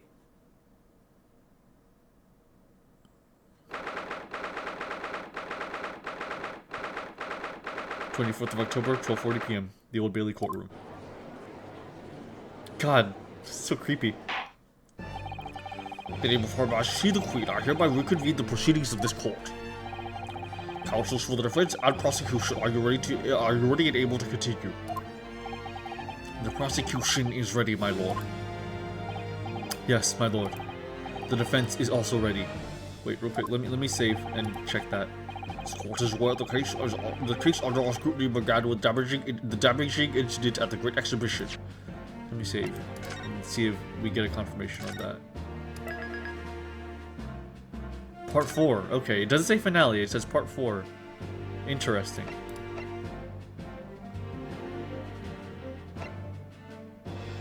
Interesting. I guess we'll just see then. Here we now find ourselves embroiled in the details of a convicted felon who was sent to the gallows a decade ago. This trial has certainly defied all expectation. As seems to be the fate of all trials in which this Nipponese is involved, my lord. So then, let us begin our exploration of the defense's assertion that the waxwork was cardinally involved in this matter.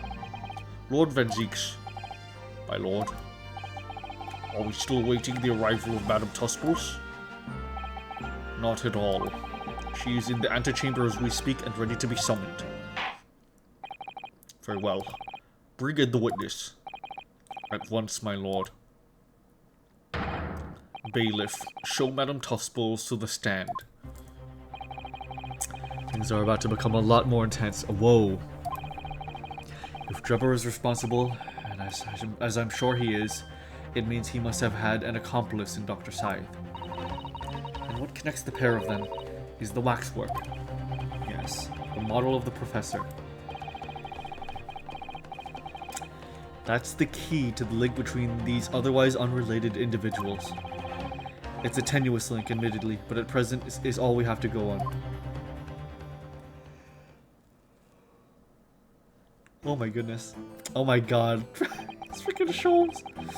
Oh, it's so cool to see her have like her own in-court and out-of-court like animation set. That's so awesome.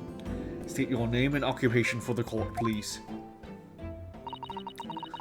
My name is Madame Esmeralda Tuspels. I'm a waxwork artisan.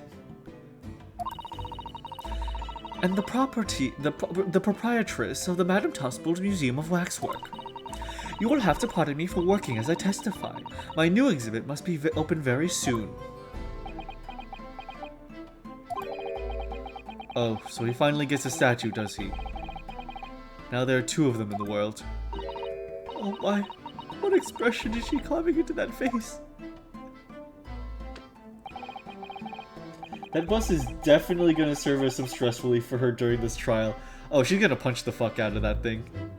A number of days ago, a particular waxwork model was stolen from your museum. Can you confirm this? Oui, that is true. At first, we believed it had been kidnapped. A waxwork model kidnapped? Yes, my lord. There was a demand for ransom money left behind by the culprit. However, according to what I've just been told outside the courtroom, that was not the true reason. I understand it was utilized as a substitute for a body of a murder victim. At present, that is no more than conjecture proposed by the defense. This is the victim of the case in question, Mr. Odie Asman. But of course, I know him well. He's part of my odious personages exhibit. I detest to say what is evident, but Mr. Asman does not resemble the professor at all. Yes, but perhaps the faces are very similar. Are you suggesting that we should see now the demasked visage of the professor? I have here the key, but it is strictly forbidden to open the lock. This is absurd. Pardon? I don't know what fate you've carved into your fancy figure beneath that mask. But clearly it won't be that of the actual killer. Indeed, the man's identity was never made public after all. The trial took place in a closed court. The proceedings were strictly confidential. The condemned man was summarily executed. His identity remains a closely guarded national secret. There's no possible way that the repository of a tawdry exhibit could get its hands on that information. Quel dommage. It would seem you're unaware of the Tuspel's principles. What principles? The family Tuspels has always prided itself on sculpting its models a la perfection. Every detail, including the visage, is fashioned with complete fidelity. Et voila, our principles. There's a well-known legend about the Tuspel's waxworks from the time of the French Revolution. A member of the Tuspel's family is said to have made a waxwork of the queen who was executed. Oui, that is true. It was a century ago now. I believe the queen's face was carved in the minutes following her death, actually at the guillotine site. You are correct. The model is on display still today in the House of Horrors. We Tuspels will stop at nothing to obtain a faithful replica of our subjects. Dear me, a somewhat disturbing tenacity of purpose. It is the only way to obtain a truly lifelike representation of the subject. And it has been my family's secret for generations. Do you mean to say that beneath that mask? Oui, the true visage of the killer is there. This is ludicrous. It's out of the question. The professor has spread terror throughout Great Britain. As a result, the Madame Tuspel's special exhibit remains extremely popular even today. The killer emerging from his own grave. It is a sight to behold. You should come.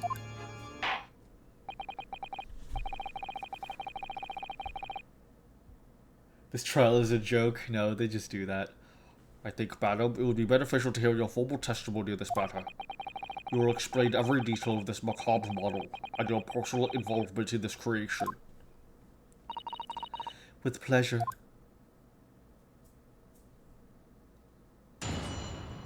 Witness testimony. The Professor Waxwork. The special exhibit in the House of Horrors is based on a rumor that shocked society in London. An impression of the visage was taken directly from the corpse in accordance with Tuspel family principles.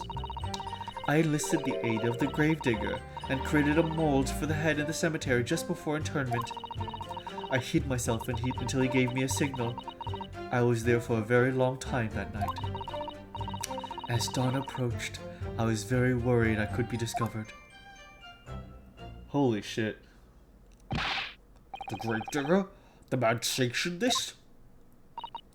Oui. I will do all that is necessary to achieve the true resemblance my family is celebrated for. Nobody else knew. Only the gravedigger. What harm did it do, huh? So you truly saw it. The face of that monster. Naturally, I was aware at the time that his identity was a secret.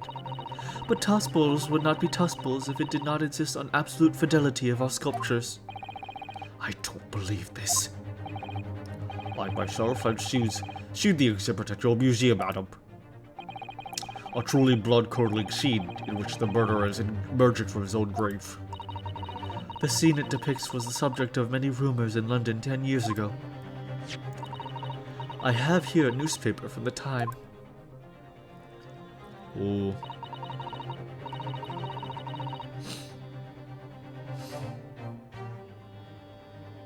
Wait, what? Was the Bal Masque to blame for the Great Blaze? The fire that engulfed the popular theater continues to draw attention as reports Italian opera inspector Frederick Guy theater had been under release. Famed magician John Henry Anderson. There's some speculation that they blame the fire lead squarely to him. Wait, I thought we had another newspaper with this similar story. Wait, hold on.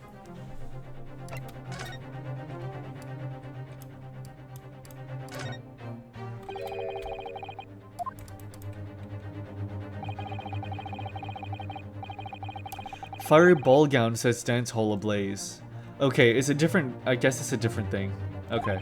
It is a different thing, I think, because this is a ball gown and the other one is a dude.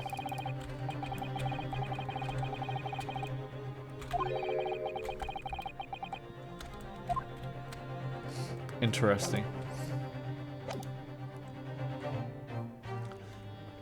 Charles Darwin to... Oh, hey, Charles Darwin. Nice. Rise from the grave. Krakatoa eruption. Oh, wow. Cool. Mad sheep rampage. Unexplained phenomenon. Ooh. The great stink. Ooh. Okay, those... I think these are just real things from that time. Okay, cool. The special exhibit was based upon the picture in this article. It was the most detailed account of what happened, as reported... Oh shit, wait, this was drawn by Asman. Wait, this was drawn by Asman. That's his signature. That's freaking Asman's signature. He's an artist? He drew this thing.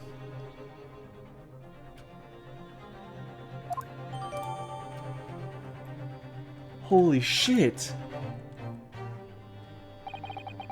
Man rises from the grave.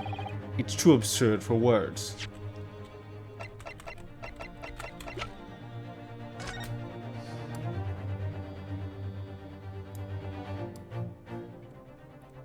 Charles Darwin to receive Copley Medal. This year's recipient for the Royal Society's most prestigious award is Mr. Charles Darwin for his highly important contributions and researches in the fields of geology, zoology, and botanical physiology. Mr. Darwin joins the ranks of such monumental figures as Leon Foucault. Interesting. Folded sheep were seized with sudden fright and leapt from the field in pins. After many great years, Parliament at long last resolved to relieve the citizens of London after a horrifying stench that carried the slightest breeze and lingered in the nostrils of every man, woman, and child. A great sewer built underfoot that will divert fecal... Oh. That's rough. Okay. Quite exceptional. He was good. Yeah, he was a drafter. Yeah, crazy. The public enjoys absurdity, monsieur. That is why I've reproduced the scene as carefully as possible in my museum. And it's a waxwork from the exhibit that was stolen from some days before the incident at the Great Exhibition, wasn't it? This is correct. The professor you see before you here. Most puzzling. Counsel for the defense, proceed with the cross-examination. This waxwork links Drebber to Dr. Scythe. And there's be some reason for that, which hasn't come yet to light. But I'll find it. I'll get to the bottom of what really happened. I'll prove that Dr. Scythe and Drebber were in on this crime together. cross-examination. The Professor Waxwork.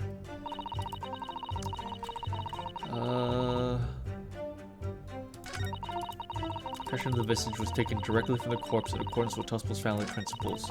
I enlisted the aid of the gravedigger and created a mold for the head in the cemetery just before internment. I hid myself until he gave me a signal. I was there for a very long time that night. As I approached, I was very worried that I could be discovered. Okay, nothing here seems to contradict that much.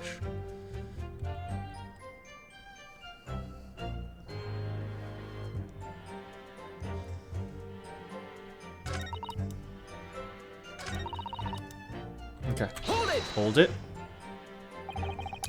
And that rumor would be a 10-year-old tale now, but one that no Londoner would ever forget.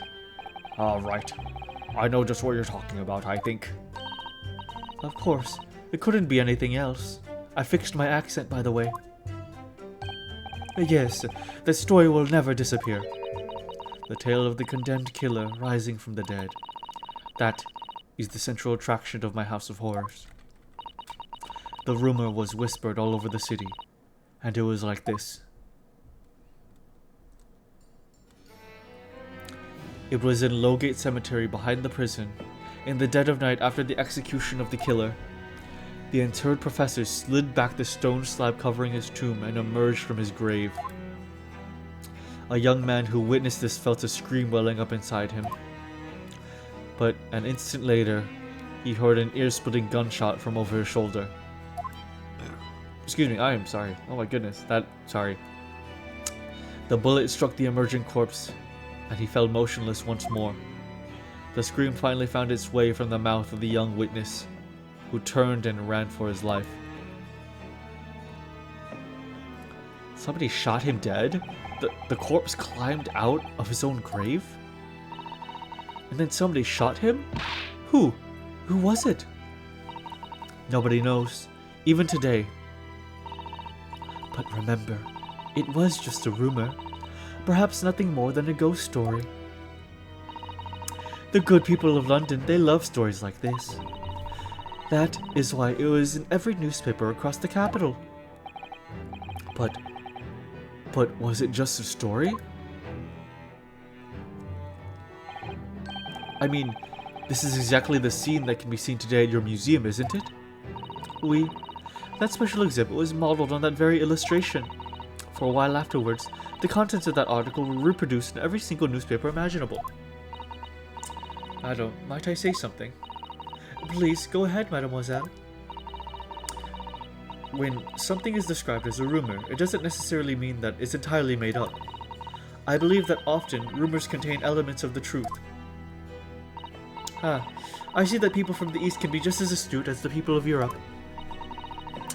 Can we be for sure, for instance, that the professor's execution was successful? It was her. She shot him.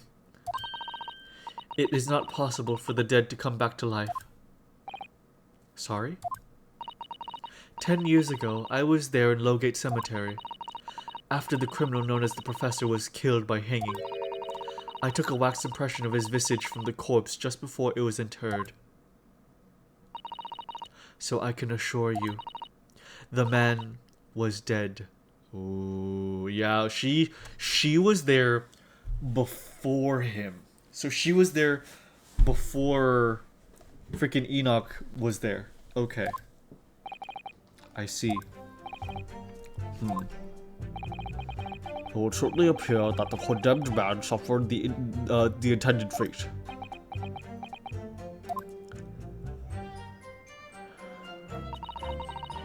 An impression of the visage was taken directly from the corpse in accordance with Tuspel family tradition. Hold it! Hold it. Is that true of every waxwork in your museum then? It is, assuming the subject is dead, of course. Live subjects have to cooperate in a similar way.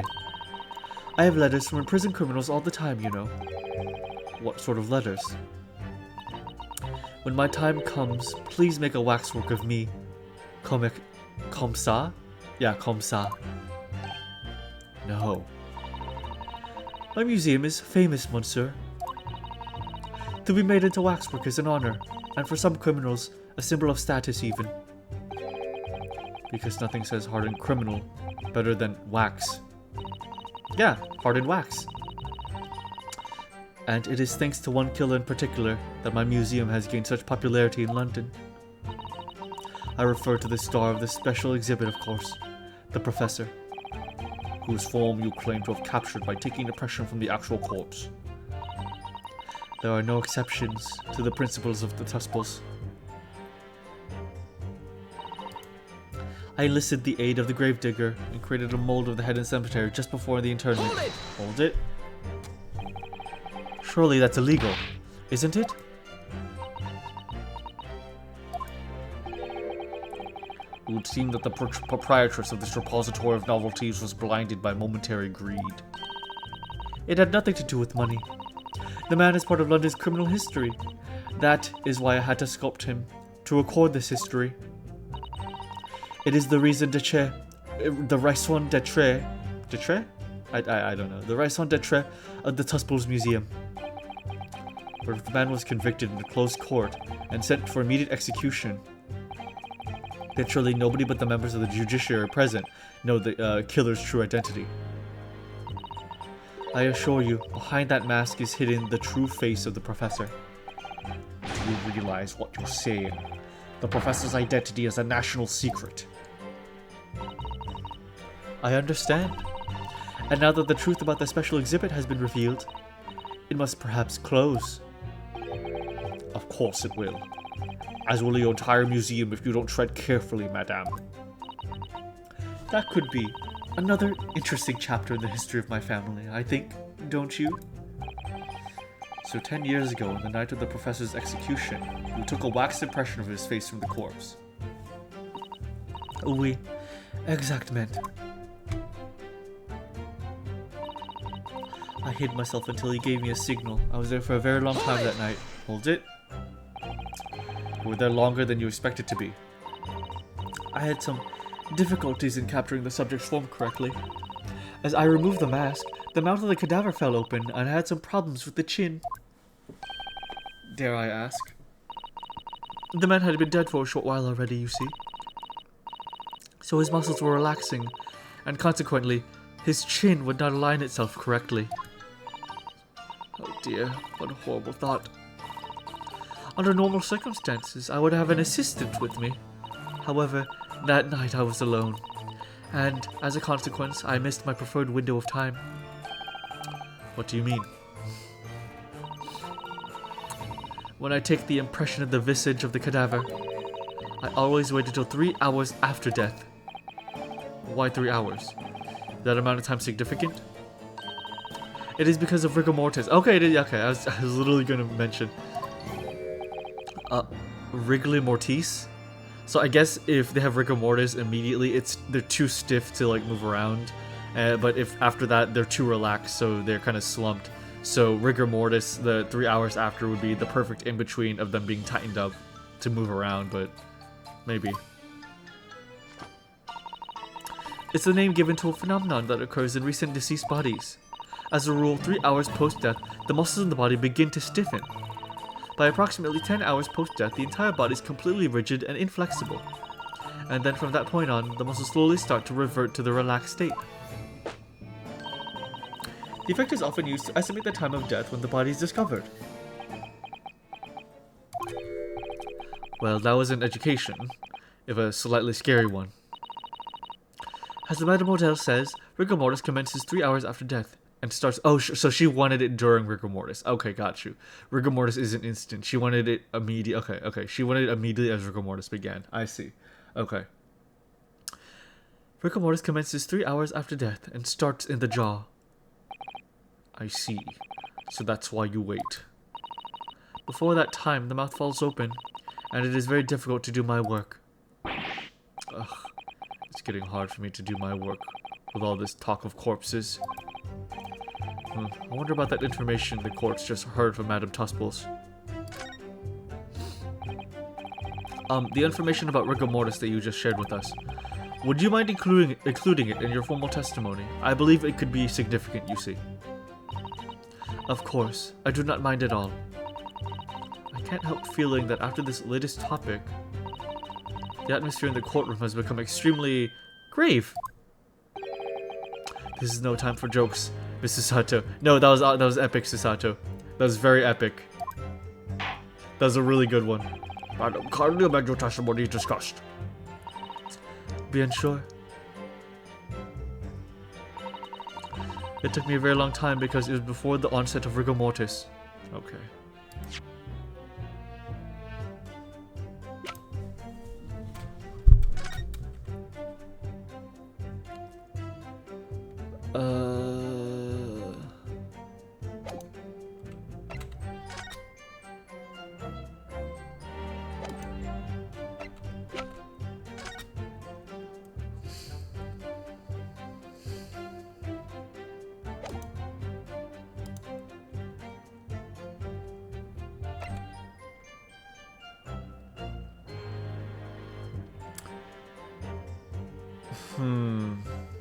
But what about his mask?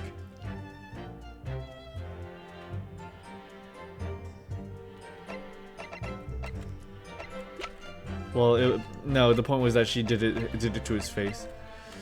Do we have anything?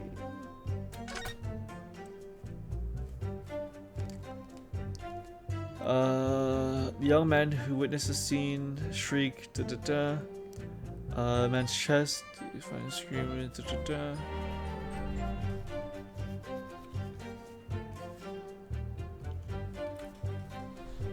Very base Susato. You're very adorable. She is. She's very cute.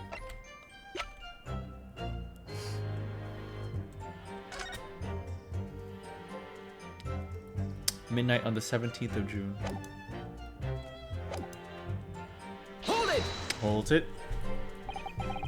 Rigor mortis being the phenomenon you described, whereby the corpse becomes stiff after death? I think you said that it starts at the jaw, about 3 hours post-death, is that right?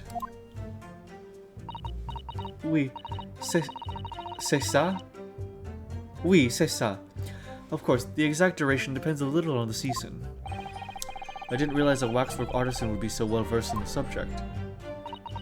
No, that is only elementary knowledge in the field of legal medicine. Well, I had no idea about it, but maybe I won't admit to my ignorance about the forensic science. Sorry, swallowed the wrong way.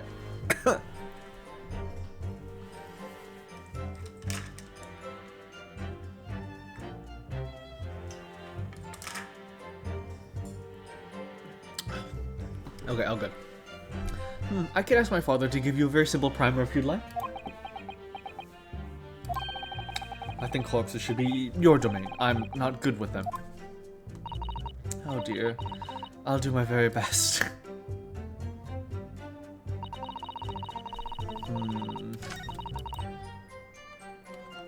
I guess the obvious thing is to ask how she did it if he had a mask. I think that would be like the most obvious. I don't really think it's the one, but I don't want to risk it. Objection! Oh, that did not mean to press that. I did not mean to press that. That's my bad. That doesn't count. That doesn't count.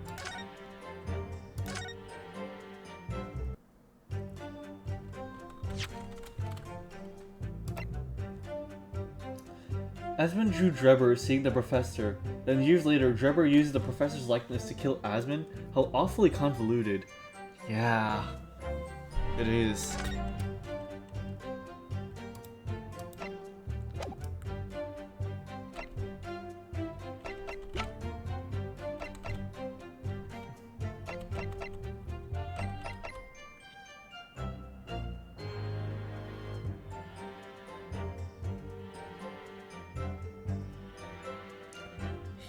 If he had on this mask, then...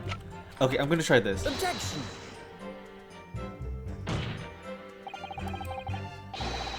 No, yeah, okay. No, don't worry about it then, don't worry about it. Okay, let's press the last statement. Let's press the last statement. Don't worry about it, don't worry about it. As dawn approached, I was very worried that I could be discovered. I keep on misclicking things, I'm dumb. That's all I have to go on. What's your feeling, Mr. Naruhodo? For some reason, Dr. Scythe went along with with Drebber's plan. Now, if that's really true, then the professor is really the only thing we know that links the pair of them. So I feel sure that waxwork must be the clue to this mystery somehow. In that case, we must use this cross-examination to uncover exactly what it means. Otherwise, the jurors are sure to revert their leanings, and the trial will be over. I agree, but interestingly, uncovering what the professor has to do with all of this means more to Lord Van Zieks than anyone. That's the impression I'm getting anyway. Yes, as do I. After all, he has a profound connection to the professor as well. Okay, let's press that last one. Hold it! Hold it. You say that dawn was approaching. What was the time of day then? Approximately. Well, I could not say, but when I left the cemetery with my utensils and wax, the morning light was becoming visible. The execution took place on the 17th of June, which had the earliest sunrise of the year. Indeed it did. First light would have been around 4:40 in the morning. That really is early. The fact is, I had very little time, so I finished my work in half an hour. It was necessary to complete the impression and bury the body before daybreak, of course. If somebody had discovered me there, it would have been a catastrophe. So I had to hurry. Is it me or does Mr. Sholmes seem to be taking shape more quickly now, too? You certainly appear to be going extraordinary lengths for your work, madam. I wonder, is what she said just particularly significant? I think it is. I definitely think it is, actually. I think we've been misled with the, I think we just got a red herring, which is a little bit evil on the game side. Death by hanging at midnight. It couldn't have taken her that long. Yeah, it died by midnight, and then 30 minutes after, and then 30 minutes after that, she would have been done by 1. So yeah, that can't be right. It's significant. It feels like Scythe and Drebber might have tried to kill Asmund for not for money, but to silence him. Yeah, maybe. Madam, those details about how long it took you to complete the sculpture and the early sunrise, could you include them in your testimony? I believe they may be significant. This is the first time that we've had 2 sentences altered. That really confused me. Of course, if you'd like me to. You're quite right, Mr. Naruhodo. It is intriguing. A sunrise at 4 in the morning would be absolutely unimaginable at home, wouldn't it? That's not quite what I meant by significant. Kindly amend your formal testimony then, madam. With pleasure, my lord. I hurried to finish my work in half an hour before sunrise. Then, in the half hour before sunrise, then I left as soon as the corpse was interred. Yeah, that's a little bit off. I imagine it's because she had to spend a lot of time getting the mask off. Objection! Objection. Are you kidding me? Wait, what? Wait, what do you mean? What? What? How is that not right? How is that not right? Wait, that literally, it doesn't make sense. Because if he was killed at midnight, and she waited,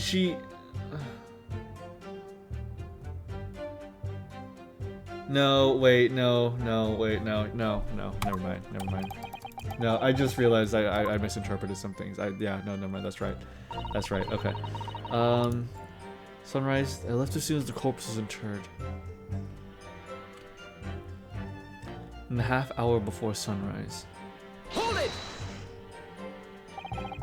Did you have reason to believe you might be discovered once the sun came up or something?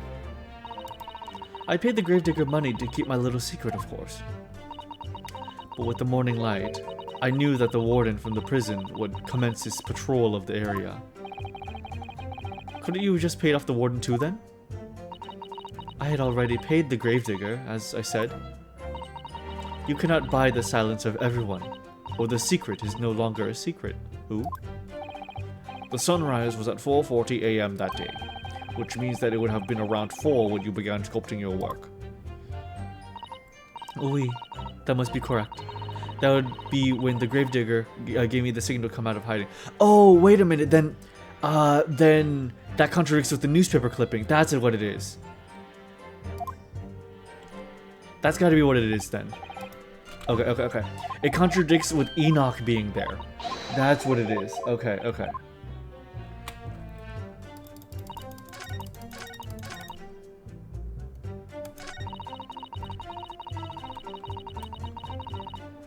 Because Enoch would have been there the same night.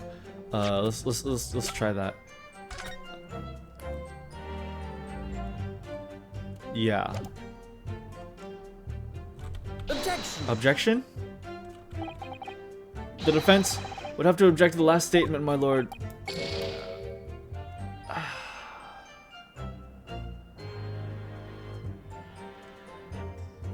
Oh my fucking god. What? What? What? I think I'll go to bed. Sorry, King. Okay, sorry, King. I hope you have a good one, dude. Catch you later. See ya.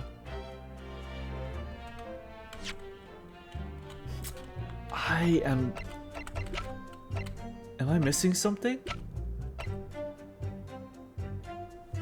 Please, well, but yeah, please take it easy, King. Thank you so much for being here. Also, Perfect Run is dead. Say as I run off to bed, kicking your ass.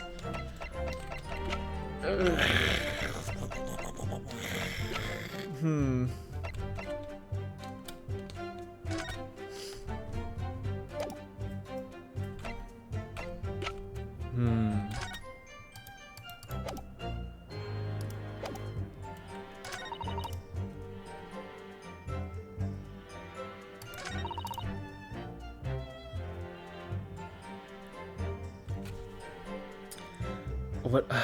What am I missing here?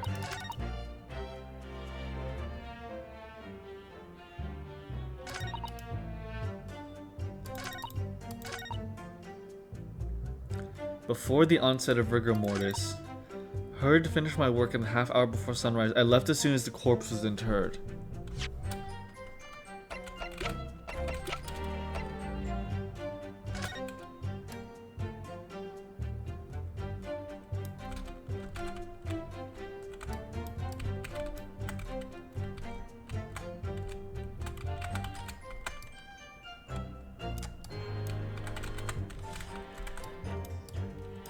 Do you guys know what I'm missing here? I feel like I'm being a big dummy right now, but I'm kind of drawing a blank. I'll be completely honest. Like, is it completely obvious what I am not seeing?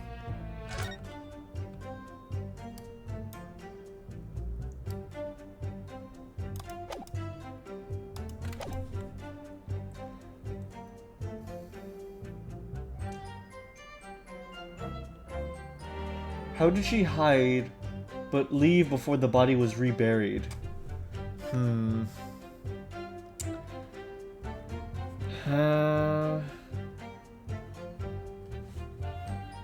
Or did I mishear you? I'm just trying to see if I'm missing anything, because I feel like I don't have the right evidence. Can I see the paper again? Okay. I'm trying to figure out what I'm missing in terms of like any contradictions on her side. This is the paper. Dr. Jeffers encounter Logate Cemetery just behind the prison on the night of the on the night of the demon's execution, the newly interred professor forced off his grave cover as he clawed free of the earth. So this would be on the same night that she was there. Alright? So how was she there, but then how was he there at the same time?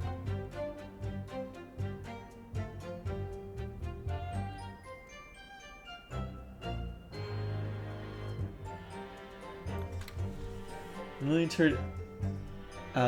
interred at the dead of night. We just know that he was executed at midnight. He was executed immediately at midnight, and then interred very shortly after.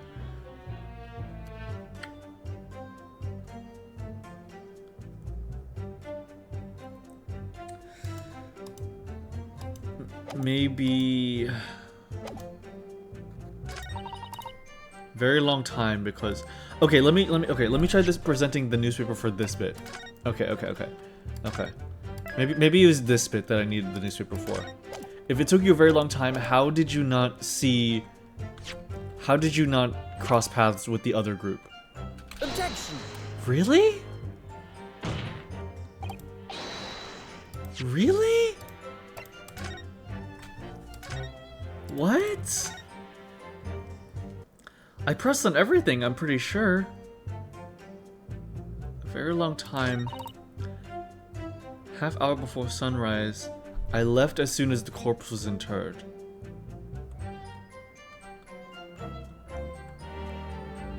What does the execution paper say? It simply says... the killer's autopsy. Condemned prisoner. Pseudonym the professor. Death by hanging confirmed at midnight the 17th of June. That's literally all it says to it.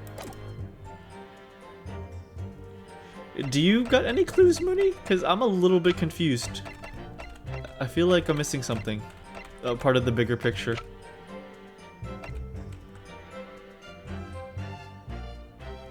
Let me see. Thank you.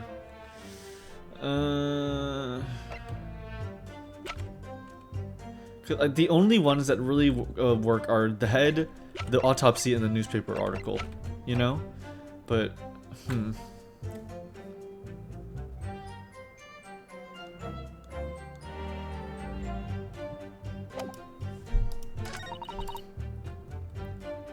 It's before the onset of rigor mortis. I guess the... what all does she say again? So... Let's see, the exhibit is based on a rumor that shocked London, which it doesn't have much. Impression of the visage was taken directly from the corpse in accordance with the Tusbells family principles. I enlisted the aid of the gravedigger and created a mold for the head in the cemetery just before internment.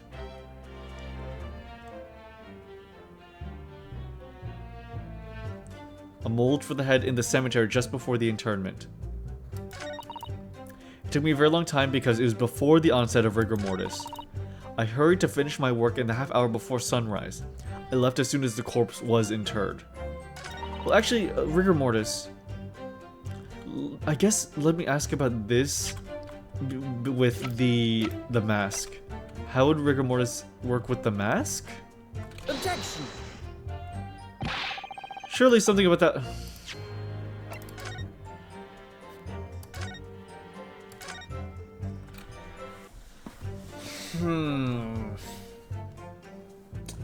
This is one of those.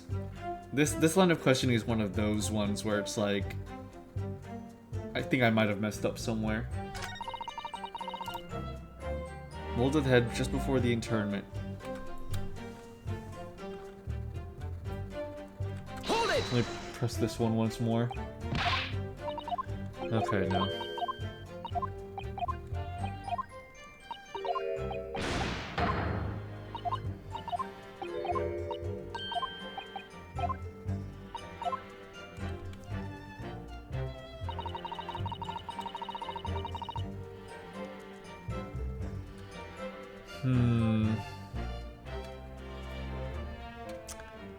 It took me a very long time.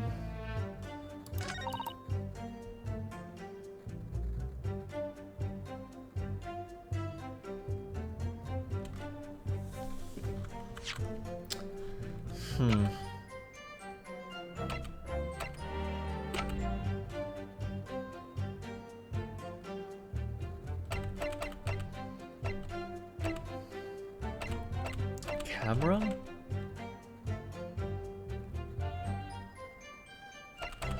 No.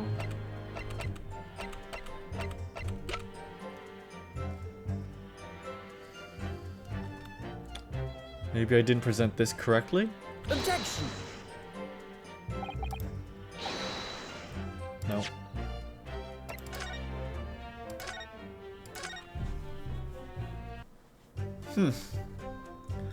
Freaking heck! I am literally stumped. I am actually literally stumped.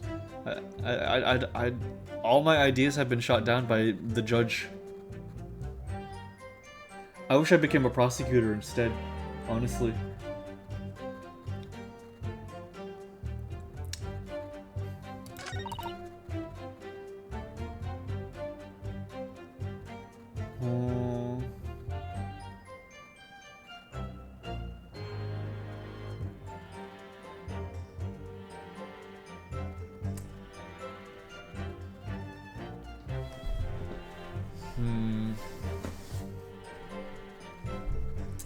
So then, okay, if she left as soon as the corpse was interred.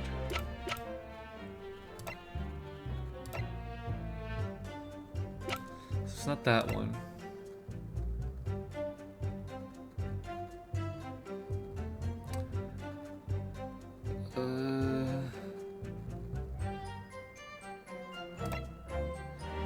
Maybe, did we miss anything on the head itself?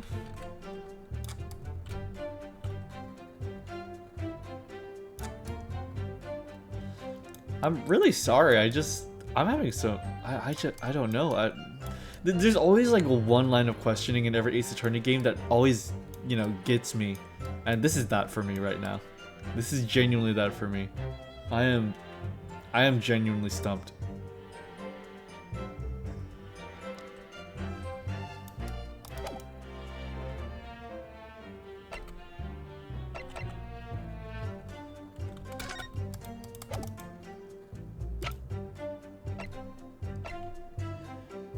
But is there anything else we can do with the paper? It does feel important, doesn't it? Okay. Man rises from the grave. Executed criminal returns in the dead of night at local cemetery. At Lowgate Cemetery, just behind the prison, on the night of the foul demon's execution, the newly interred professor forced off his grave cover as he clawed free of the earth. The young man who witnessed the scene was on the verge of raising a shriek when in the next second a gunshot rang out suddenly from behind. The bullet pierced the resurrected man's chest, whose breath stilled once more. The youth finally released the scream he had been holding and ran for his life. The university student who experienced the shock was Enoch Drebber, a disciple of science at the University of London, a resident of its student dorms. Have you pressed every? I have, Astro Dude. Also, hi. Thanks for chatting for the first time. The signature, we don't have biometric data. We don't really have anything relating to Asmon in this line of questioning yet. Any writing discrepancies? Writing discrepancies? Not from that one that we read. And then these ones, Sheep Rampage, Charles Darwin, these are all unrelated. Krakatoa, Bal Mask, to blame for the Great yeah, that's unrelated. I think Mooney's currently looking for.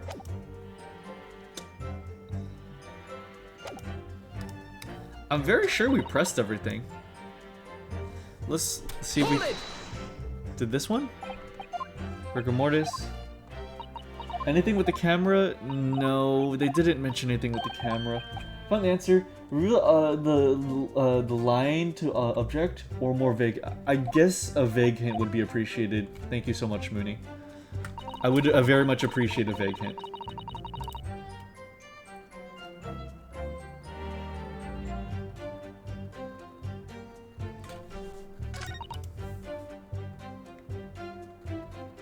Like, are we onto something?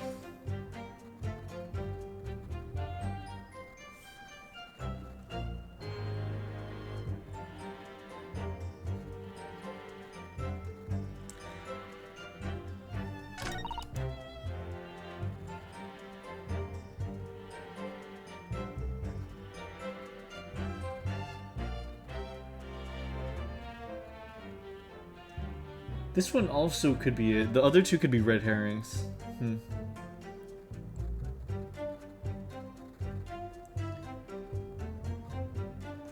She is in the right. It is our evidence that's wrong. So we're trying to find the contradiction with our evidence?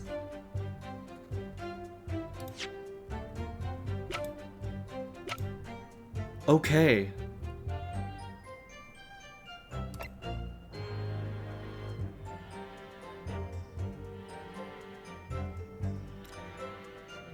Mold of the head. Okay, how about this? Let's try with the head then. Because it has a mask on it, I guess. So the corpse is interred. Okay, what about this in relation to the head? Objection.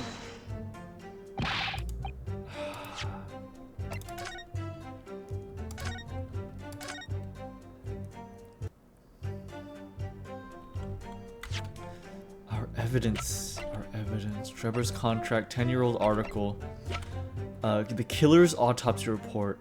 Tried and found guilty. Death by hanging confirmed at midnight on the 17th of June.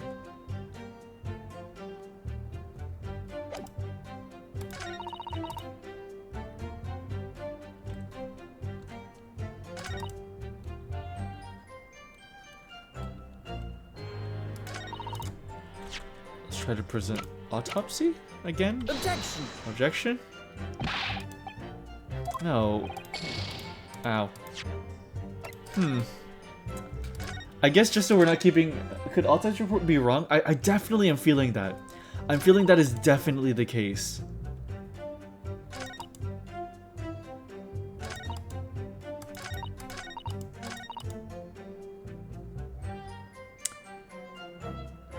Directly from the corpse. Because he wasn't under rigor mortis, right? Well, it simply just doesn't say that he had rigor mortis. But all it really says is that he died at midnight, 17th of June. It wouldn't have said that he had rigor mortis, because that's after the death.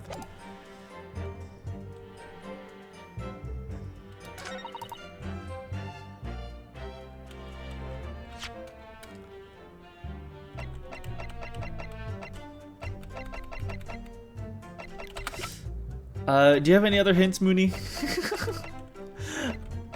I don't want to keep us here forever, so I guess if you have anything to point, then I'll be completely okay with it, because yeah, I think we're a little stuck. She said that his this line. She said that his body was too loose, which means he was dead for longer, maybe. That is a good point. Okay, so it is this one. Okay, got you. Okay. I guess let's just go down the line. It is the comment about rigor mortis. Because it was before the onset of rigor mortis. Okay, then the autopsy report then. Objection. What? I thought I tried that! I thought I did try that already! What? I swear to you guys I tried that. Oh my god, I swear I tried that. There's no way I didn't try that combination of things. Oh my god, did I really overlook that? No way, I'm so sorry. Okay. Alright, okay, that's, okay. Madam Tusples, I have here an autopsy report that was filed 10 years ago now. It confirms that the death of the professor following his execution at the gallows. And is that a problem? I believe it is, because your testimony, and in particular the detail in the report, completely contradict one another. Quoi? Quoi? Are you going to explain yourself, my Nipponese friend? According to her testimony, Madame Tusples was creating her wax impression just before dawn. And at the time, rigor mortis had not yet set in. Am I correct so far, madam? You are, yes. As I said, the stiffening of the jaw is the first sign of rigor mortis, 2 or 3 hours after death. Okay? Yeah. But the man's chin was limp, so he cannot have been dead for a long time.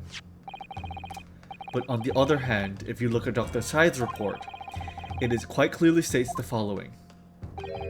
Death by hanging confirmed at midnight, 17th of June. So he wasn't dead. He was not dead. She got to him immediately after he was shot. No. If the professor indeed died at midnight that day, then by the time you were sculpting his face, rigor mortis would have already set in. Okay.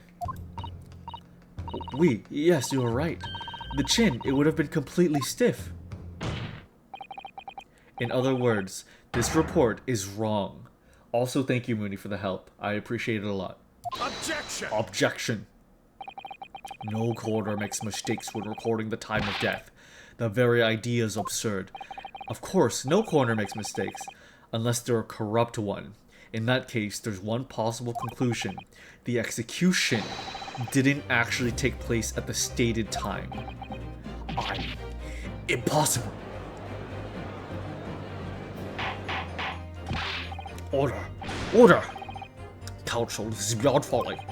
Not only do you indict the author of the report, Dr. Scythe, but you also implicate members of the staff at Barclay Prison where the execution took place. By heck. Extraordinary! Not my day. Objection. My learned friend appears to have overlooked one very crucial fact. What fact? The professor died that night, without question. He did. Of course he did. I moved the man's limp jaw with my own hands. There was no objection. Yes, the professor died that night. But what if he didn't die at the gallows? Didn't die at... Are you insane? What exactly are you suggesting did happen in that case? It's almost impossible to believe, but it would explain the link between Dr. Scythe, the professor, and the one other person of interest. I have evidence that will explain exactly what I'm suggesting happened that night. Counsel, present the evidence at once. Okay, wait. Okay.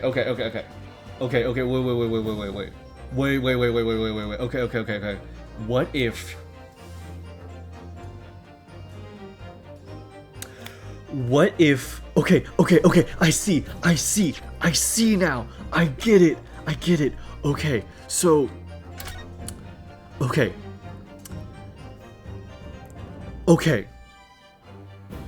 So what if... Okay, so Courtney and Drebber were colluding with each other. For whatever reason, they didn't want the professor dead. And then... So this was all some sort of closed plan. The only outlier is that Asmund saw what happened and recreated it. And he is the outlier to whatever plan that they had going on, so they had to silence him. That could be it. That could be one thing. That could be a possibility. Counsel, present the evidence at once. The evidence that allegedly explains what really happened the night of the professor's execution. Take that. What happened that night is written very plainly in this newspaper article. Executed criminal returns in the dead of night at local cemetery. You're suggesting it was a corpse coming back from the dead now? No. Well, if this article is to be believed, yes. The professor, assumed dead following his execution, emerged from his grave and was killed again. Objection. Don't be a fool. That's simply a rumor, published by the gutter press. Can you be certain of that? Are you serious? The point is, as the article says, there was a witness to what happened. My word, yes indeed. I swear. My oui. The young man who stole into the cemetery by chance that night. Objection. Of course there was a witness. The story didn't write itself, but obviously the man made it all up. And in any case, it was 10 years ago now. There would surely be no hope of finding him. Objection. On the contrary, my lord, we all know this witness well. What? Are you suggesting, counsel, that you've identified the person in question? That you know who claims to have seen these utterly incredible events take place? Yes, my lord. In fact, you could say that he's right here before my very eyes. You will substantiate your latest claim now, counsel. Who is the alleged witness of this staggering scene from the cemetery 10 years ago? Take that! The man in question is Mr. Enoch Drebber. Drebber? The previous witness? The special exhibit in the House of Horrors at Madame Tuspel's Museum of Waxwork recreates that decade-old scene in great detail. The condemned criminal emerging from the grave, and beside the tomb, a young man with a lantern stumbling upon the terrifying sight. And that young man is a 10-year younger Mr. Enoch Drebber.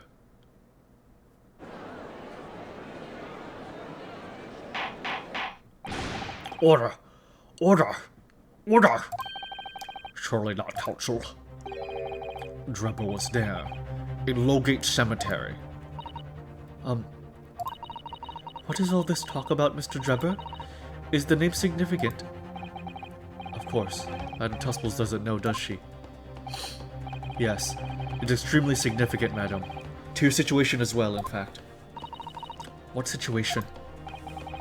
The theft of the Professor Waxwork from your museum some days ago was perpetrated by the very same man.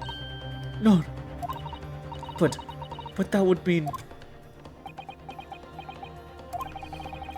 Madam Tuspers, it would appear you know the name Enoch Drebber. Yes, I know it. But from long ago in the past. What? Oh my. Good gracious. Explain yourself. Tell us everything you know. Yes. Yes, of course.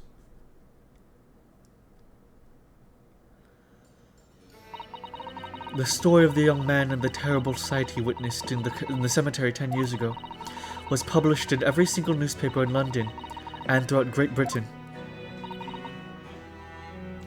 They were rotten girls together. However, in all of the articles, the witness was simply described as a certain young man. No details were published about his identity. His name was never revealed. Wait, but the newspaper article literally says his name. That is, apart from in one newspaper. There we go, okay. The Daily Circus. It is the paper from which comes the article I have already shown the court. You're saying that his full name was only publicized in this article. Goodness me. Yes, here it is. The university student who experienced this shocking event is Mr. Enoch Drebber, a disciple of science at the University of London and a resident of its student dorms. Unbelievable. When I read the article, I went to meet with the man. His discovery of the condemned criminal coming back to life in the cemetery in the dead of night would make a perfect exhibit for my House of Horrors, whether it was the truth or not. I see. So you went to meet Mr. Drebber in order to sculpt a waxwork of the man, did you? Exactamente. He was studying science at the University of London in those days. He was just a poor student. I paid him £5 to model for the waxwork. And since that time, it has been in my museum to recreate the scene of the terror from the cemetery.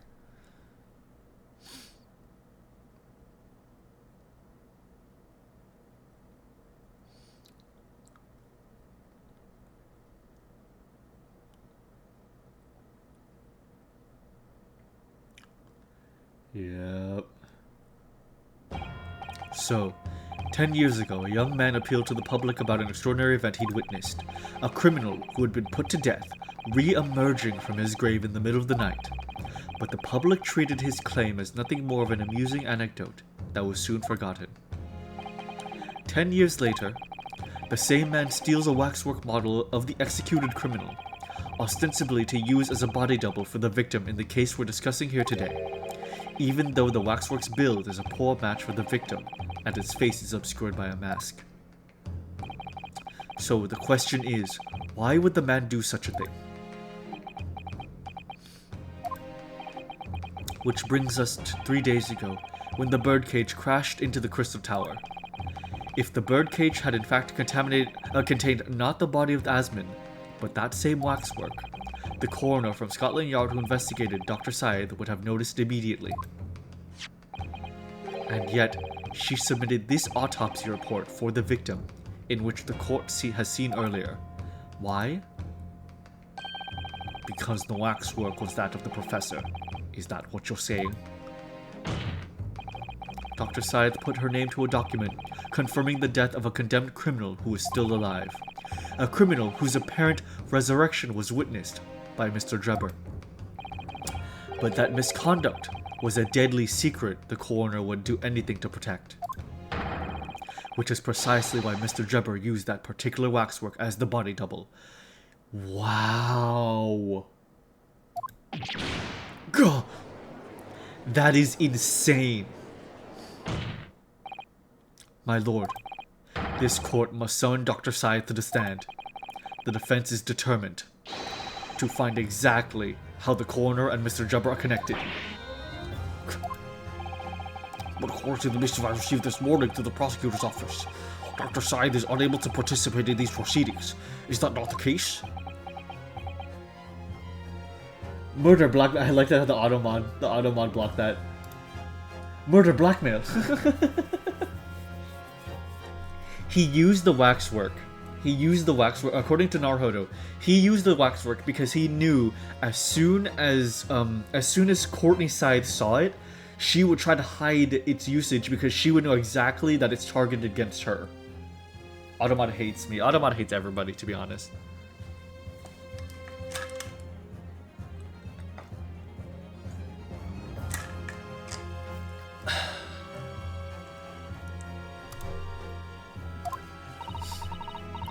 She told us so herself, didn't she?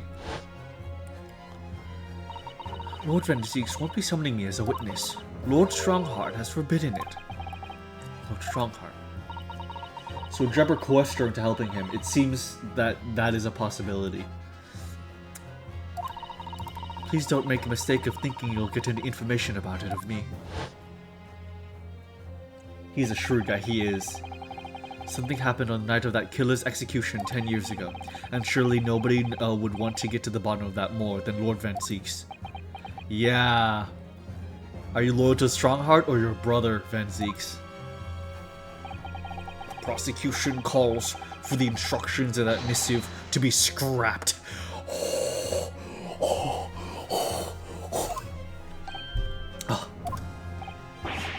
But Lord Vendezeeks, the missive was issued from the Lord Chief Justice's office. Objection.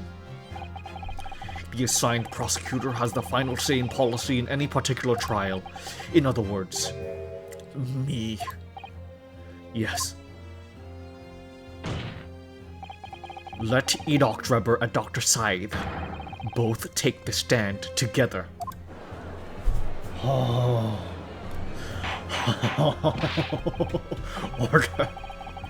Order. Very well. I will uphold the request. Bailiff, send a subpoena with immediate effect, addressed to Dr. Scythe of the Forensic Investigation Team. The woman is compelled to attend Her Majesty's orders. Alright then. Enoch Drebber and Dr. Scythe. If they weren't colluding with one another, this crime could never have been committed. I'm sorry, why that waxwork in particular? I missed your answer. Okay, biometric data. She was the coroner for the actual murderer that waxwork was based on. She, for whatever reason, did not mark. She marked down that he was executed successfully when in fact he wasn't. Okay. Enoch, the guy that saw him actually come back to life because she failed to. She hid the fact that he was actually alive.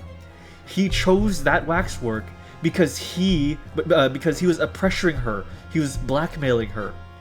Because she would have seen that waxwork was chosen, and she would know that it is a targeted blackmail on her. Yes, it's blackmail. Just wanted absolute justice and truth. I won't bother with muddy judicial bureaucracy. Yeah. I'm just a stone's throw away. I can feel it. The truth behind all of this is about to come out. Shit, dude.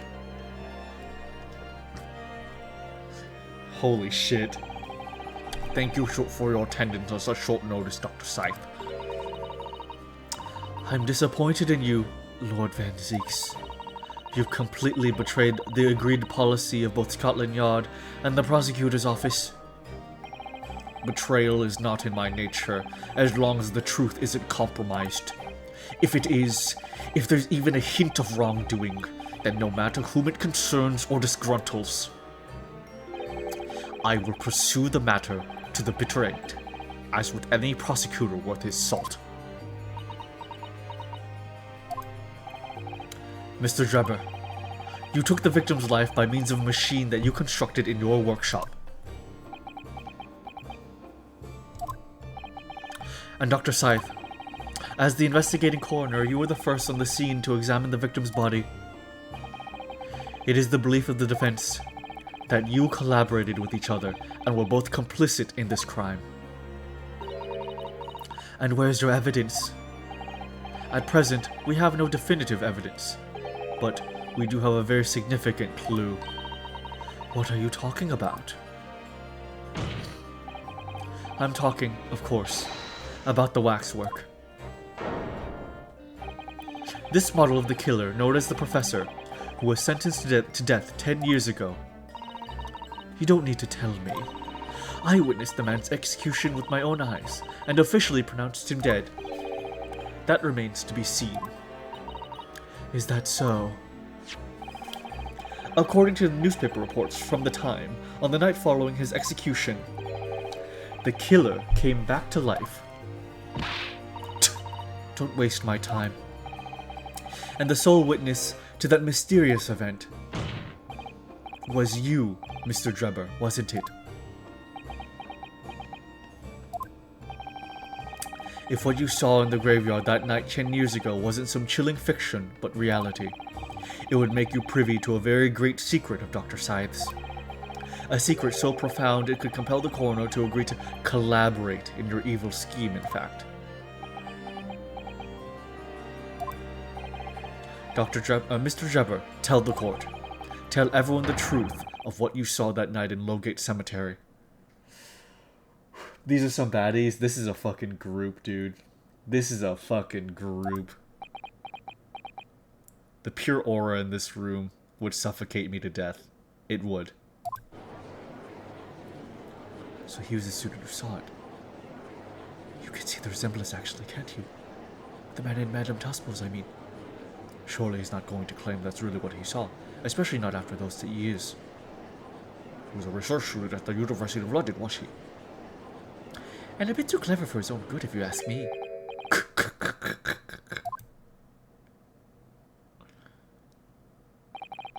What an interesting twist.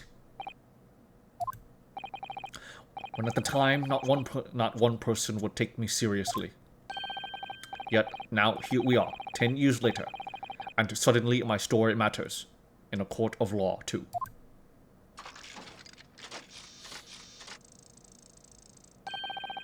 Very well, then. If everyone so wishes, let's be frank.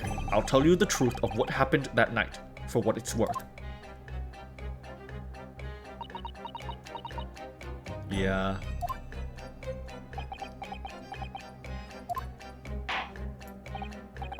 So, Mr. Drebber, your testimony, please, about the events of that night 10 years ago.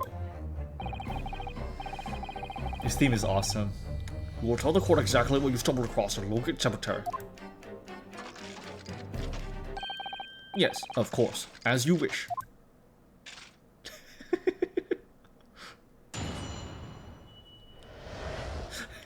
Wait, actually,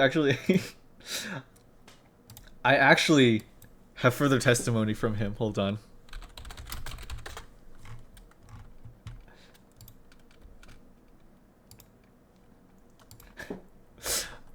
This is actually hidden testimony. I have video footage of it. Hold on.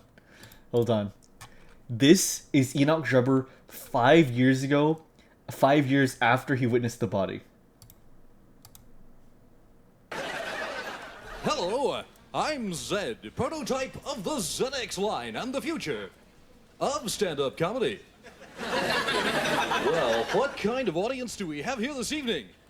Anyone on a first date?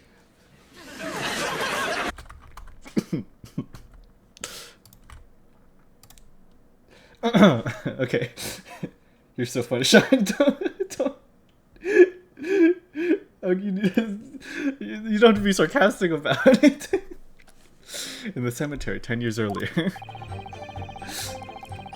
The reason I was in Lowgate Cemetery at all 10 years ago was for a spot of moonlighting, shall we say. Yes, the illustration in that newspaper article was based on what I witnessed that night. But thinking back now, I realized that I never actually saw the professor. Soon afterwards, I was visited by a young woman who sculpted a model of me from wax. Then I gave up on my dream of becoming a scientist, and it was all because of that newspaper article.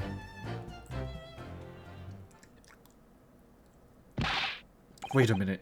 You're claiming you didn't actually see the professor now? The thought of Drebber doing stand-up comedy is rather depressing.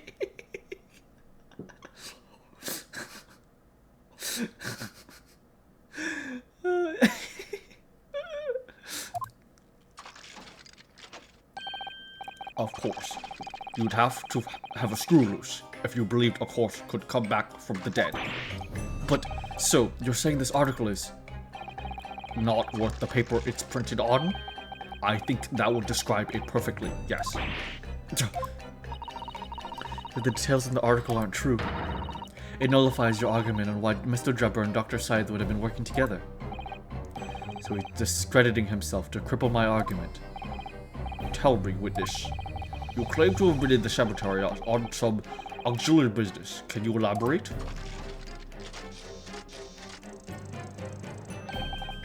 That's right. Grave robbing, to be precise. As you know, Lowgate Cemetery is at the rear of Barclay Prison. So among students at the university, it had a reputation of being haunted by ghosts of condemned convicts. Grave robbing, you say? Yes. Exhuming fresh corpses to sell is reasonably lucrative. Of course, I never laid a finger on any valuables buried with the dead.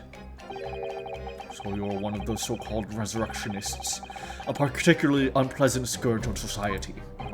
Actually, my fellows and I went by another name. The repurposers. That was quite beyond the pale. You would invite divine retribution, sir.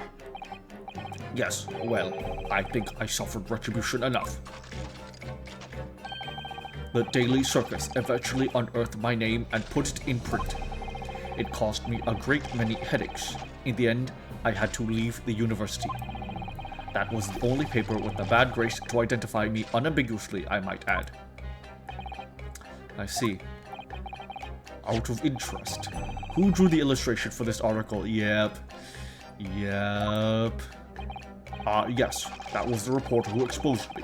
He sketched that right in front of me as I described the scene. Okay. Obviously, as time ticked on, I bitterly regretted what I did. Wow. Very... That's very convenient that you didn't name the reporter. Interesting. You didn't name him. Claiming to have seen something I never truly saw. Foolish. Very foolish. Well, counsel for the defense, we proceed with the cross-examination. At once, my lord. Alright. Cross-examination. Who drew this? That's the guy holding the paper with the artist's name on the artwork. Exactly right, yeah.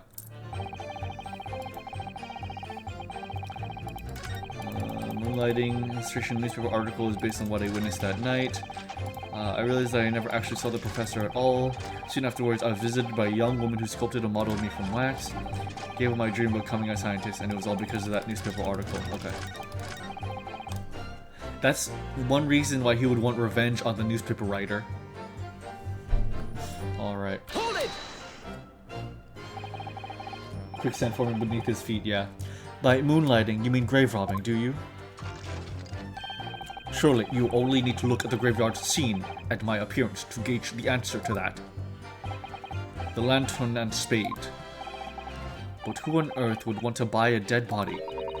Any major hospital. A hospital? In order to better understand the human body, the study of anatomy is crucial in medical science. But there isn't a hospital in the world that has enough specimens to work with. That obviously they can't openly express an interest in obtaining more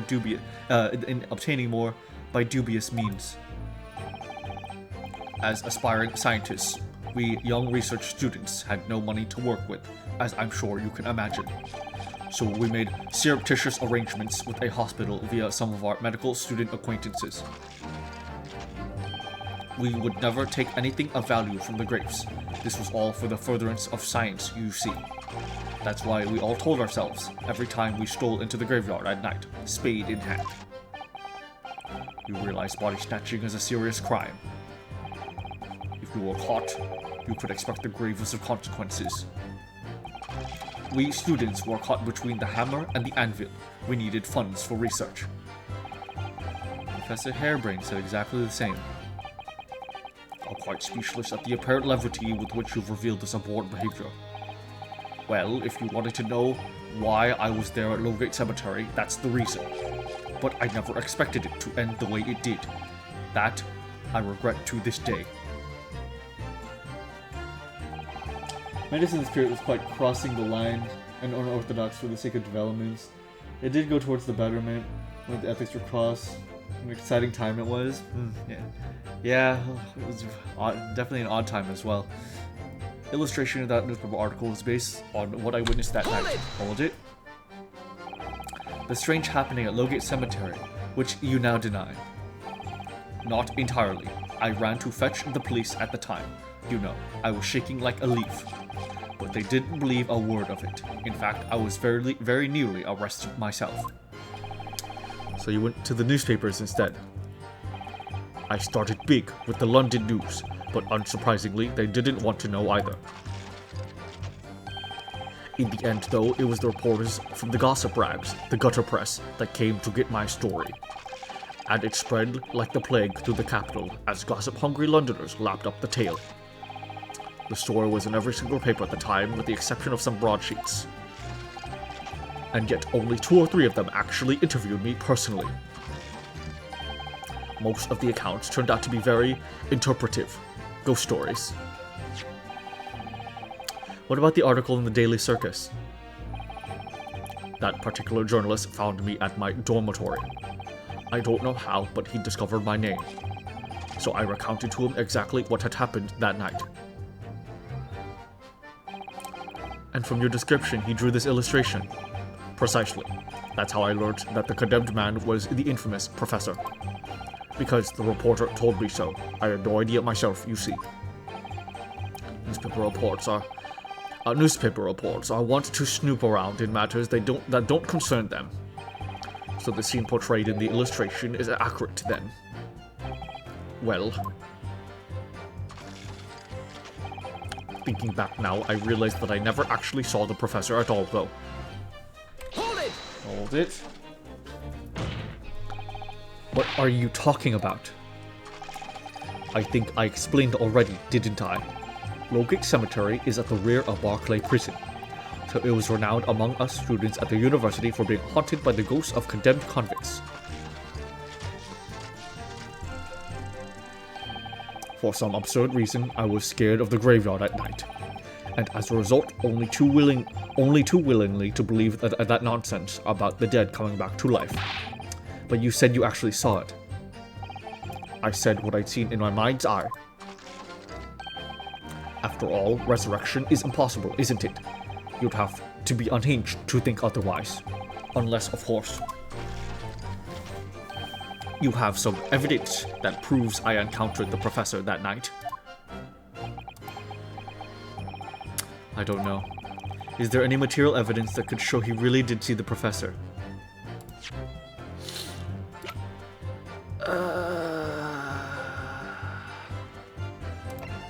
Well, you literally had this. You literally had this in your freaking. You literally had this at home. You genuinely had this in your home.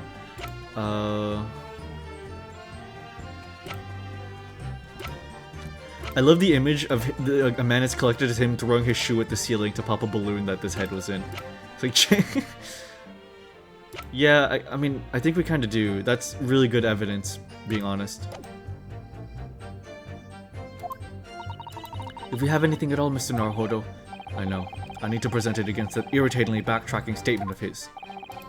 The point is, that night was a pivotal moment in my life.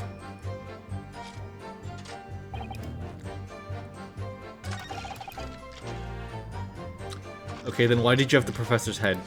Why did you have his head in your study? Let's... Gosh darn muckrackers.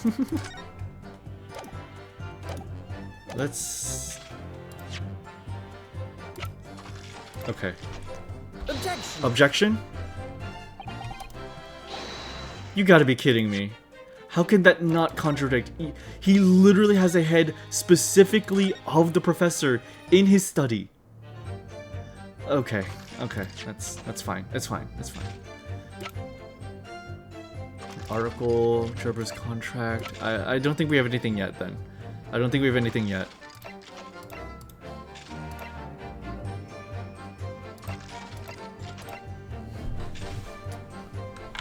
Let's see. Never actually saw the professor. I don't think this will contribute either. Not yet, at least. Okay, let's press a little bit more. Soon afterwards, I was visited by a young woman who sculpted a model of me from wax. Hold it. And the first part of this trial, you had to shoot down the theory of an aspiring scientist. Now you have to validate the bizarre story of a condemned engineer. That is really true, Minnie. God, that's awesome. That is so good. That is so good. That young woman being Madame Tusples, of course. Precisely. I must say, I didn't expect to run into her again like this 10 years later. As I have explained, I went by the name published in the article, and comme ça, I found the man. Yes, the article in the Daily Circus, I think you said. I was a poor student with barely a penny to my name at the time. And the young lady put £5 in front of me. So you readily consented to having a waxwork of yourself made and gave permission for it to be put on display. I did. I should sell what little I had to sell, I concluded. Ah, oui. I remember now. I purchased something else from you that day.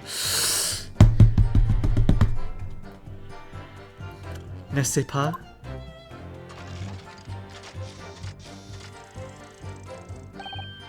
Did you? I can't say I remember. What was it, madame? The camera. His camera. Ah. Oh, yes. I made a point of taking it with me whenever I made an excursion into the cemetery. You took a camera with you, sir? To what end? To record the details of the bodies I disinterred. But I had no intention of ever visiting a graveyard again after that night, so I sold it. I see. But I still have it on. But I still have it, monsieur. It is part of the special exhibit in my House of Horrors.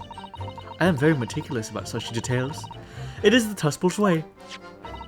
It would seem then that this is the very camera Mr. Drebber took with him at Lowgate Cemetery the night in question. Yes. Interesting. There we go. There we go. That I gave up my dream of becoming a scientist, and it was all because of that newspaper article. I never actually saw the prisoner at all, so if you didn't, then why do you have a camera that has been used with a blood stain in it? Sorry that I save every single time, I want to be really careful.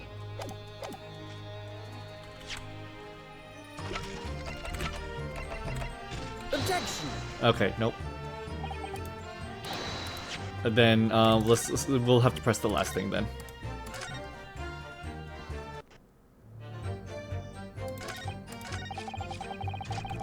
I gave up my dream of becoming a scientist, and it was all because of that newspaper article. Hold it. This article, you mean? Published in the Daily Circus? Yes. Somebody informed the dean that it was my name that it was my name that appeared in the article, and carelessly let slip that night after night I was digging up graves. Hardly a model student, you might say. The university's reputation was execrably defiled, and I was expelled as a result. Mon Dieu, I had no idea. And having been run out of university, you found employment in a somewhat specialist trade. You combined your knowledge of science with the knowledge of stage magic to create various experimental machines intended to demonstrate never-before-seen technology, and you used those deceptive machines to trick the government and private investors into giving you money. Professor Albert Harebrain was just your latest victim, wasn't he? Whatever are you talking about? I have no recollection of doing anything of the sort.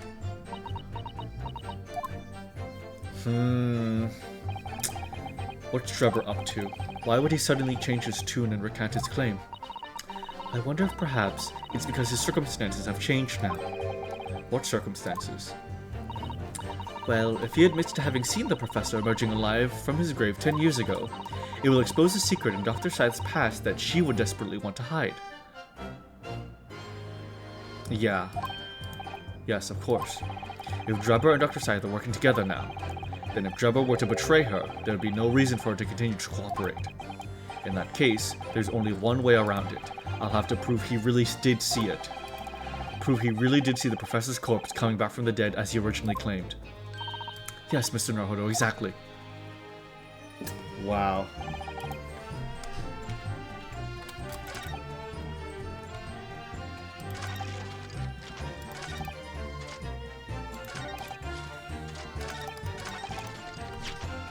Okay, it has to be this one.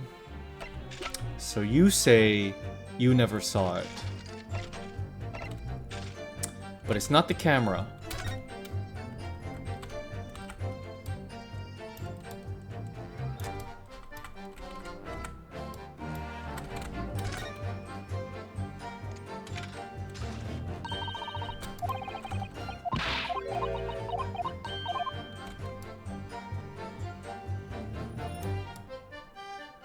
Bloodstain. Open this up once more. And nope. Okay. Isn't it? Yes, that's right. This is the actual camera Jabber used that night. I certainly never imagined a piece of evidence would be on display in Madame Tuspulse. She's very keen on everything being as true to life as possible, isn't she? Okay, interesting. Okay. Nothing there.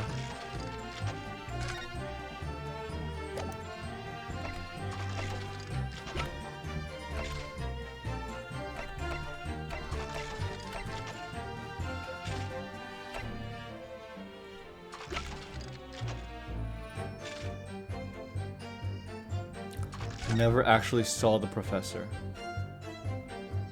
Then why did you scream? Oh, well, no, never mind. Because he claims he was just scared of nothing. Then did you not hear the bullet? Yeah, wait, what about the bullet? Yeah, wait, what about the bullet? Yeah, that's actually the big thing. Let's see if the bullet has anything to say about this. He does have nice jawlines.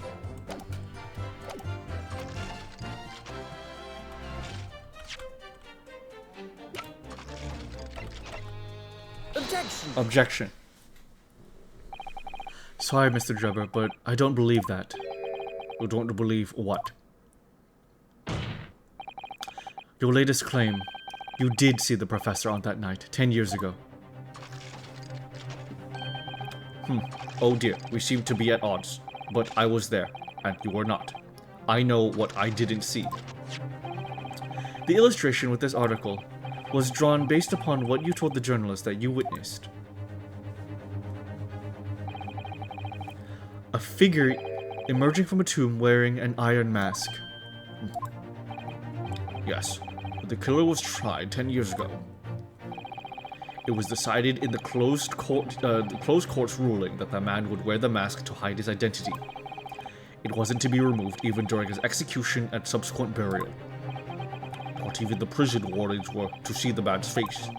But obviously, the provision of this mask was not public knowledge. Yeah, I kind of overthought that.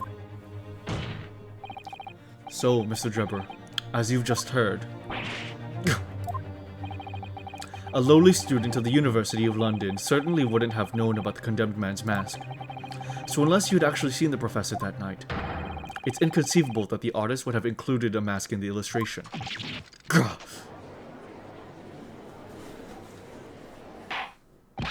Order. Order. Well, Mr. Drebber?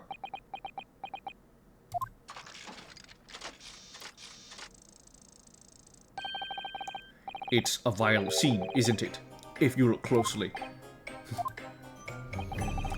And as I've already been at pains to point out, I was utterly petrified, which is why I had it in my head that I'd seen such a blood-curdling sight. But afterwards, I came to my senses, and I realized that I'd been mistaken.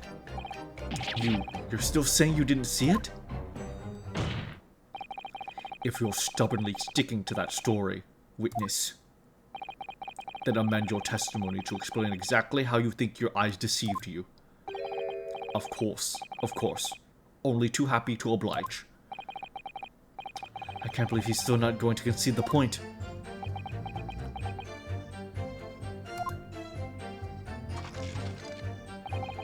What I in fact witnessed was a fellow grave robber at work.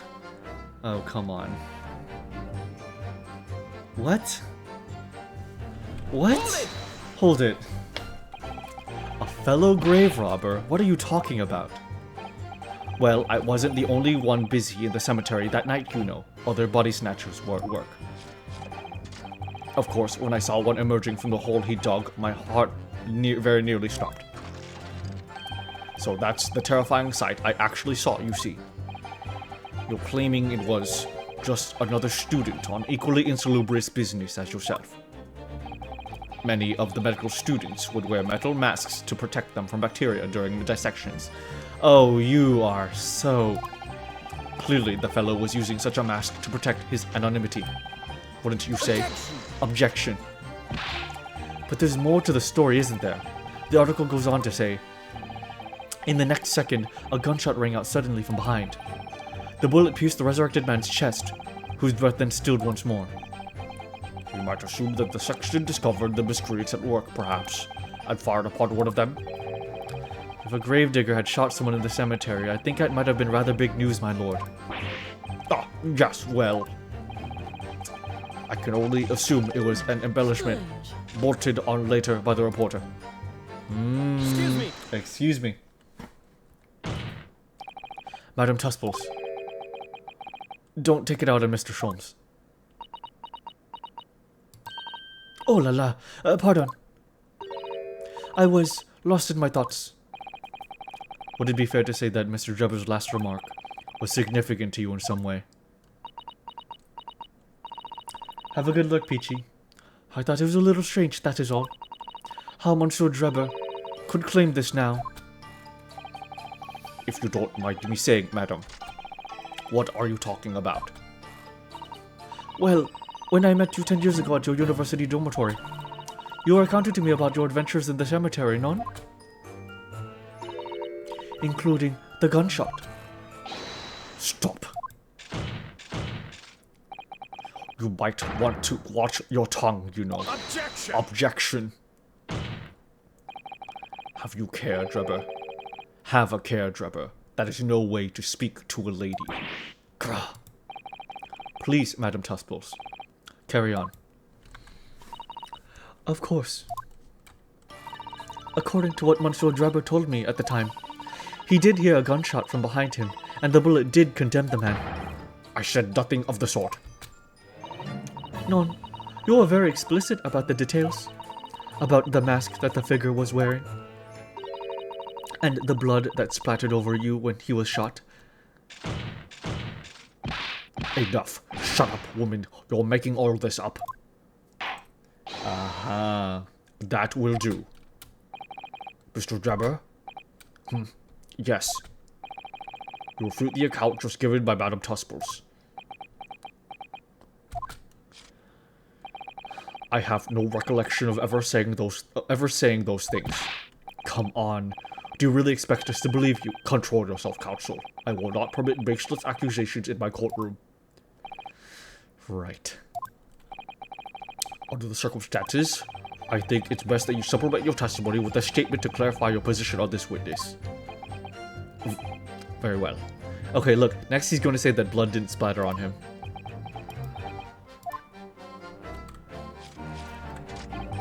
There was no gunshot from behind me at all, nor any spattering of blood. Objection! Objection. Mr. Drebber, do you remember this camera? Oh, but that is the camera from the fateful night. Yes, we borrowed it from the House of Horrors. It's the camera you took with you from the cemetery. You took with you to the cemetery that night, Mr. Drebber. And is that supposed to be significant?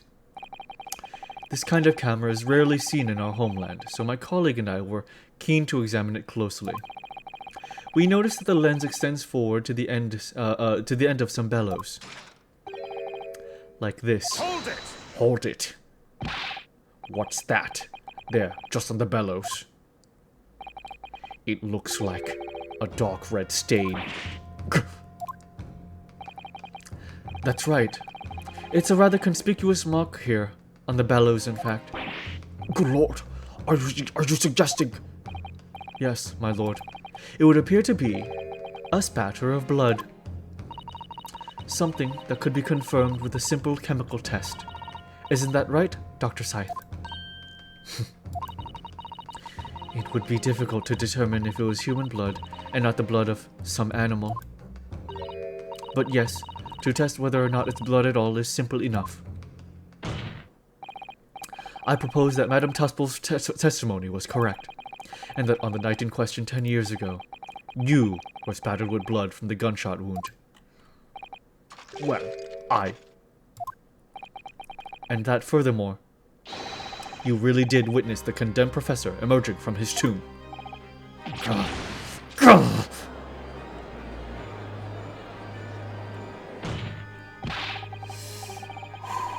No, it was from my midnight grave-robbing spaghetti. There's simply no way you could have forgotten such a traumatic experience. In other words, the only explanation is that you're trying to hide the fact that you saw the professor that night. Objection! Objection! But why? Why would he want to do that? Well, not for his own gain, it would seem. For whose then? Who could benefit? Mr. Drebber is obviously lying in order to protect somebody. my goodness, he's shielding someone? Yes, my lord. And clearly, it's someone who doesn't want the truth about the professor coming back to life to be exposed. Well, counsel, who is it then? Who is this witness trying to protect by lying about what he saw that night? Come on, guys. Take that! Take that. The obvious answer is Dr. Scythe. Scythe. Whatever you mean? Imagine if the convict who'd been sentenced to death was not in fact killed. Imagine if that was to come to light. What are you insinuating? And imagine if the convict in question was the country's most hated mass murderer.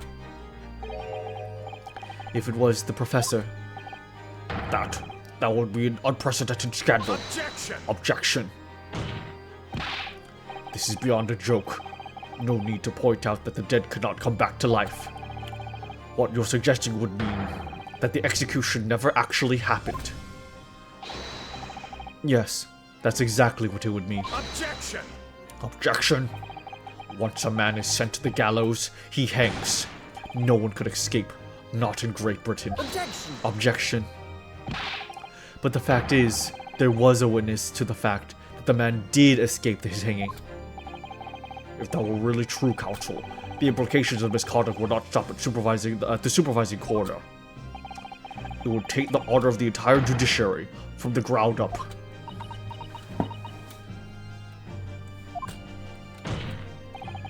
And it's exactly because of those monumental repercussions that Dr. Scythe would consent to any demand made of her by someone who threatened to expose the secret. Even if that meant being complicit in a crime. You read. I mean that Dr. Scythe wasn't collaborating in Mr. Drebber's wicked scheme. She was coerced into collaborating in order to protect her decade-old secret. She switched the dead body of Mr. Asmin with the waxwork model and fabricated the autopsy report. There we go. Her first shudder.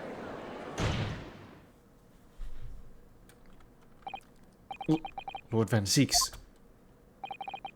Pray forgive my freshly filled hollow chalice, and a whole raft of the other discourtesies now. Goodness me. It's just the sort of tall-tale Londoners would enjoy, I grant you. An executed killer rising from the dead, a Scotland Yard cover-up, a conspiracy at the highest levels. So let me ask you one thing. What's that? Why? If the condemned man really did emerge from his tomb that night, only to be shot in the chest, who pulled the trigger? And disposed of him forever? Well, I have no idea at the moment. We have too little information to work that out at present, I think. I couldn't agree more. The Old Bailey is no place for wild fantasies. And have you considered this, my learned Nipponese friend? Considered what? Do you realize just what a dangerous endeavor it would be to coerce this woman into such criminal activity? It's tantamount to declaring war on the entire British police force and judiciary. Quite. Hard to imagine any sum of money being offered for research could warrant it. To rely on some staged deception when so much is at stake would be madness. Well, I suppose, unless they both had a motive. Unless they both had a motive. And this was no petty crime either. The victim was murdered. A man who'd already invested money in the venture and would be instrumental in future profits too. Yes, I had no reason to kill Mr. Asman at all. Or are you forgetting that his death results in me receiving not a single penny? The court is already aware of the contract between myself and the victim, no? There is the contract, that's very true. Uh-huh. The motive for this case runs deep though. I can feel it. Using threats to force the head of the forensic investigation team to cooperate is extreme, especially for a governing grant he had no guarantee of receiving in the first place. If the research grant was the aim, taking Mr. Asman's life would have made no sense anyway, which means Mr. Drebber's motive wasn't money at all. He was trying to kill Mr. Asman. But why? What was his motive then? Your time is up, my learned friend. I'd say you have one last chance before the jury lose their patience with the charade. Let's see if you could back up your heady proposal, shall we? Oh my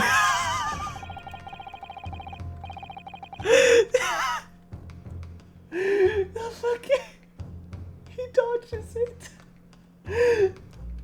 How do you explain why this engineer would throw all caution to the wind and threaten his own country? A test of your reflexes. Yeah, but did Asman draw the photo in the paper that that named Robot Man? Well, if we take a look,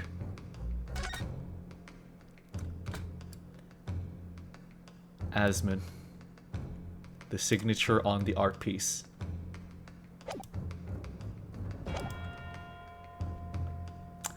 How do you explain why this engineer would throw all caution to the wind and threaten his own country? At this point, I'm not prepared to listen to more of this outlandish conjecture without proof. So, counsel, present your evidence. Alright. Who exactly was Mr. Asman to Drebber? There's a connection there that no one's seen yet, and I'm going to have to present 2 pieces of evidence to show what it is.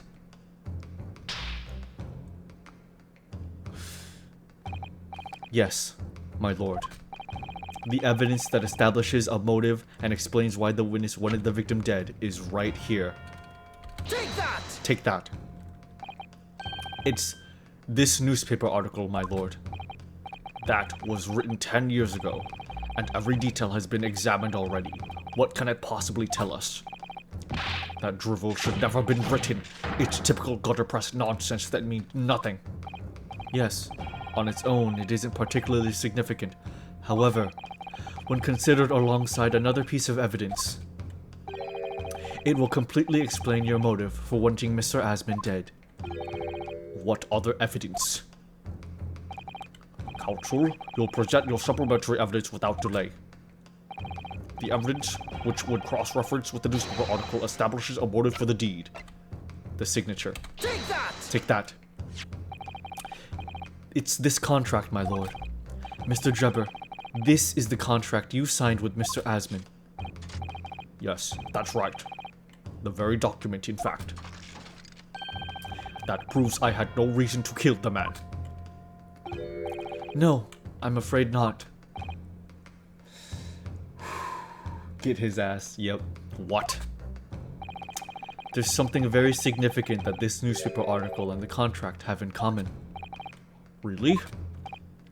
And it's that common link that shows very clearly why you were determined to kill Mr. O.D. Asman It seems the defense has uncovered something the rest of us missed. So, my learned friend, point out what these two pieces of evidence have in common. Where exactly is the link between this newspaper article and the contract? Ooh, hoo, hoo. Take that! Take that. What these two pieces of evidence have in common is a signature. A signature? The signature on the illustration that accompanies the 10-year-old article and the signature on the contract belong to the same person.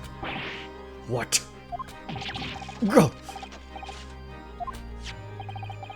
As the court has heard, this illustration was drawn 10 years ago by the newspaper reporter who found Mr. Jubber and interviewed him about his ordeal. If you look closely, the reporter's signature can be seen in the bottom right corner of the drawing.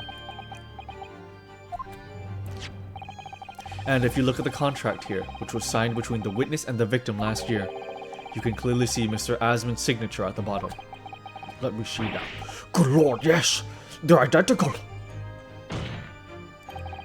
In short, the journalist who drew the illustration and wrote the article published about Mr. Jubber 10 years ago was the victim of this case, Mr. Odie Asman. Go!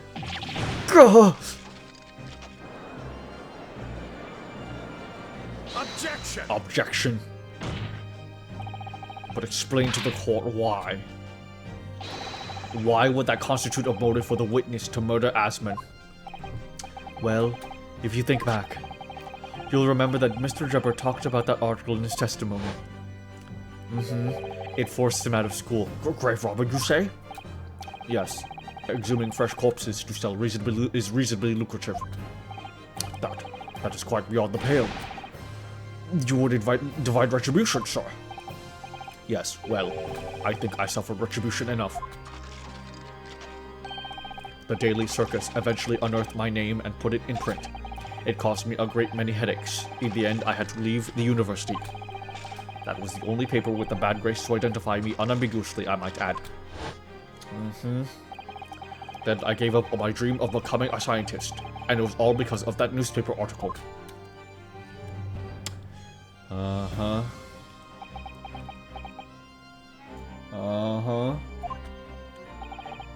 At the time, you were a student of the University of London who dreamt of becoming a scientist. However, this single newspaper article changed your entire life. So Mr. Asman used to be a newspaper journalist, did he? He did, my lord. In fact, it's a widely held belief that Asman managed to position himself at the heart of his criminal network, thanks to the many dubious connections he made during his time as a reporter. So, you had to give up on your dream and leave university. You lost everything. Eventually, you found yourself working in the field of science, but only in the shadows. And all because of that article, written by Mr. Asman. Enough.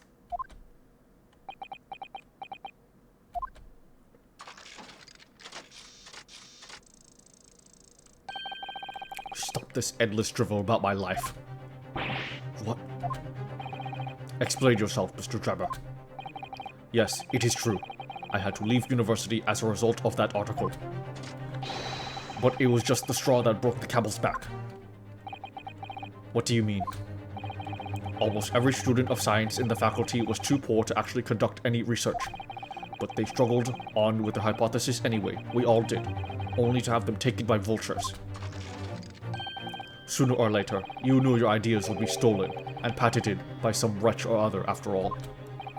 Good gracious. Making a name for yourself as a scientist in a climate like that was a miracle only a select few geniuses could ever hope to achieve.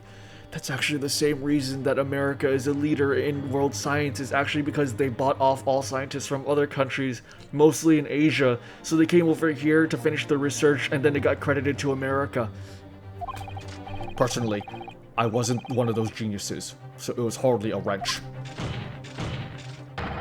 Being forced out of university because of Lowgate was the best thing that could have happened to me. Objection! Objection. Mr. Jubber, do you genuinely believe that? Of course I do. Who's better placed to know whether or not I possess a talent for science than me? I'm sorry to say that your words don't ring true at all. How dare you? And I have evidence to prove it. How are you in a position to say anything about me? I don't know you from Adam. Fine. If you think you have evidence, go ahead. Show it.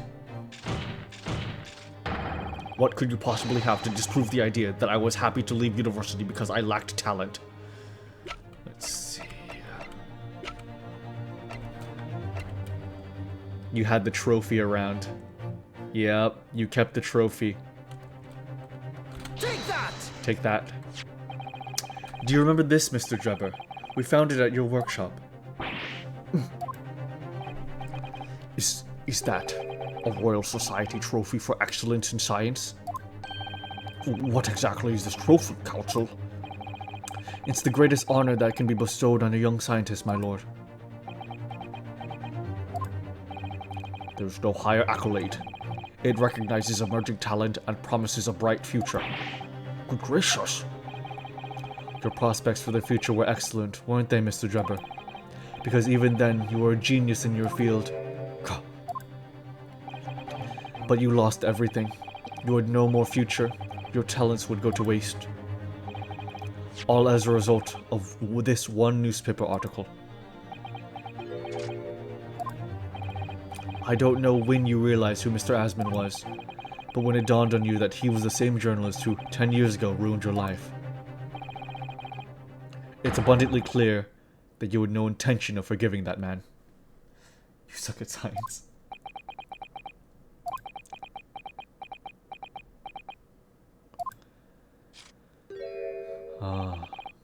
The truth is... Finally, he's going to fold.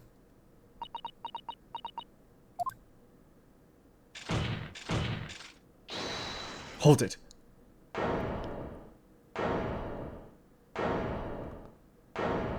Is it Scythe? Yep. Now we have to get her to crack. Fine. Clearly this has run its course now. What? I admit it. All of it. Oh! Oh shit! What? What are you doing? It's exactly as the Japanese man said. I was coerced into going along with this man's plot to murder the victim. No, she's covering for herself. Oh, she's covering herself. She knows it's over. She knows it's over. So she's covering for herself. No, she's throwing him under the bus. She was coerced. No, you wanted to kill him. You did it. You got her to correct. No, she's covering for herself. I was coerced into going along with this man's plot to murder the victim. On the condition that he kept my dirty secret from 10 years ago. No. Good lord!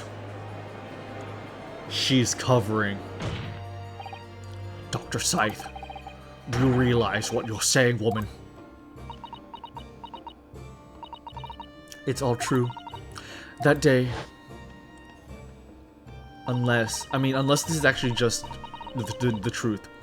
When I arrived at the Crystal Tower and saw the birdcage, my heart nearly stopped beating. Oh, wait, she might just be telling the truth. That memory from a decade ago that I'd done my best to bury deep inside myself. It was the professor again, staring me in the face. And then, before I had a chance to react, I noticed something else. There was a note tucked inside the model's jacket. Dr. Scythe, you will go along with my plan. From someone who knows the truth about what really happened that night, 10 years ago.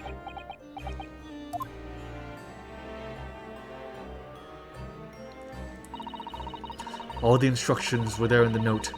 Every detail is meticulously written out. Okay, this is her just... Okay, this is just confessing. Okay. I had no choice but to do what it said.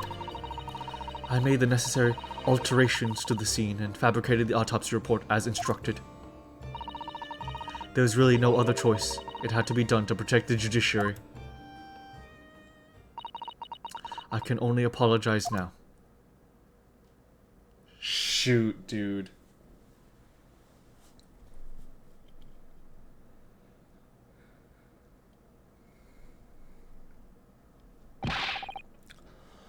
Why on earth would you buckle now? Well, there's no point in trying to hide it anymore, is there? I would have done anything to stop it coming out, even collaborate in a murder. But the great lie about that execution 10 years ago has been exposed. Whatever happens, I'm finished. So then, Mr. Drebber, what do you have to say? Your accomplice has admitted everything.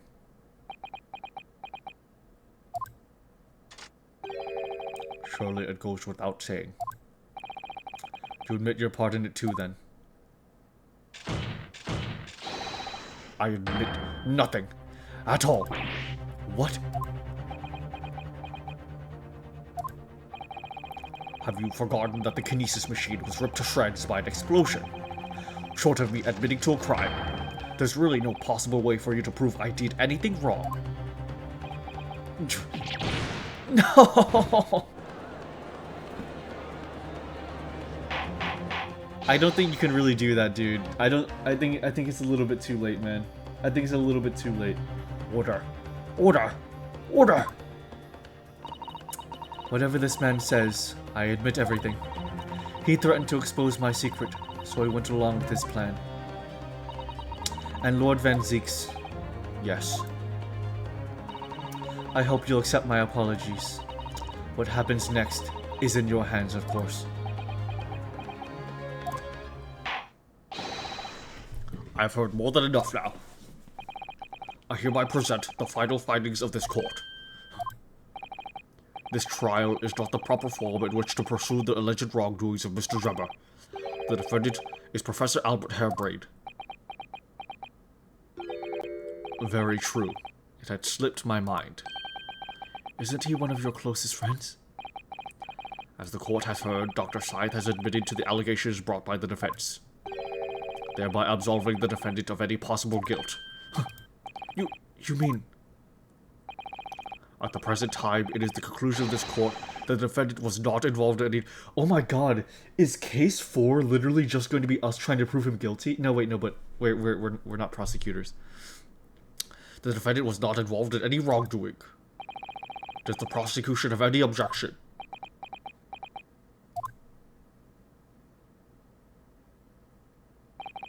None, my lord. Oh, congratulations, Mr. Naruhodo. We've proven Professor Harebrained's innocence. Without further ado, then, the adjudication. Unless the prosecution or defense have any other matters to discuss.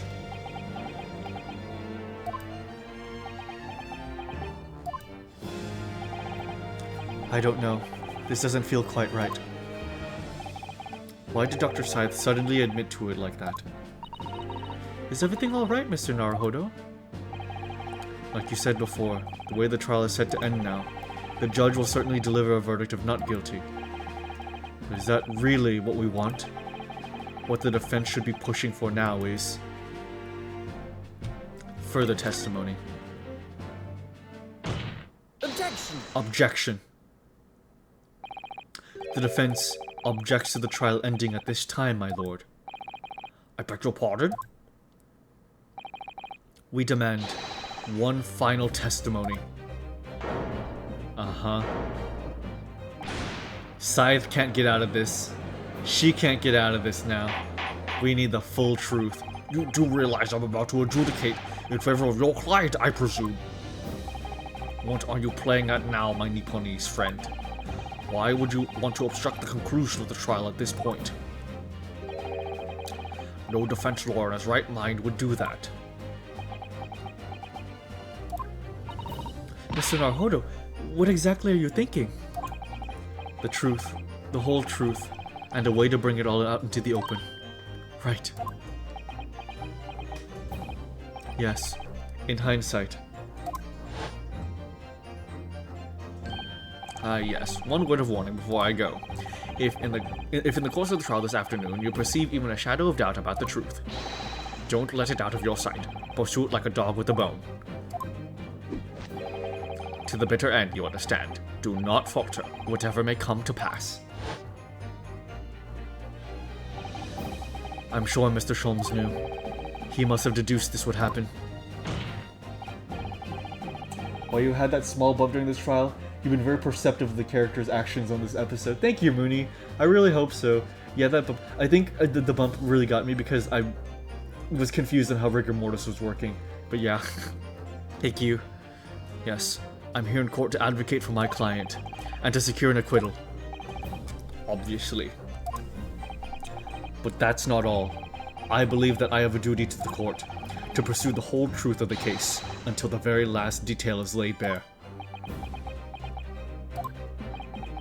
And that is why the defense calls for the testimony of Dr. Scythe. Testimony from me? About what? About the nature of your collaboration with Mr. Enoch Drebber. Huh. In case it's escaped your attention, I've already admitted to everything I did. The whole truth has already been revealed. So stop wasting everyone's time. As his lordship made it very plain, your client will get the acquittal you wanted for him. There's simply no point in protracting this business further with with another tedious cross-examination. Objection! Objection.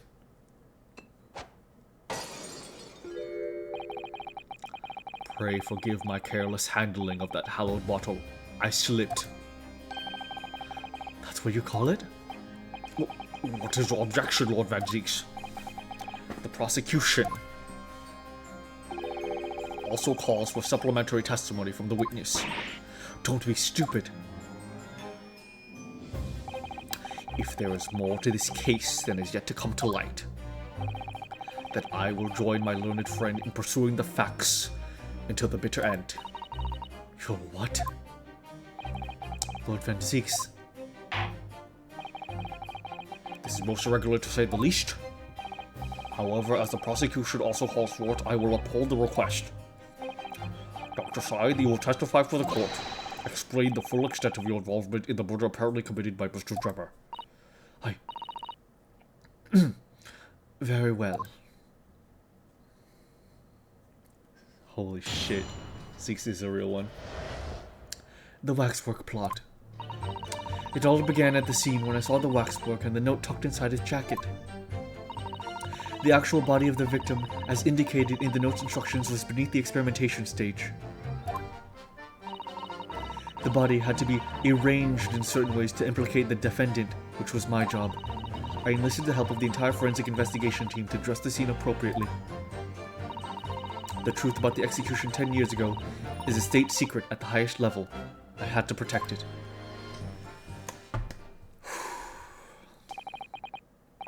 So I was right. The stage and the machine were all especially designed for the deception.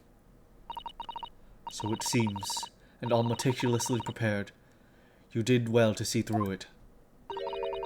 You're a very shrewd boy. So kind of you to say. He took that very in spades. If a woman that looked like her said, "You are a very shrewd boy," I would maybe fall over. Well, and what about this autopsy report then?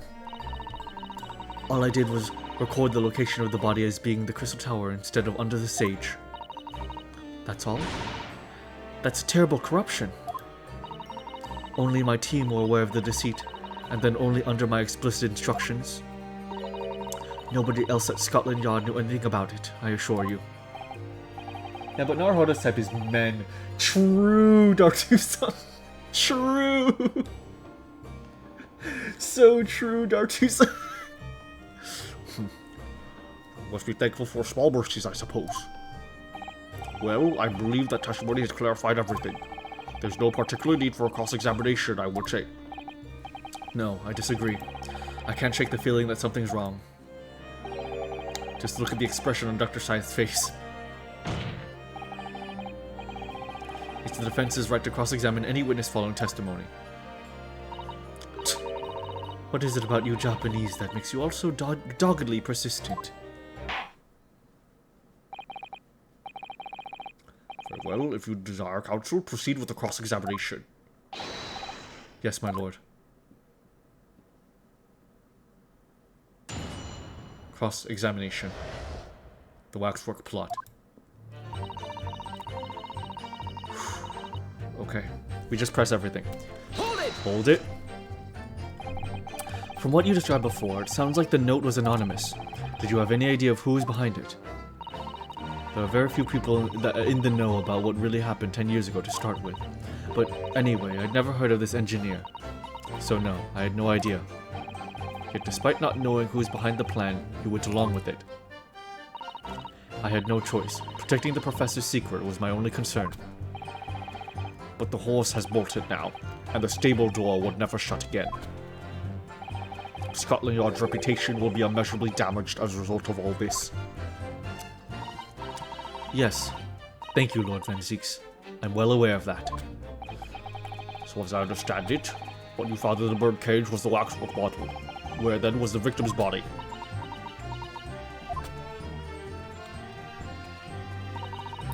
The actual body of the victim, as indicated in the note's instructions, was beneath the experimentation stage.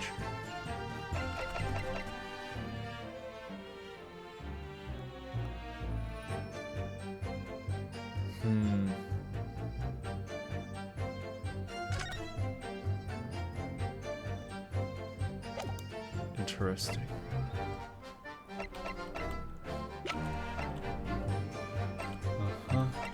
Okay, I'm just remembering all the evidence that we have currently. Okay. Hold it! Hold it. Maybe this doesn't mean much, but in Chapter 1 in the first game, Hosonoga referred to Cosmo as being a shrewd man. Just wanted to point that out. If Hosonoga said, you're a shrewd boy, I would... Anyways, so you knew about the special construction of the stage used to carry out the trick then? It was quite obvious what had happened with the victim and the waxwork. Kinda curious, Asman's neck was actually broken. Yeah. Yeah, I mean, I would maybe chalk that up to... just... Yeah, that's a good point. You'd what, Newt? Be more mentally ill reminder? I would invite Hosonoga to build Gunpla with me. You see, Gunpla is... It was quite obvious what happened with the victim in the waxwork. Stop being mentally ill reminder. I would... Nothing else. And you switched the two over, didn't you? In other words. You recorded the victim's body as having been discovered in the Crystal Tower, and the waxwork. I wrapped it and sent it by carriage to the specified address, at the specified time.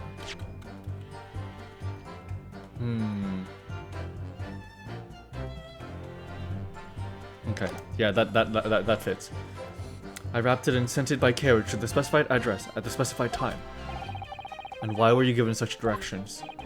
Presumably so it could be recovered by Drebber and returned to Madame Tuspel's. More mentally ill reminder. Come. I see. And then you put the birdcage back on the experimentation stage. Yes. Although someone obviously made a mistake about which cage should go where. I thought I'd made it perfectly clear to the team, but still. I suppose you were focused on the victim's body, that being more important detail. Do not stop. Theory. The professor is related to Scythe and she tried to save him by faking his death, but he was killed by someone before she could retrieve it. That...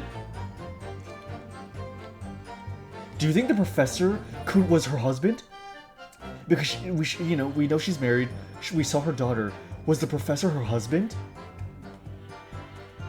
But it was like the whole judiciary was on it. The whole judiciary was on it, so they wouldn't bend all of that just to save her husband. After you finish the game, I'm gonna spend channel points to assign a mobile suit each character. Oh my fucking god, Mooney. Oh my god, you're gonna doom me. You're gonna doom me. Oh my god. Do we know anything about him? No, we don't. I kind of thought he was probably a cop. That... Him being a cop is maybe like top... Okay. Maybe she was married to him and he was a police officer. That is huge.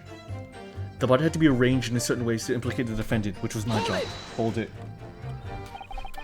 When you say arranged, I presume you mean with this. Yes, the instructions in the engineer's note said something along the lines of fabricate some evidence to make it clear that Hairbrain alone could have killed Asmin. So, you mean that was your doing? I fetched Hairbrain's ridiculous screwdriver from the stage and took it with me, alone, to the abyss under the stage where the birdcage had fallen. Alone, Doctor? I didn't feel it would be appropriate to involve anybody else in that particular part of the deception.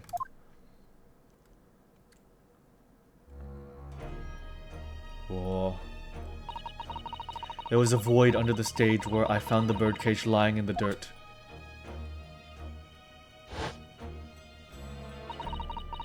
I approached it, leaned down, and slowly opened it up. Then, I took the screwdriver in both hands and plunged it into the man's chest.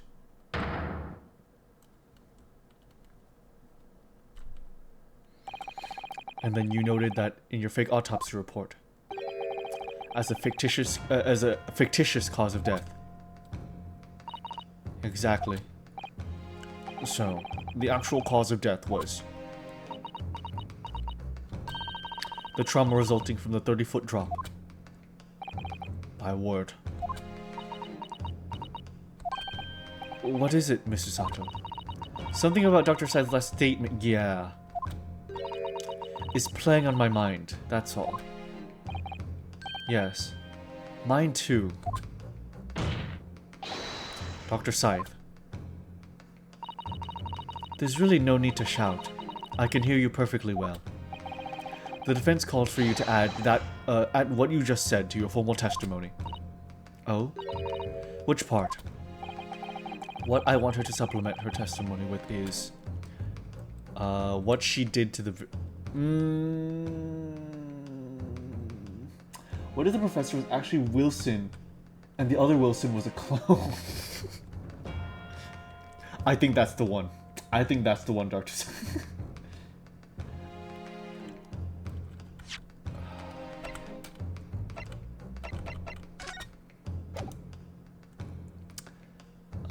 A stab wound, and then the autopsy.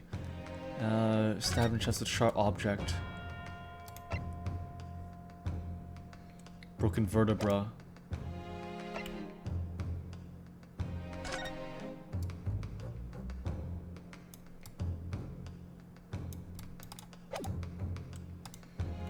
Let's do what she did to the victim. How you stabbed Mr. Asman in the chest, that part. Fine, if that's what you want. But there's really no need to point. The prosecution concurs.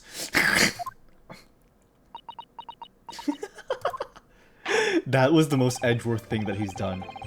Literally, Edgeworth has done that before. Literally, Edgeworth did that before. Very well, supplement your testimony now with this. If you wish, my lord. Both hands, and she could only drive the screwdriver halfway. LMAO weak. Women. I stood over the victim's corpse where it lay toppled in the cage and plunged the screwdriver into the chest.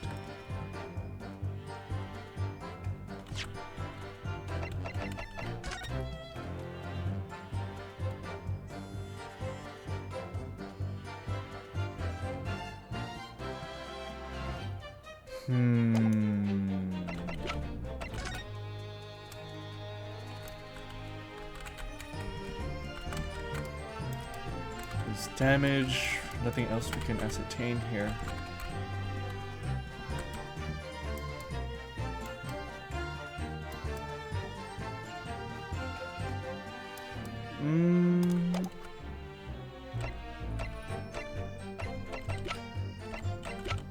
Okay, I'm not really seeing anything that contradicts with, so let's maybe switch it to the other thing. Hold it! Hold it? Seems like quite a large frame. So it was you who stabbed Asmin with this? Yes. Far easier than the section, I assure you. No precision required. What a welcome change. The victim died instantly from a snapped neck. All I did was carry out the instructions I'd been given. As unflinchingly as ever, no doubt. I imagine you didn't bat an eyelid when you drove the weapon into his body. Excuse me. There was no need to bat my eyelids. And what else did you do to twist the facts? Remind the court why, don't you? If you wish. Okay. Okay, so she added it. That's the thing that was added. Okay. I enlisted the help of the entire forensic investigation team to address the scene appropriately. Okay, I think we need more info. The entire team, in perverting the course of justice. My team consists of the very best investigators there are. I demand loyalty from all members. We operate on a code of chivalry of sorts. You aid and abet a murderer, commit perjury, and dare talk of chivalry? It was a matter of priorities. What? Nothing was more important than protecting the secret of the professor. My team did what was necessary without losing sight of the primary goal. I considered their conduct exemplary. Ugh. Don't concede the point, Mr. Naruhodo. You mustn't let her win. I need a lawyer. I'll take that silence as a tacit acceptance. Now, can we move on? The truth about the execution 10 years ago is a state secret at the highest level. I had to protect it. Hold it. But at what cost? Faith in Scotland Yard is going to suffer a terrible blow as a result of this. And your precious secret is out now anyway. Yes, as you say. And I take full responsibility. Blow me down, Dr. Scythe. Surely there was some other way you could have protected the secret. No, there really wasn't. I've done my utmost, believe me. In many ways, I respect your determination. Ooh, I nearly froze under that cold stare she said that. I do believe she was being genuine though, Mr. Naruhodo.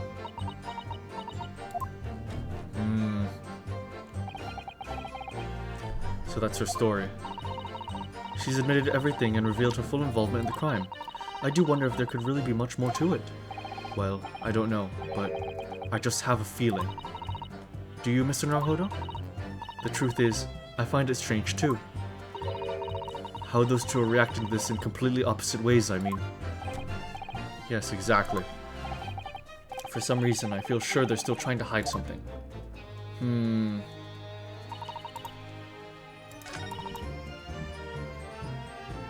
So let's press this and then have her change it. Let's have her change it to the other one.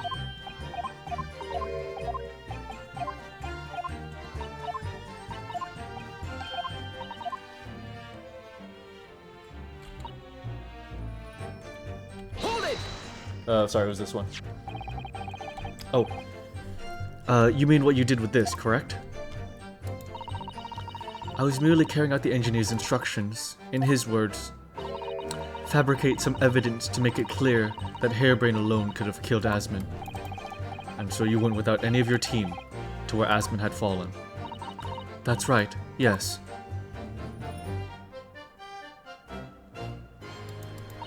It's not letting me skip this, so I think something's different. I leaned down over the birdcage and opened it up. Then, I took the screwdriver in both hands and plunged it into the man's chest.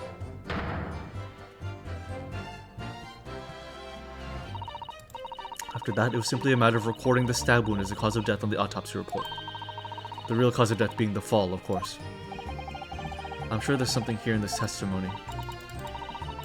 If you think it would be appropriate, I'm sure you could ask Dr. Scythe to change the supplement. Yeah, let's change it, because then why was he in the one where,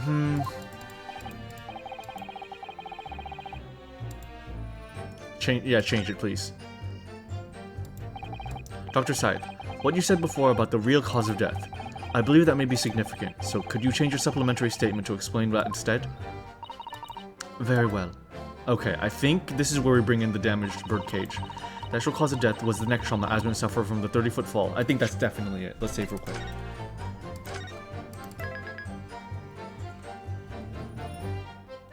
A motive if she's indeed related to the professor. Oh, how Asmon got Enoch's name anyway. If he was the one who shot the professor, he was yet another witness. Yeah. I'm wondering that too. That I feel like that can't have been the case because of the bird cage. Let's try it. Objection. Objection?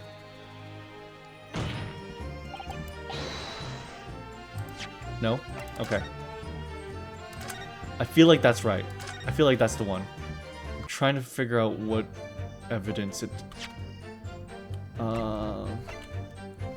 Stage... Is it simply that there's no obvious... Is it the picture?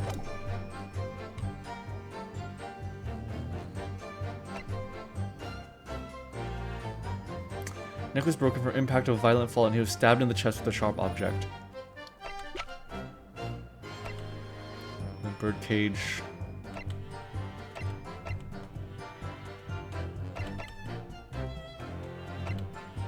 Killer's autopsy.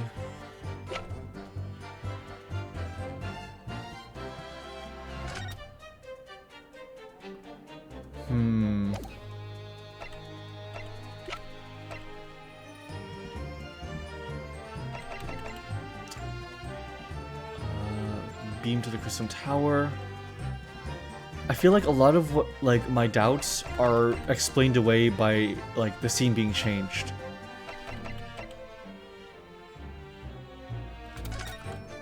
Okay, let's try the picture because it doesn't look like there was even a neck injury. Objection. Objection? Okay, no.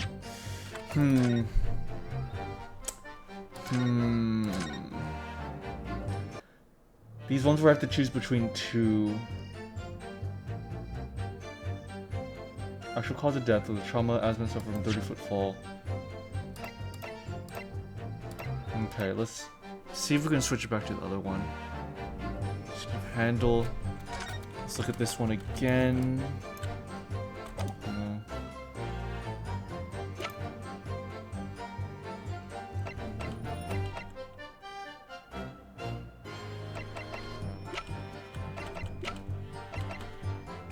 Okay, let's have her switch it one more time.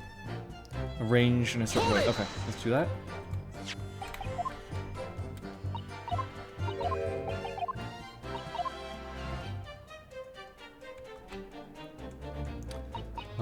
Occasion opened it up.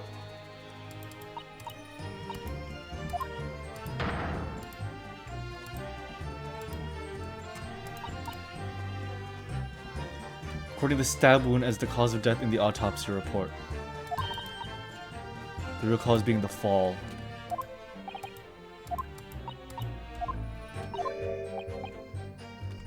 Okay, let's ever change it once again. Let's see what it looks like. So before about what you did in the victim's body. This is another bit I'm a little bit stuck on, but luckily it's the last one. Okay. We're laying the topple caged and plunge a screwdriver into the chest.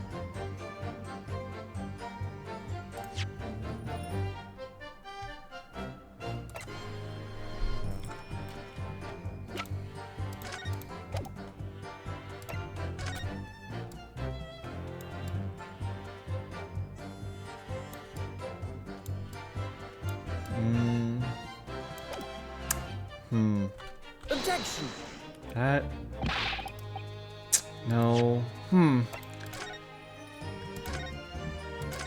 Any hints, guys, Mooney? I'm a little...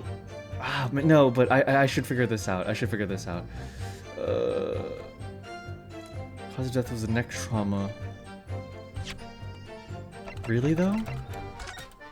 Osmond, British. Time of death. Courtney Scythe. Sharp implement. From a considerable height.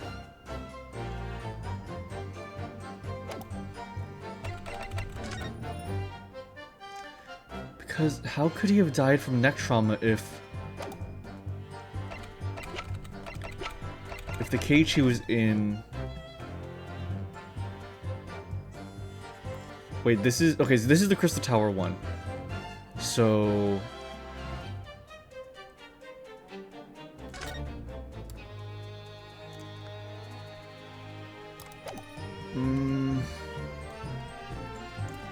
You almost got it? You're almost there. This one's a bit tricky though? Okay, I see.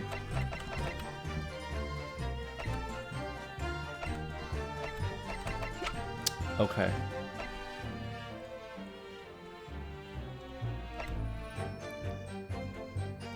Parent stab wound to the chest.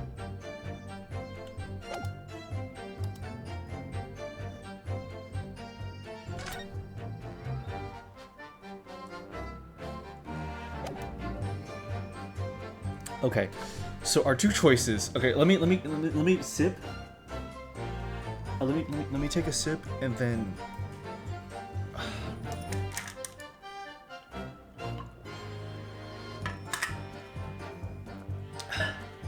Okay, so the two that we can choose from is that the actual cause of death was the fall, and the other one was that she stood over him in the toppled cage and stabbed him.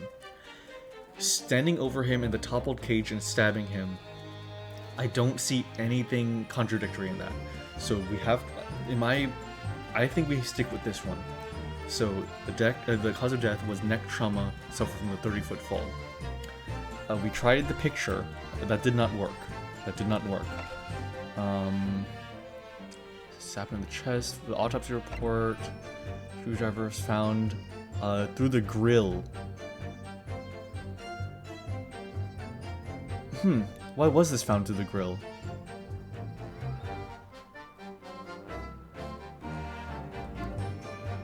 Why was this in the grill, actually? Yeah, wait, why was it found there? That wouldn't be a place to plant it. Demonstration crashed down with the victim inside the crystal tower, causing it to damage the base. Wait, actually, yeah, wait. Why would she put it there? Let's try to go on that. Okay. Hold it! Okay. Fabricate some evidence.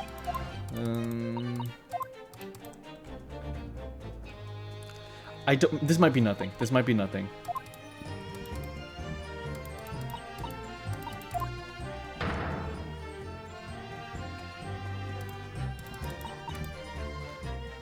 Stab wound is cause of death. This fall.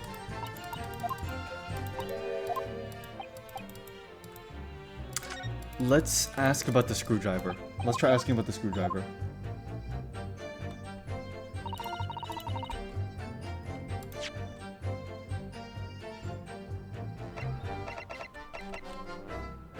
I don't think this is it, but Objection! no. She would probably just put it there. That doesn't really need that big of an explanation. Okay. Trauma from the 30-foot fall.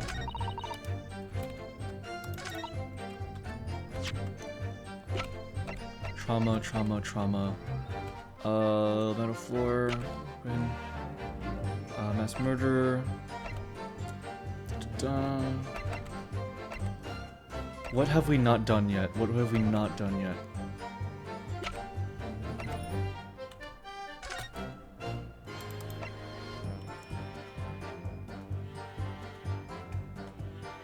Sudden fall from a considerable height. Hemorrhage pierced the heart.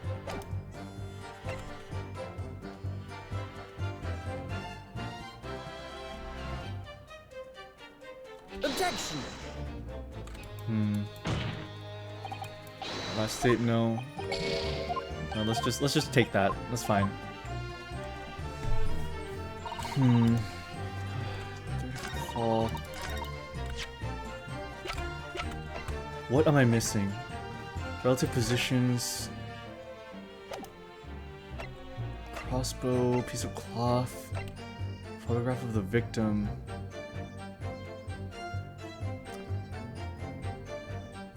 Stabbed in the chest. She stood over him and stabbed him in the chest. So that's true. Riding a balloon. Causing damage to its base.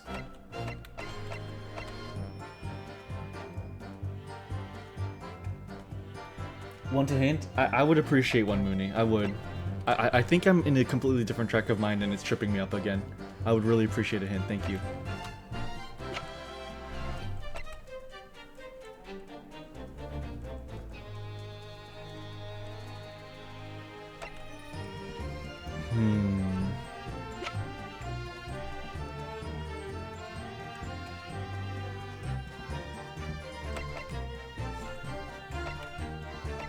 go.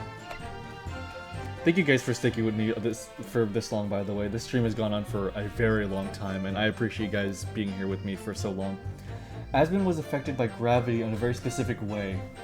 Okay. Okay. It's in the details. Okay. Gotcha. Asmund was affected by gravity in a very specific way. So, if...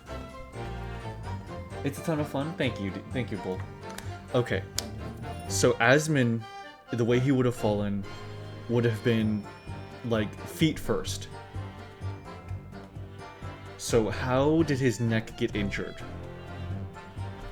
How would his neck get injured if he fell feet first?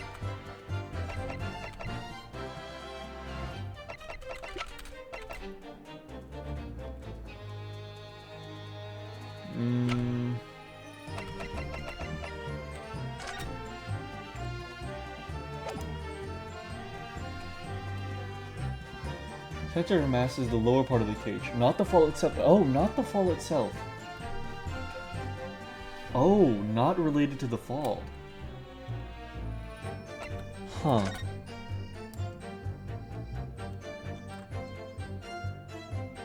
The center of mass is in the lower part of the cage.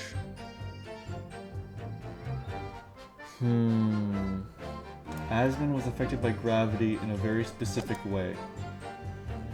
So, there was an explosion, the floor gave out, and then he fell down onto the ground, on the abyss under the stage. So, with that in mind,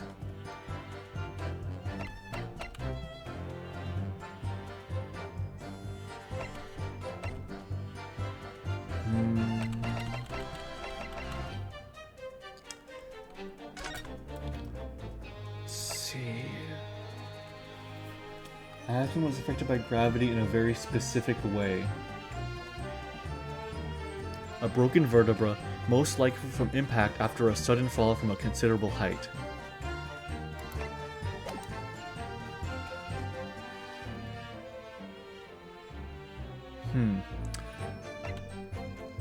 Maybe...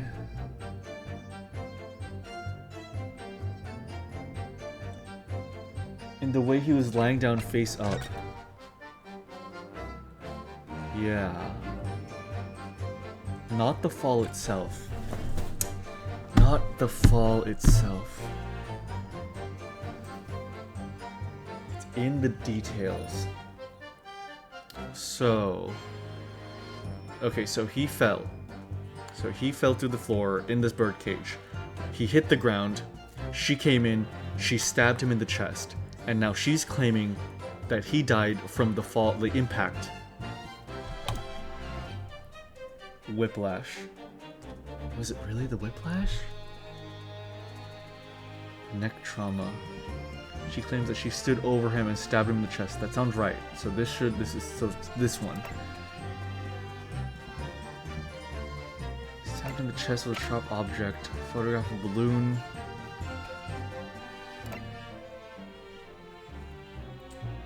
I hope I didn't give a bad hint. No, you're all good, Mooney.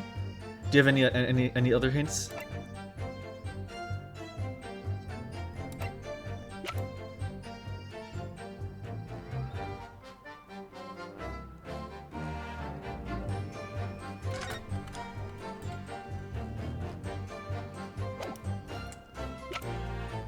Unless we could just...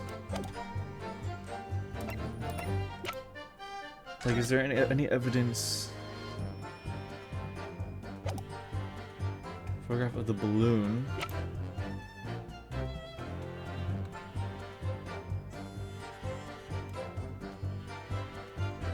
I'm trying not to be too obvious. I see.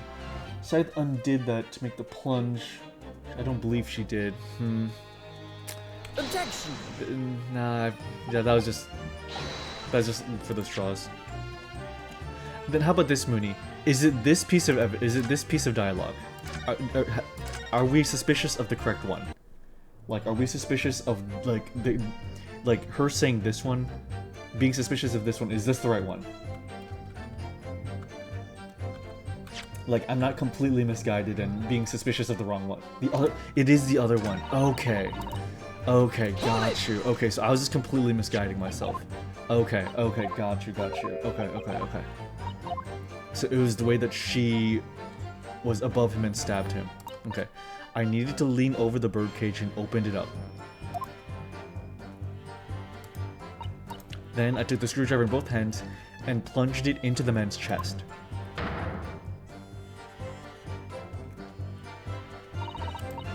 It was simply a matter of recording the stab wounds, root cause of death being the fall.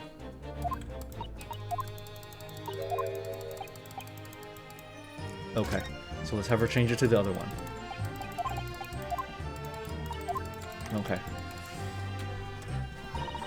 I stood over the victim's corpse where it lay in the toppled cage and plunged the screwdriver into the chest. Let's do one more save.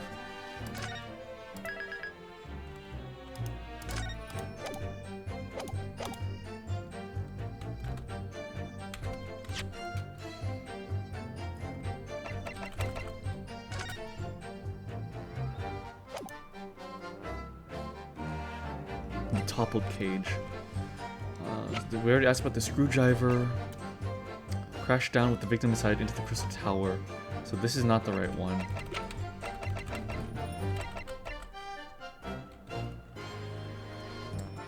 How she reached into the cage to do that. So if we look at the other cage, she would just have to like open it and then step in and then stand over him, right? I feel like that's still plausible, but I mean, let's just try it. Objection! Objection? Nope. Okay, not that one.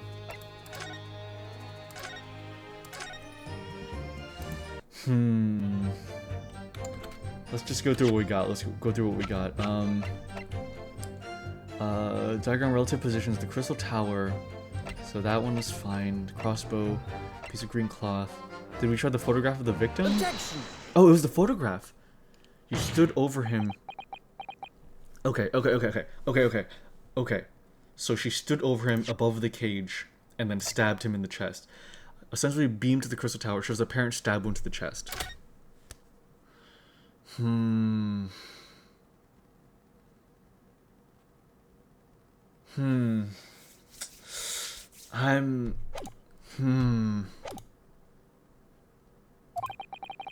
I've got a nasty feeling. So like, so how I perceived it is she stabbed him and then brought him over to the other tower, but I could be seeing things completely wrong. Let me see what Naruhodo has to say. And thank you again, Mooney. That this inconsistency points an extremely uncomfortable truth. What on earth is the matter, Counsel? Have you lost your tongue? I apologize, my lord. Dr. Scythe, in the last statement of yours, there's just one point that seems to defy explanation. Out with it, my learned friend. There's an obvious inconsistency between your description and this photograph, which shows the victim in the birdcage following the events that led to his death. Objection! Objection. The court has already examined the photograph in depth. There's nothing new we can learn from it. Objection? Yes, we have already considered it. That's true. But we now know the facts to be different. What do you mean?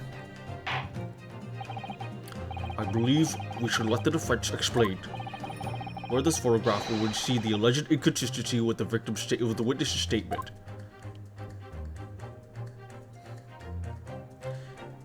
I mean, it would either be the so it's the stab.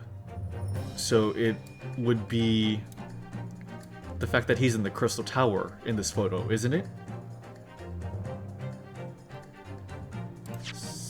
Real quick save.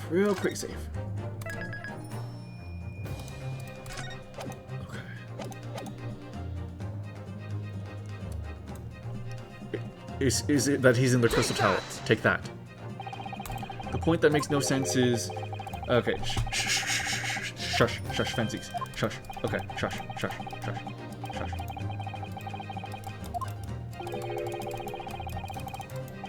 Is it the stab wound itself? The victim was lying dead in the birdcage when Dr. Scythe stabbed him in the chest. That was the essence of her testimony. I know. And hearing that is what I thought, got it.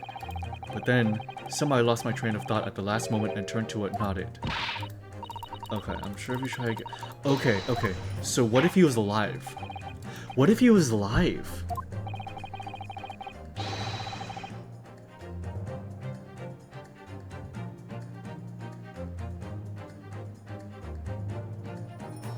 Okay. Wait, what if you... Okay. What could point to the idea of him having been alive and being killed, maybe? Okay, so there's blood on the buckle. That makes sense. There's... Oh, wait. Gravity. Oh, great, gravity. The blood is pouring downward. The blood is pouring downward. He was standing straight up at some point. I just realized. Oh, shit. He wasn't laying down. He wasn't laying down. His blood is dripping downwards. Take that. Look closely at the bloodstain on the victim's chest. It clearly extends in a downward direction toward the man's feet. And why is that significant, counsel? If the victim was stabbed moments before the kinesis machine was set in motion, that's entirely expected. Ah, of course, no. That's not what happened. Exactly, my lord. Dr. Scythe made it very clear in her testimony just now that the point at which she stole Professor Harebrain's screwdriver and stabbed the victim was after the grand deception was set in motion, when the birdcage had fallen below the stage out of sight. From the shape of it, it's clear that the birdcage would have fallen on its side after the 30-foot drop. And if the victim had really been stabbed was inside the birdcage in that position, the blood from the wound would have spread out equally in all directions. Was he in on the plot, and so he got out for a moment and greeted her, and then she killed him, maybe? For it to have formed the longitudinal appearance we see in the picture, it is inconceivable.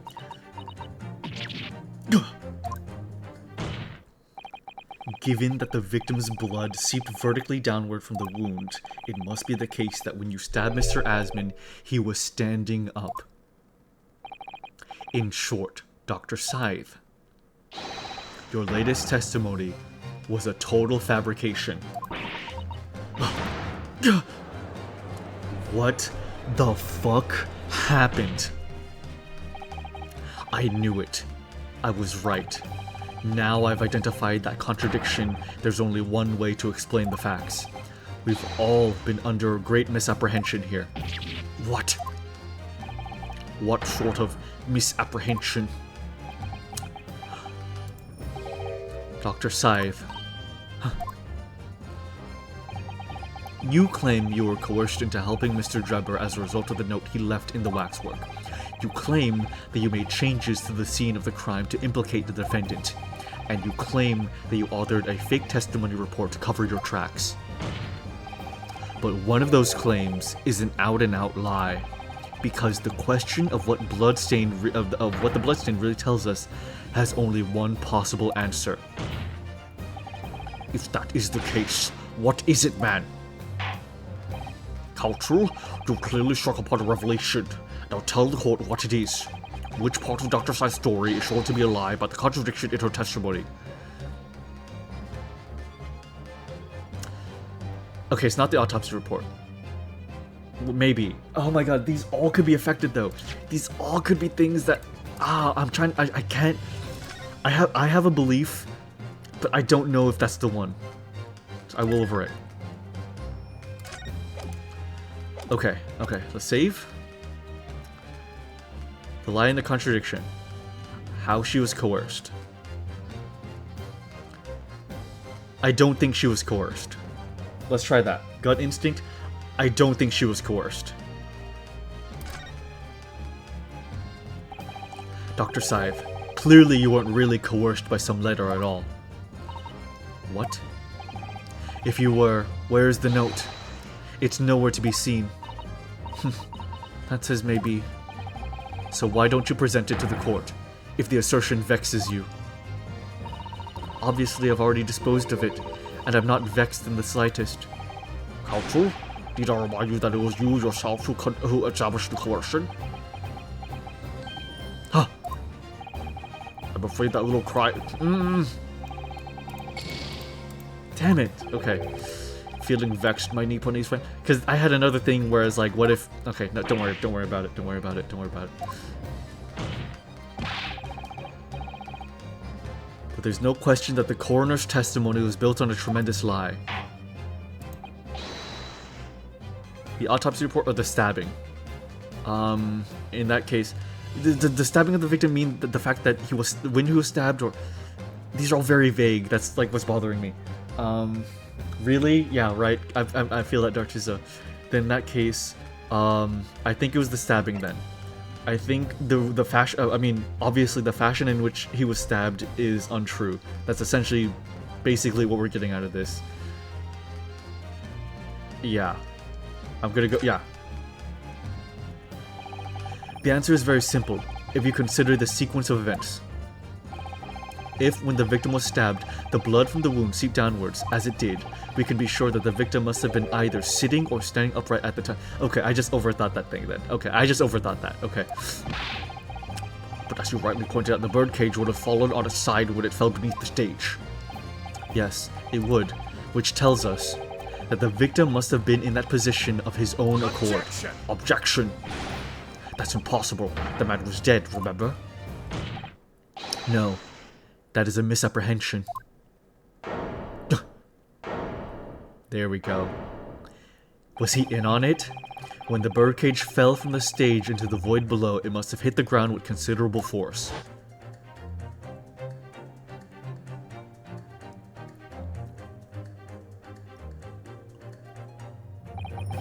But Mr. Asbin didn't die in the fall. Yeah.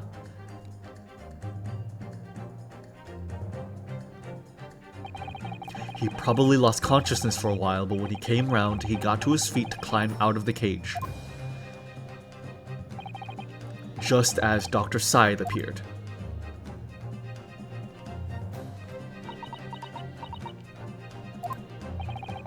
If the victim was in fact alive at that point in time, it changes everything.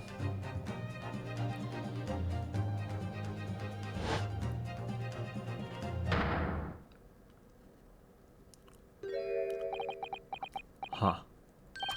Gah! Mr. Odie Asmon's killer wasn't the defendant, Professor Albert Harebrain, nor was it the mastermind behind the stage trickery, Mr. Enoch Drebber. It was you, Dr. Courtney Scythe. Gah. Gah!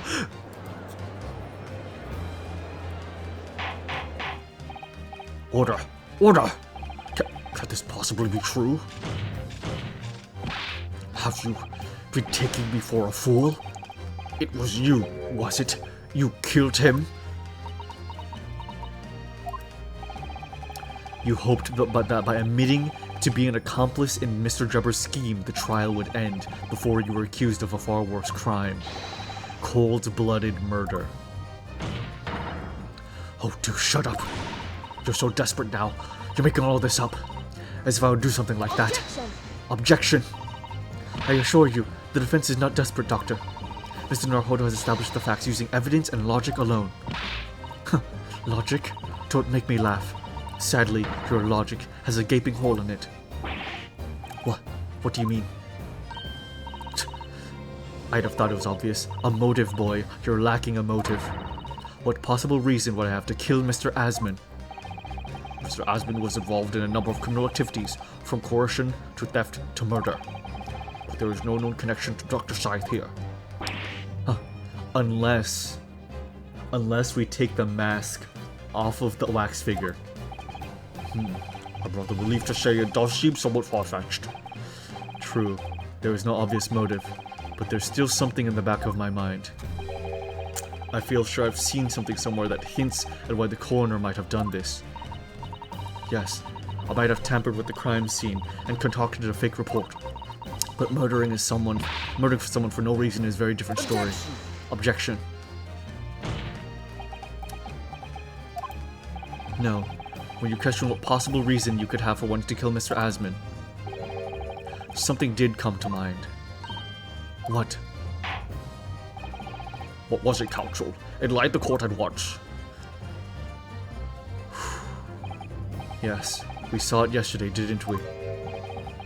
Something that seemed strange, but we had no reason to suspect it at the time.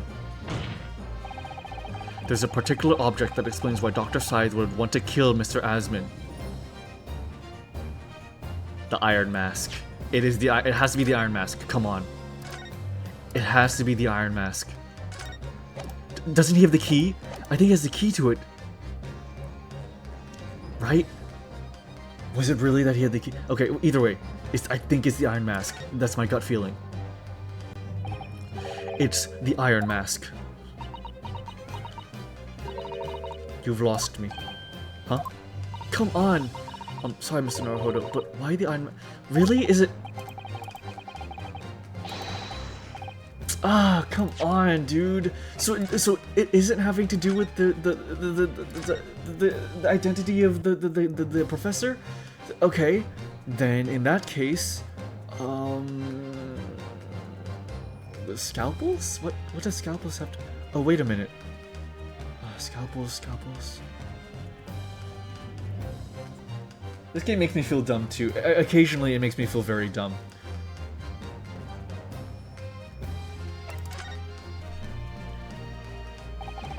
It's a scalpel, or rather, scalpels. Did you say scalpels? It would appear that word has struck a chord, Doctor. You, come on, out with it. It was yesterday, when we visited your laboratory. Look at this big thick book here. Oh, the large amount of scalpels she ordered.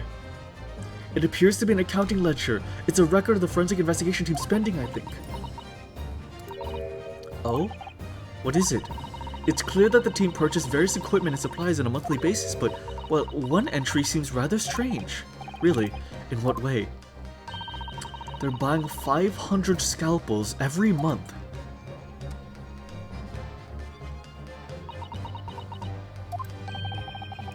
$500 scalpels a month? At first, I wondered what on earth could be using that many scalpels for. But actually, I realize now it's not the scalpels themselves that are significant. It's the money for them, disappearing every month from the department's accounts. Asman's criminal organization relied heavily on extortion for its funding. Tracing the money from the forensic investigation team's account to find where it was going would be extremely straightforward. So he was extorting her, and they were hiding it in the form of scalpel purchases. 10 years ago, when Mr. Asman was still a journalist and wrote this article about Mr. Drebber, he may well have stumbled upon information as he was researching the story. He was blackmailing her, information relating to Dr. Scythe's darkest secret that he would use to rack money from her for the next decade. Oh my god. Darkest secret? Good lord. You mean... I don't know what happened on the night of that execution 10 years ago, but clearly the opportunity to rid yourself of that menace was too tempting to pass up. So in the end, you weren't coerced at all, were you? You did it entirely of your own free will. You stabbed Mr. Asman in the heart with all your might. To silence the blackmailer who knew your dark secret forever.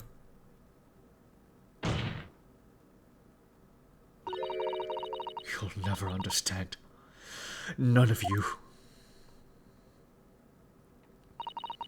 What we've had to keep covered up all these long years.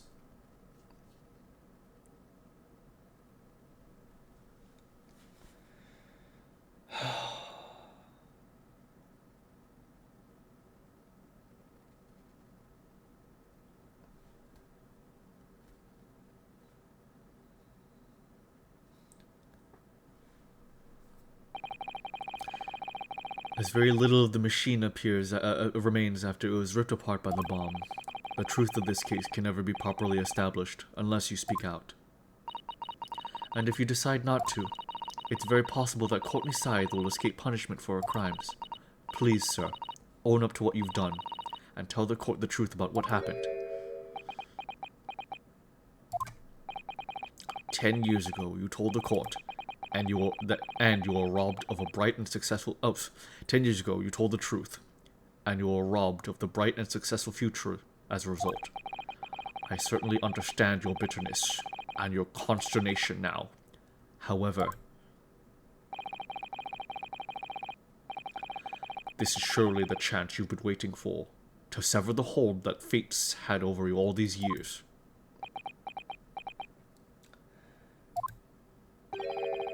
Super high voltage instantaneous kinesis. I mean, really.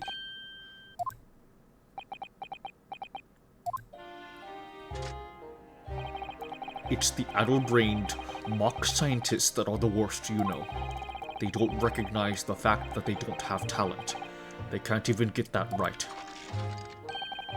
And so they end up chasing impossible dreams, having unbridled faith in their abilities. They go on and on about their wonderful hypotheses, their stupid eyes shining like a little child's. They make me sick. I can't abide their foolishness. Careful, Mr. Drebber. I was particularly pleased with the kinesis machine. It made for quite a show, didn't it? So you admit it.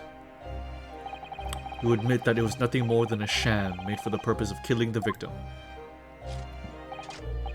Yes, I admit it. I did it all in the name of revenge.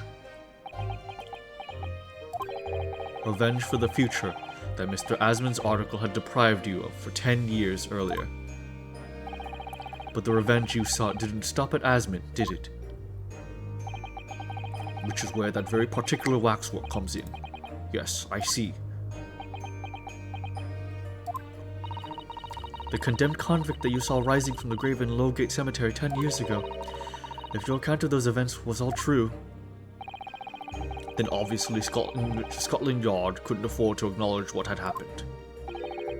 Even if it meant discrediting a bright young man and crushing any future career he might have had. So your plan required that you abduct that particular waxwork model in order to exact your revenge on Scotland Yard as well. Or on Dr. Scythe, to be precise.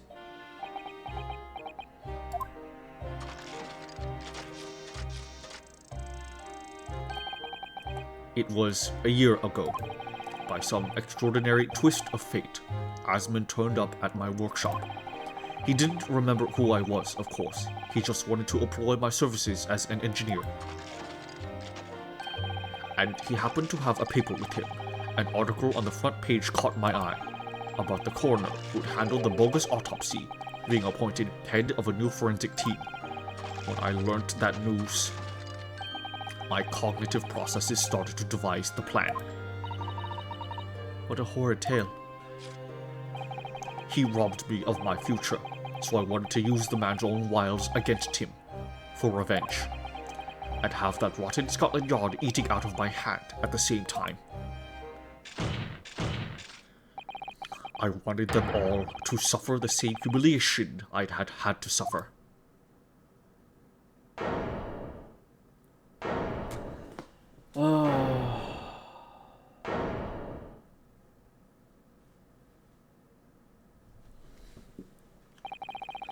Your actions against those who'd ruined your future were justified as revenge, at least to yourself.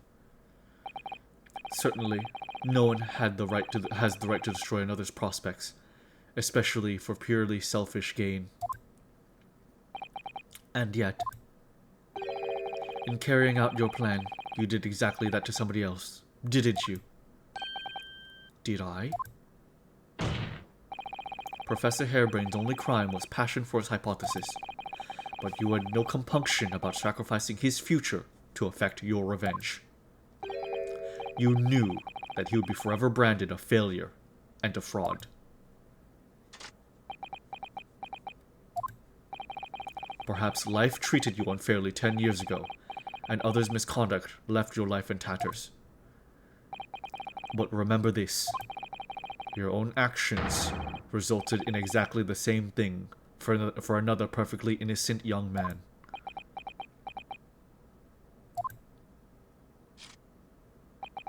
I...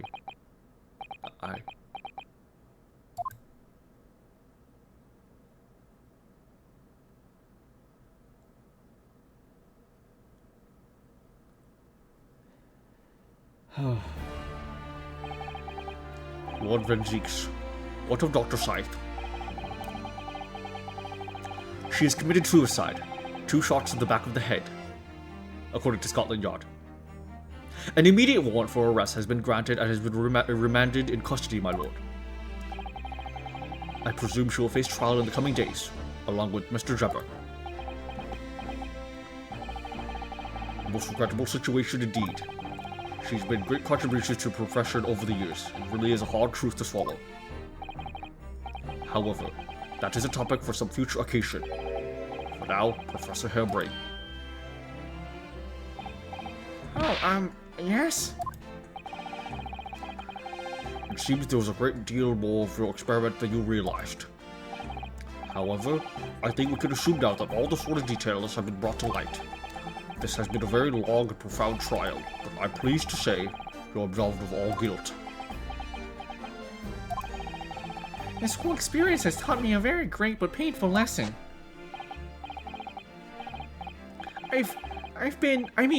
Me, this dedicated scientist, this devotee of natural philosophy. 17 shots to the back, self-inflicted. Yeah, exactly. I've been selfish and self-centered, and above all, a fool. Professor, I've spent my life thinking of nothing but my research, misguidedly believing that I could do whatever I set my mind to despite my lack of talent. And the worst of it is, in the process, I've caused others pain and misery. Others who are far, far greater people than I. no, Professor. That's not true. Huh, what? Don't tar yourself with the same brush as Drebber. What happened was his doing, and his alone. This outcome is his fate, not yours. You're not to blame in any way. But Venzeeks. And the derision with which he referred to you earlier, calling you a fool, talentless even. The man has no idea. To believe in yourself and work your fingers to the bone to realize your dreams. That's laudable, not laughable. Oh,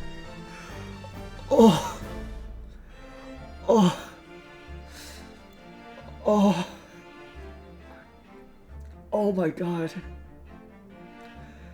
Oh my god. The corresponding cases between the first and second Great Ace Attorney games have all had unique parallels, but this is one of the most interesting. In the first case 3, McGilded was a rich man who committed murder and planned to scheme his way out using poor girl as his accomplice. This time, it was a respected coroner who was the accomplice turned actual murderer, while the scorned and beaten scientist was the schemer. Yeah. And the really big thing, really big thing is that in the first one, Case 3 ended prematurely and we accepted it, and in this one, it was about to end prematurely in our favor and we refused to accept that. Oh my god, dude.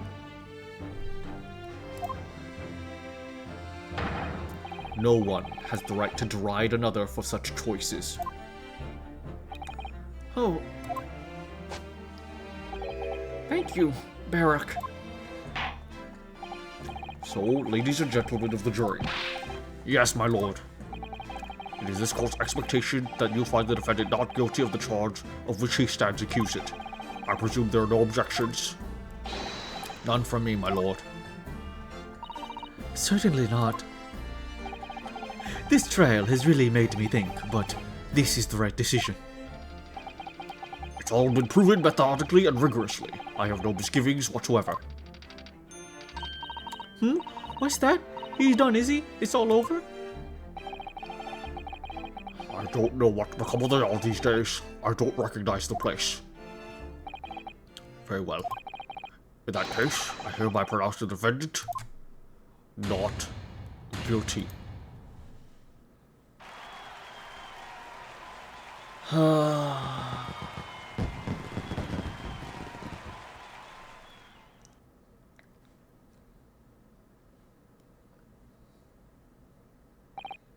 Court is adjourned. Yippee! Holy moly, guys. It's over. That was some trial.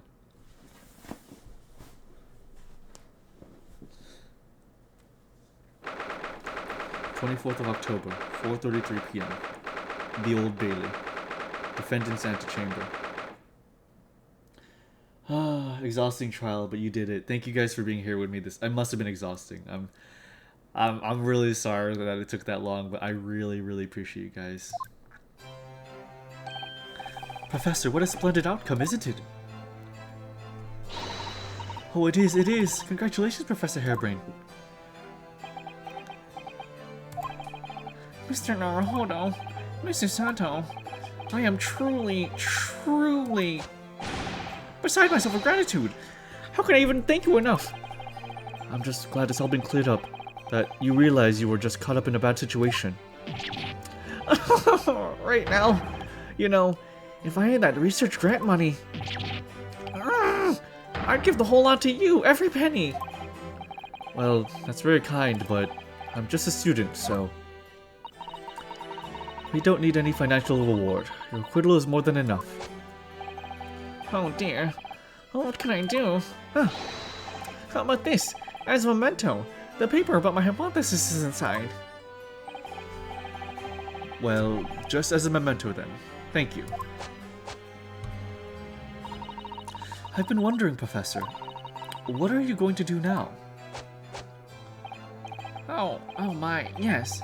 What am I going to do? My hypothesis and my great mission. I just realized, was that a rocket ship on that pamphlet? That thing was bothering me so much. Was that a rocket ship? Anyways, my hypothesis and my great machine lie in ruins. But still, it's been too long since I was last in London, so perhaps I'll enjoy some sightseeing. I think so? That's insane. I just noticed that. I must explore the great exhibition whilst I'm here too, and see if any new inspiration hits me. Oh yes, that's a wonderful idea. I can't allow that. Oh. Lord Van Zieks, what are you doing in here? Barak! I'm sorry you had to go through that, Albert. Well, if I'm honest, it was terrifying. You were like a great demon behind your bench there, snarling down on your prey. Well, one of the few true friends I have.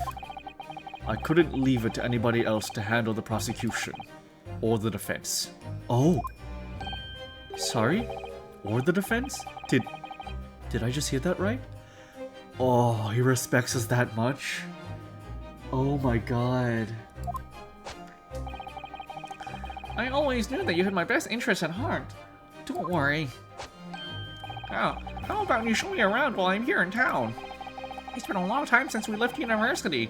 We have a lot to catch up on. Listen, Albert.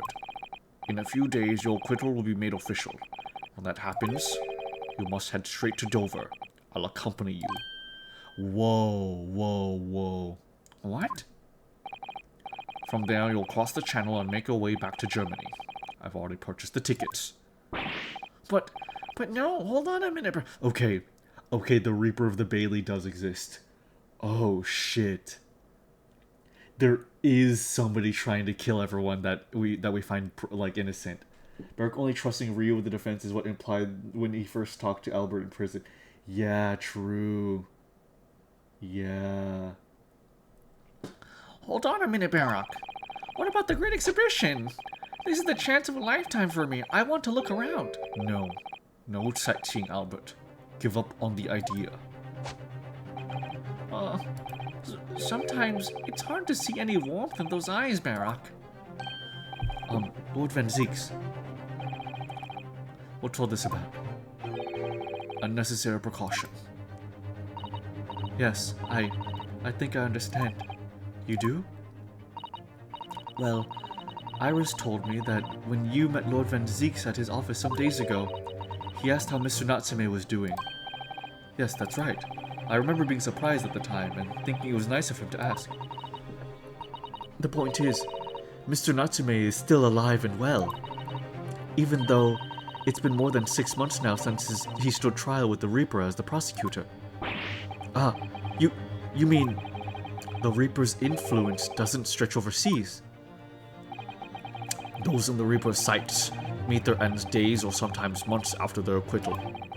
That's been the pattern up to now. But of course, we know that both Mr. Natsume and Gina were completely innocent. True.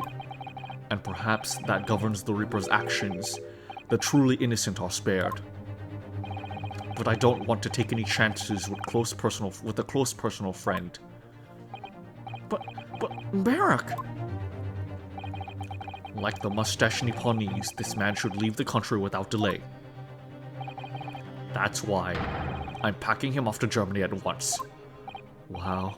Right. Does your friend-shaped package get any say in it? Goodness, was this your intention all along then, Lord Vendix?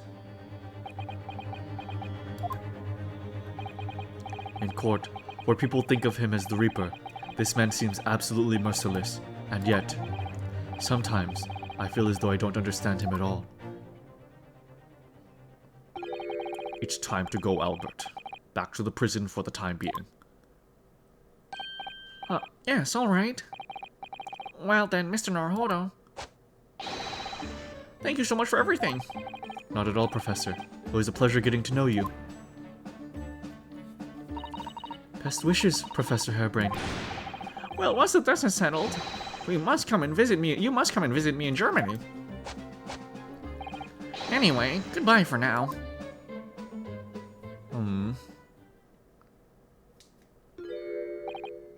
Now, my Nipponese friend. Oh, yes. I thought you'd gone too. We have matters to discuss. Can you spare me some time? You want to talk? With me? I'll be waiting in the courtroom in 10 minutes.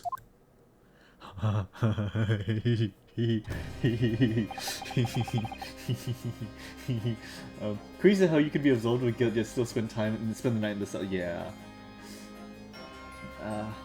Well, that was strange. For some reason, I didn't get that sense of impending doom as he walked away this time.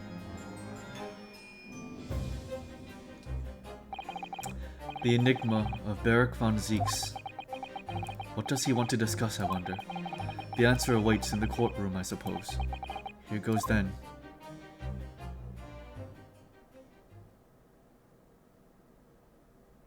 Oh. The 24th of October, 4:58 p.m. The Old Bailey courtroom. Ooh. So, are you satisfied? You saved a guileless scientist from a great injustice. Yes, I think so. I'm relieved, at least, that the man's innocence could be proven. Anyway, I imagine you've been wondering where my animosity towards you Nipponese comes from.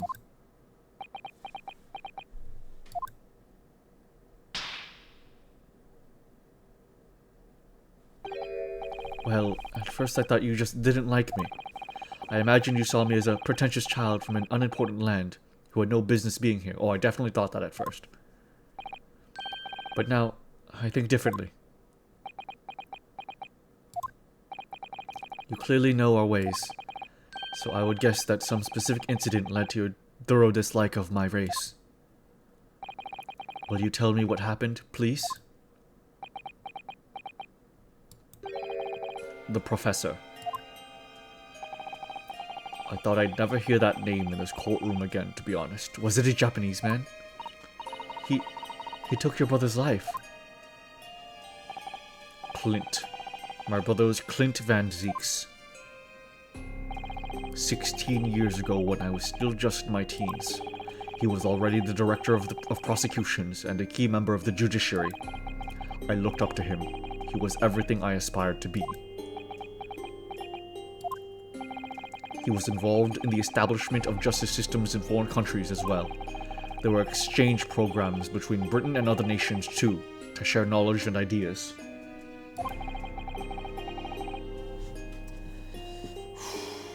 And end of like one of those Senate hearing room video. As part of those programs, 3 judicial systems came to Britain from your homeland, the Empire of Japan. No. It was 16 years ago. Then one of them could have been my father.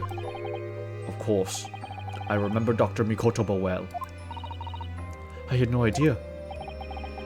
I was a minor at the time, training at the prosecutor's office. One day, Clint introduced me to the 3 visiting Nipponese. So, you've actually met my father? He and his colleagues were polite and amicable. They were adept in their work and exacting in their standards. It was my first encounter with the Nipponese spirit, and it made a very great impression upon me. But 6 years later, that's when it happened. The investigation was going nowhere. There were no suspects even, just an ever-growing list of victims. And in the end, my brother became one of them. The last, in fact, before the case was finally resolved. I'm so sorry, Lord Van Zieks. Truly. Clint was always ready to put his life on the line for justice anyway, so he wouldn't have wanted it any other way.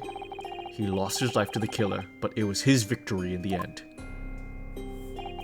For me personally, though, it was a great loss. I found myself in a very dark place indeed. When I finally found out the killer's identity, the reason why no one had been able to catch the man sooner ceased to be such a mystery. He'd been hiding in plain sight all the time. In plain sight? Are you aware of political events 10 years ago? It was a period of extremely sensitive diplomacy between the British and Japanese empires. A new treaty was being forged, I think. Correct. The Anglo-Japanese Treaty of Friendship and Navigation was being concluded. The leaders of both countries were deep in extensive political discussions. Which is why this particular killer's appearance in court was conducted as a closed trial. If the British public had known the identity of the killer, not only would the treaty have been in jeopardy, but our 2 nations could very well have ended up at war. What? Oh, a war? Between Britain and Japan? But that would mean... Oh my... You mean to say the professor was... No way. When the trial reached its conclusion earlier, I thought to myself, yes, it's time. Oh my god. Time for you to come face to face with this hideous monster. I borrowed the key for the mask from the proprietress of the Waxwork Museum. Oh. So see for yourselves now. Confirm it with your own eyes. The truth that's been hidden this past decade.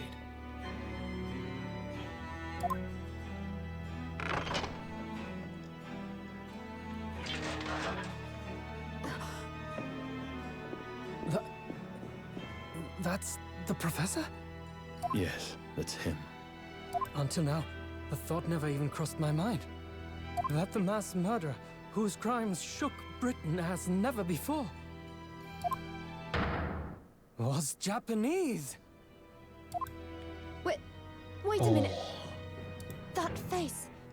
I feel as though I've seen it somewhere. It's strangely familiar. Oh shit.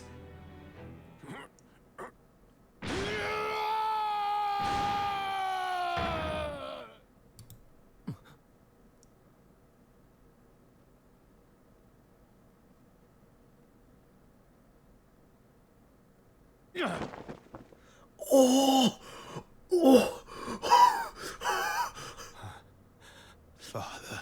No fucking way. What? Father? No way. Yep. Oh my god.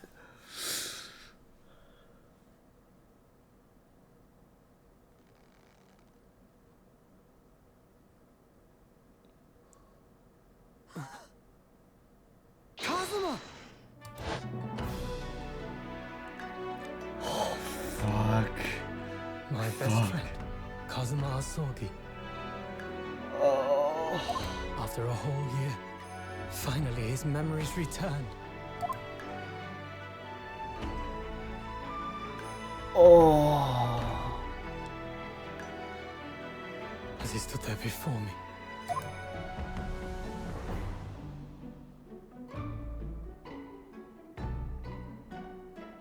Ryunosuke.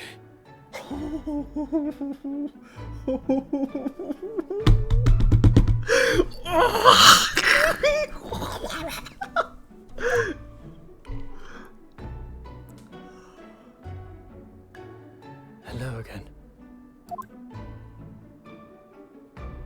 My friend. Oh my god. Oh my god. Kazuma-sama! Judicial Assistant Mikotoba.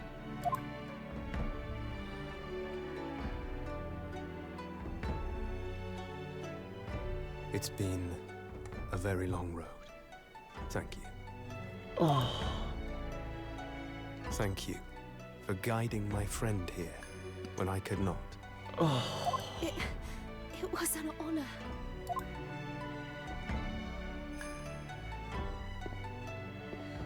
I knew you wouldn't die that easily. Kazuma. Oh. I owe you thanks, too, for taking good care of that in my absence. Oh. Karuma, the great blade of the Asogi clan, passed down through the generations.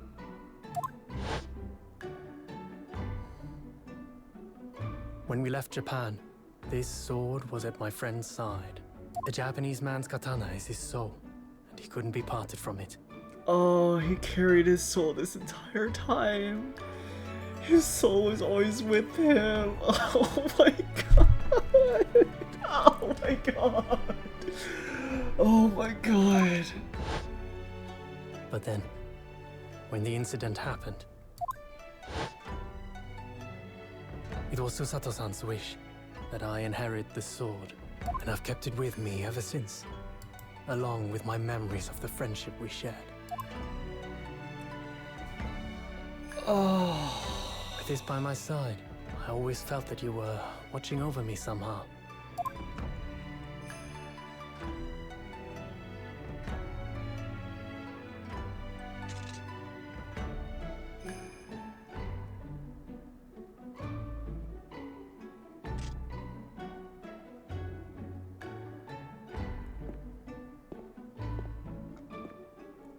I've made it. At last. Father. Are you saying... Surely not. You mean, you knew all this time? I'm looking at it. But... I still can't believe it. This mass murderer is Kazuma's father.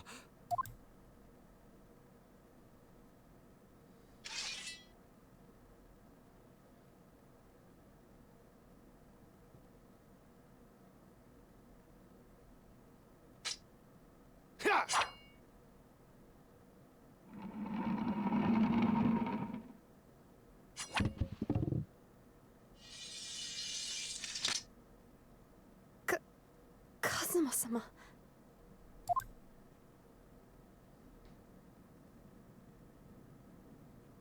Ryunosuke, we have much to talk about. But now is not the time.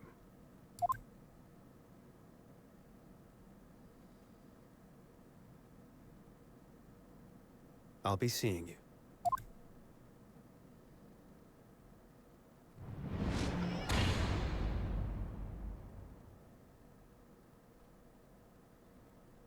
That's all Kazuma said. Before he turned and left us there, in the courtroom.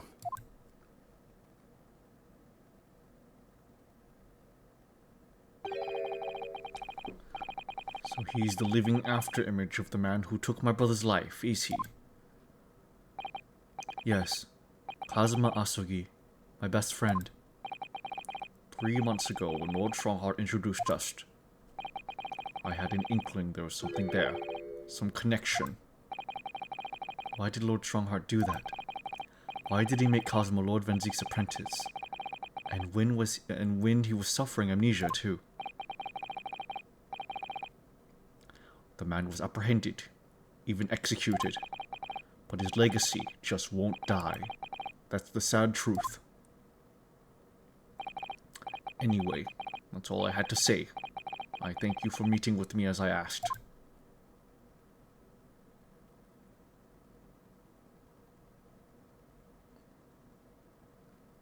How did he do that? 10 years ago, my grandmother took me to the railway station. We were there to meet my father from the train. For me, it was the first time I'd ever seen him. Poor Susato-san. All this is tied up with painful memories for her too. She's never talked about this with me before though. I took time to adjust to having father around, but just when I was starting to get used to it, he called me into his study one day. He told me that a great friend of his had passed away in London, and that the friend had left behind a son, a boy 7 years my senior. Father told me the boy had made a promise to his father, so he was studying to become a defense lawyer. Oh, man. I wanted to help, so I studied to become a qualified judicial assistant. As I'm sure you've worked out, that young man's name was Kazuma Asogi. So you see, that's how he and I met. For a brief moment, my great friend had returned, only to disappear again all too soon. But in that fleeting encounter, something stirred. Something that had been dormant for a long time. As if great wheels had been set in motion. I could almost hear them creaking into life. In some ways, it was the end of a chapter, but in many, it was the start of a new one.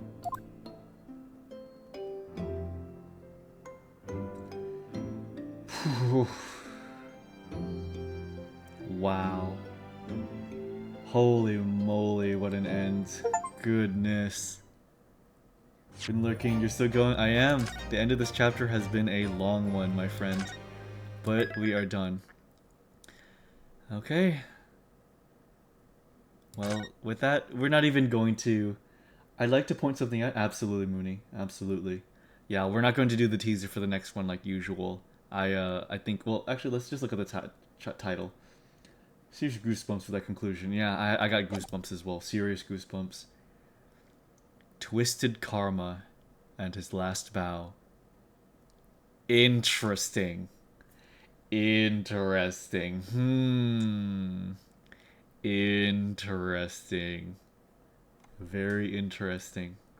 Okay. Well, next time we Sherlock Holmes' last case. Oh, interesting. Karma Ancestor? I hope so. Oh, don't tell me if it's Sherlock Holmes' last case. I don't know. I don't know if Sherlock was the type of character they would kill off. I don't know. Karma Ancestor? I'm hoping so. I'm really hoping so, dude. I would kill for Karma to have like a confirmed ancestor in this game. But after the first time Ryu found out about the professor case in the Wax Museum, Sholmes' response was, "So it's come full circle." I do remember that. I knew immediately that meant like it was coming into whatever he was hiding. So that's why they had to hide it, because, you know, it was the Hound of the Baskervilles he killed using the Hound. It was related to the, you know, the tensions between Japan and Britain. It all makes sense now entirely. Crazy. But guys, next time we will play and begin the oh god, what's the term for second to last?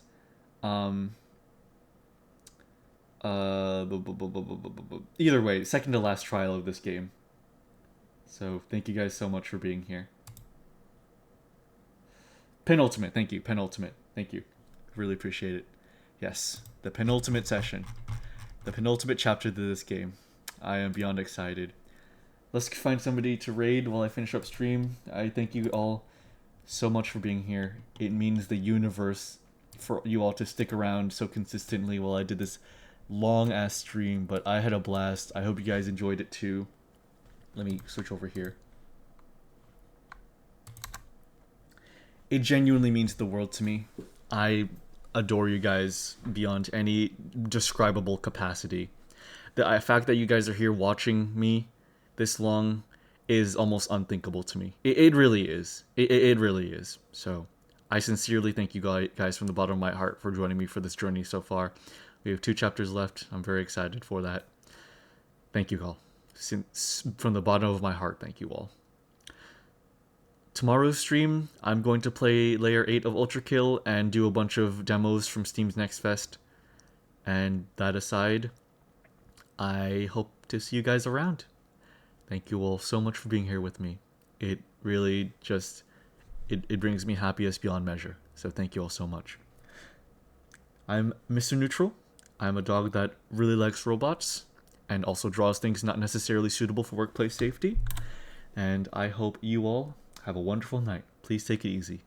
I've been live long enough. Let's find somebody to raid, shall we?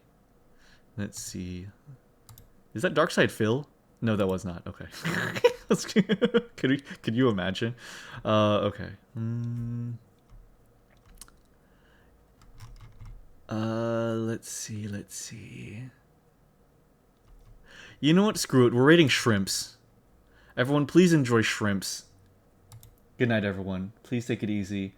Thank you all for being my friends. Thank you all for watching me consistently. Please have a wonderful night. I will talk to you guys later. I love you all very much. Please have a wonderful night. Enjoy shrimps. Bye-bye.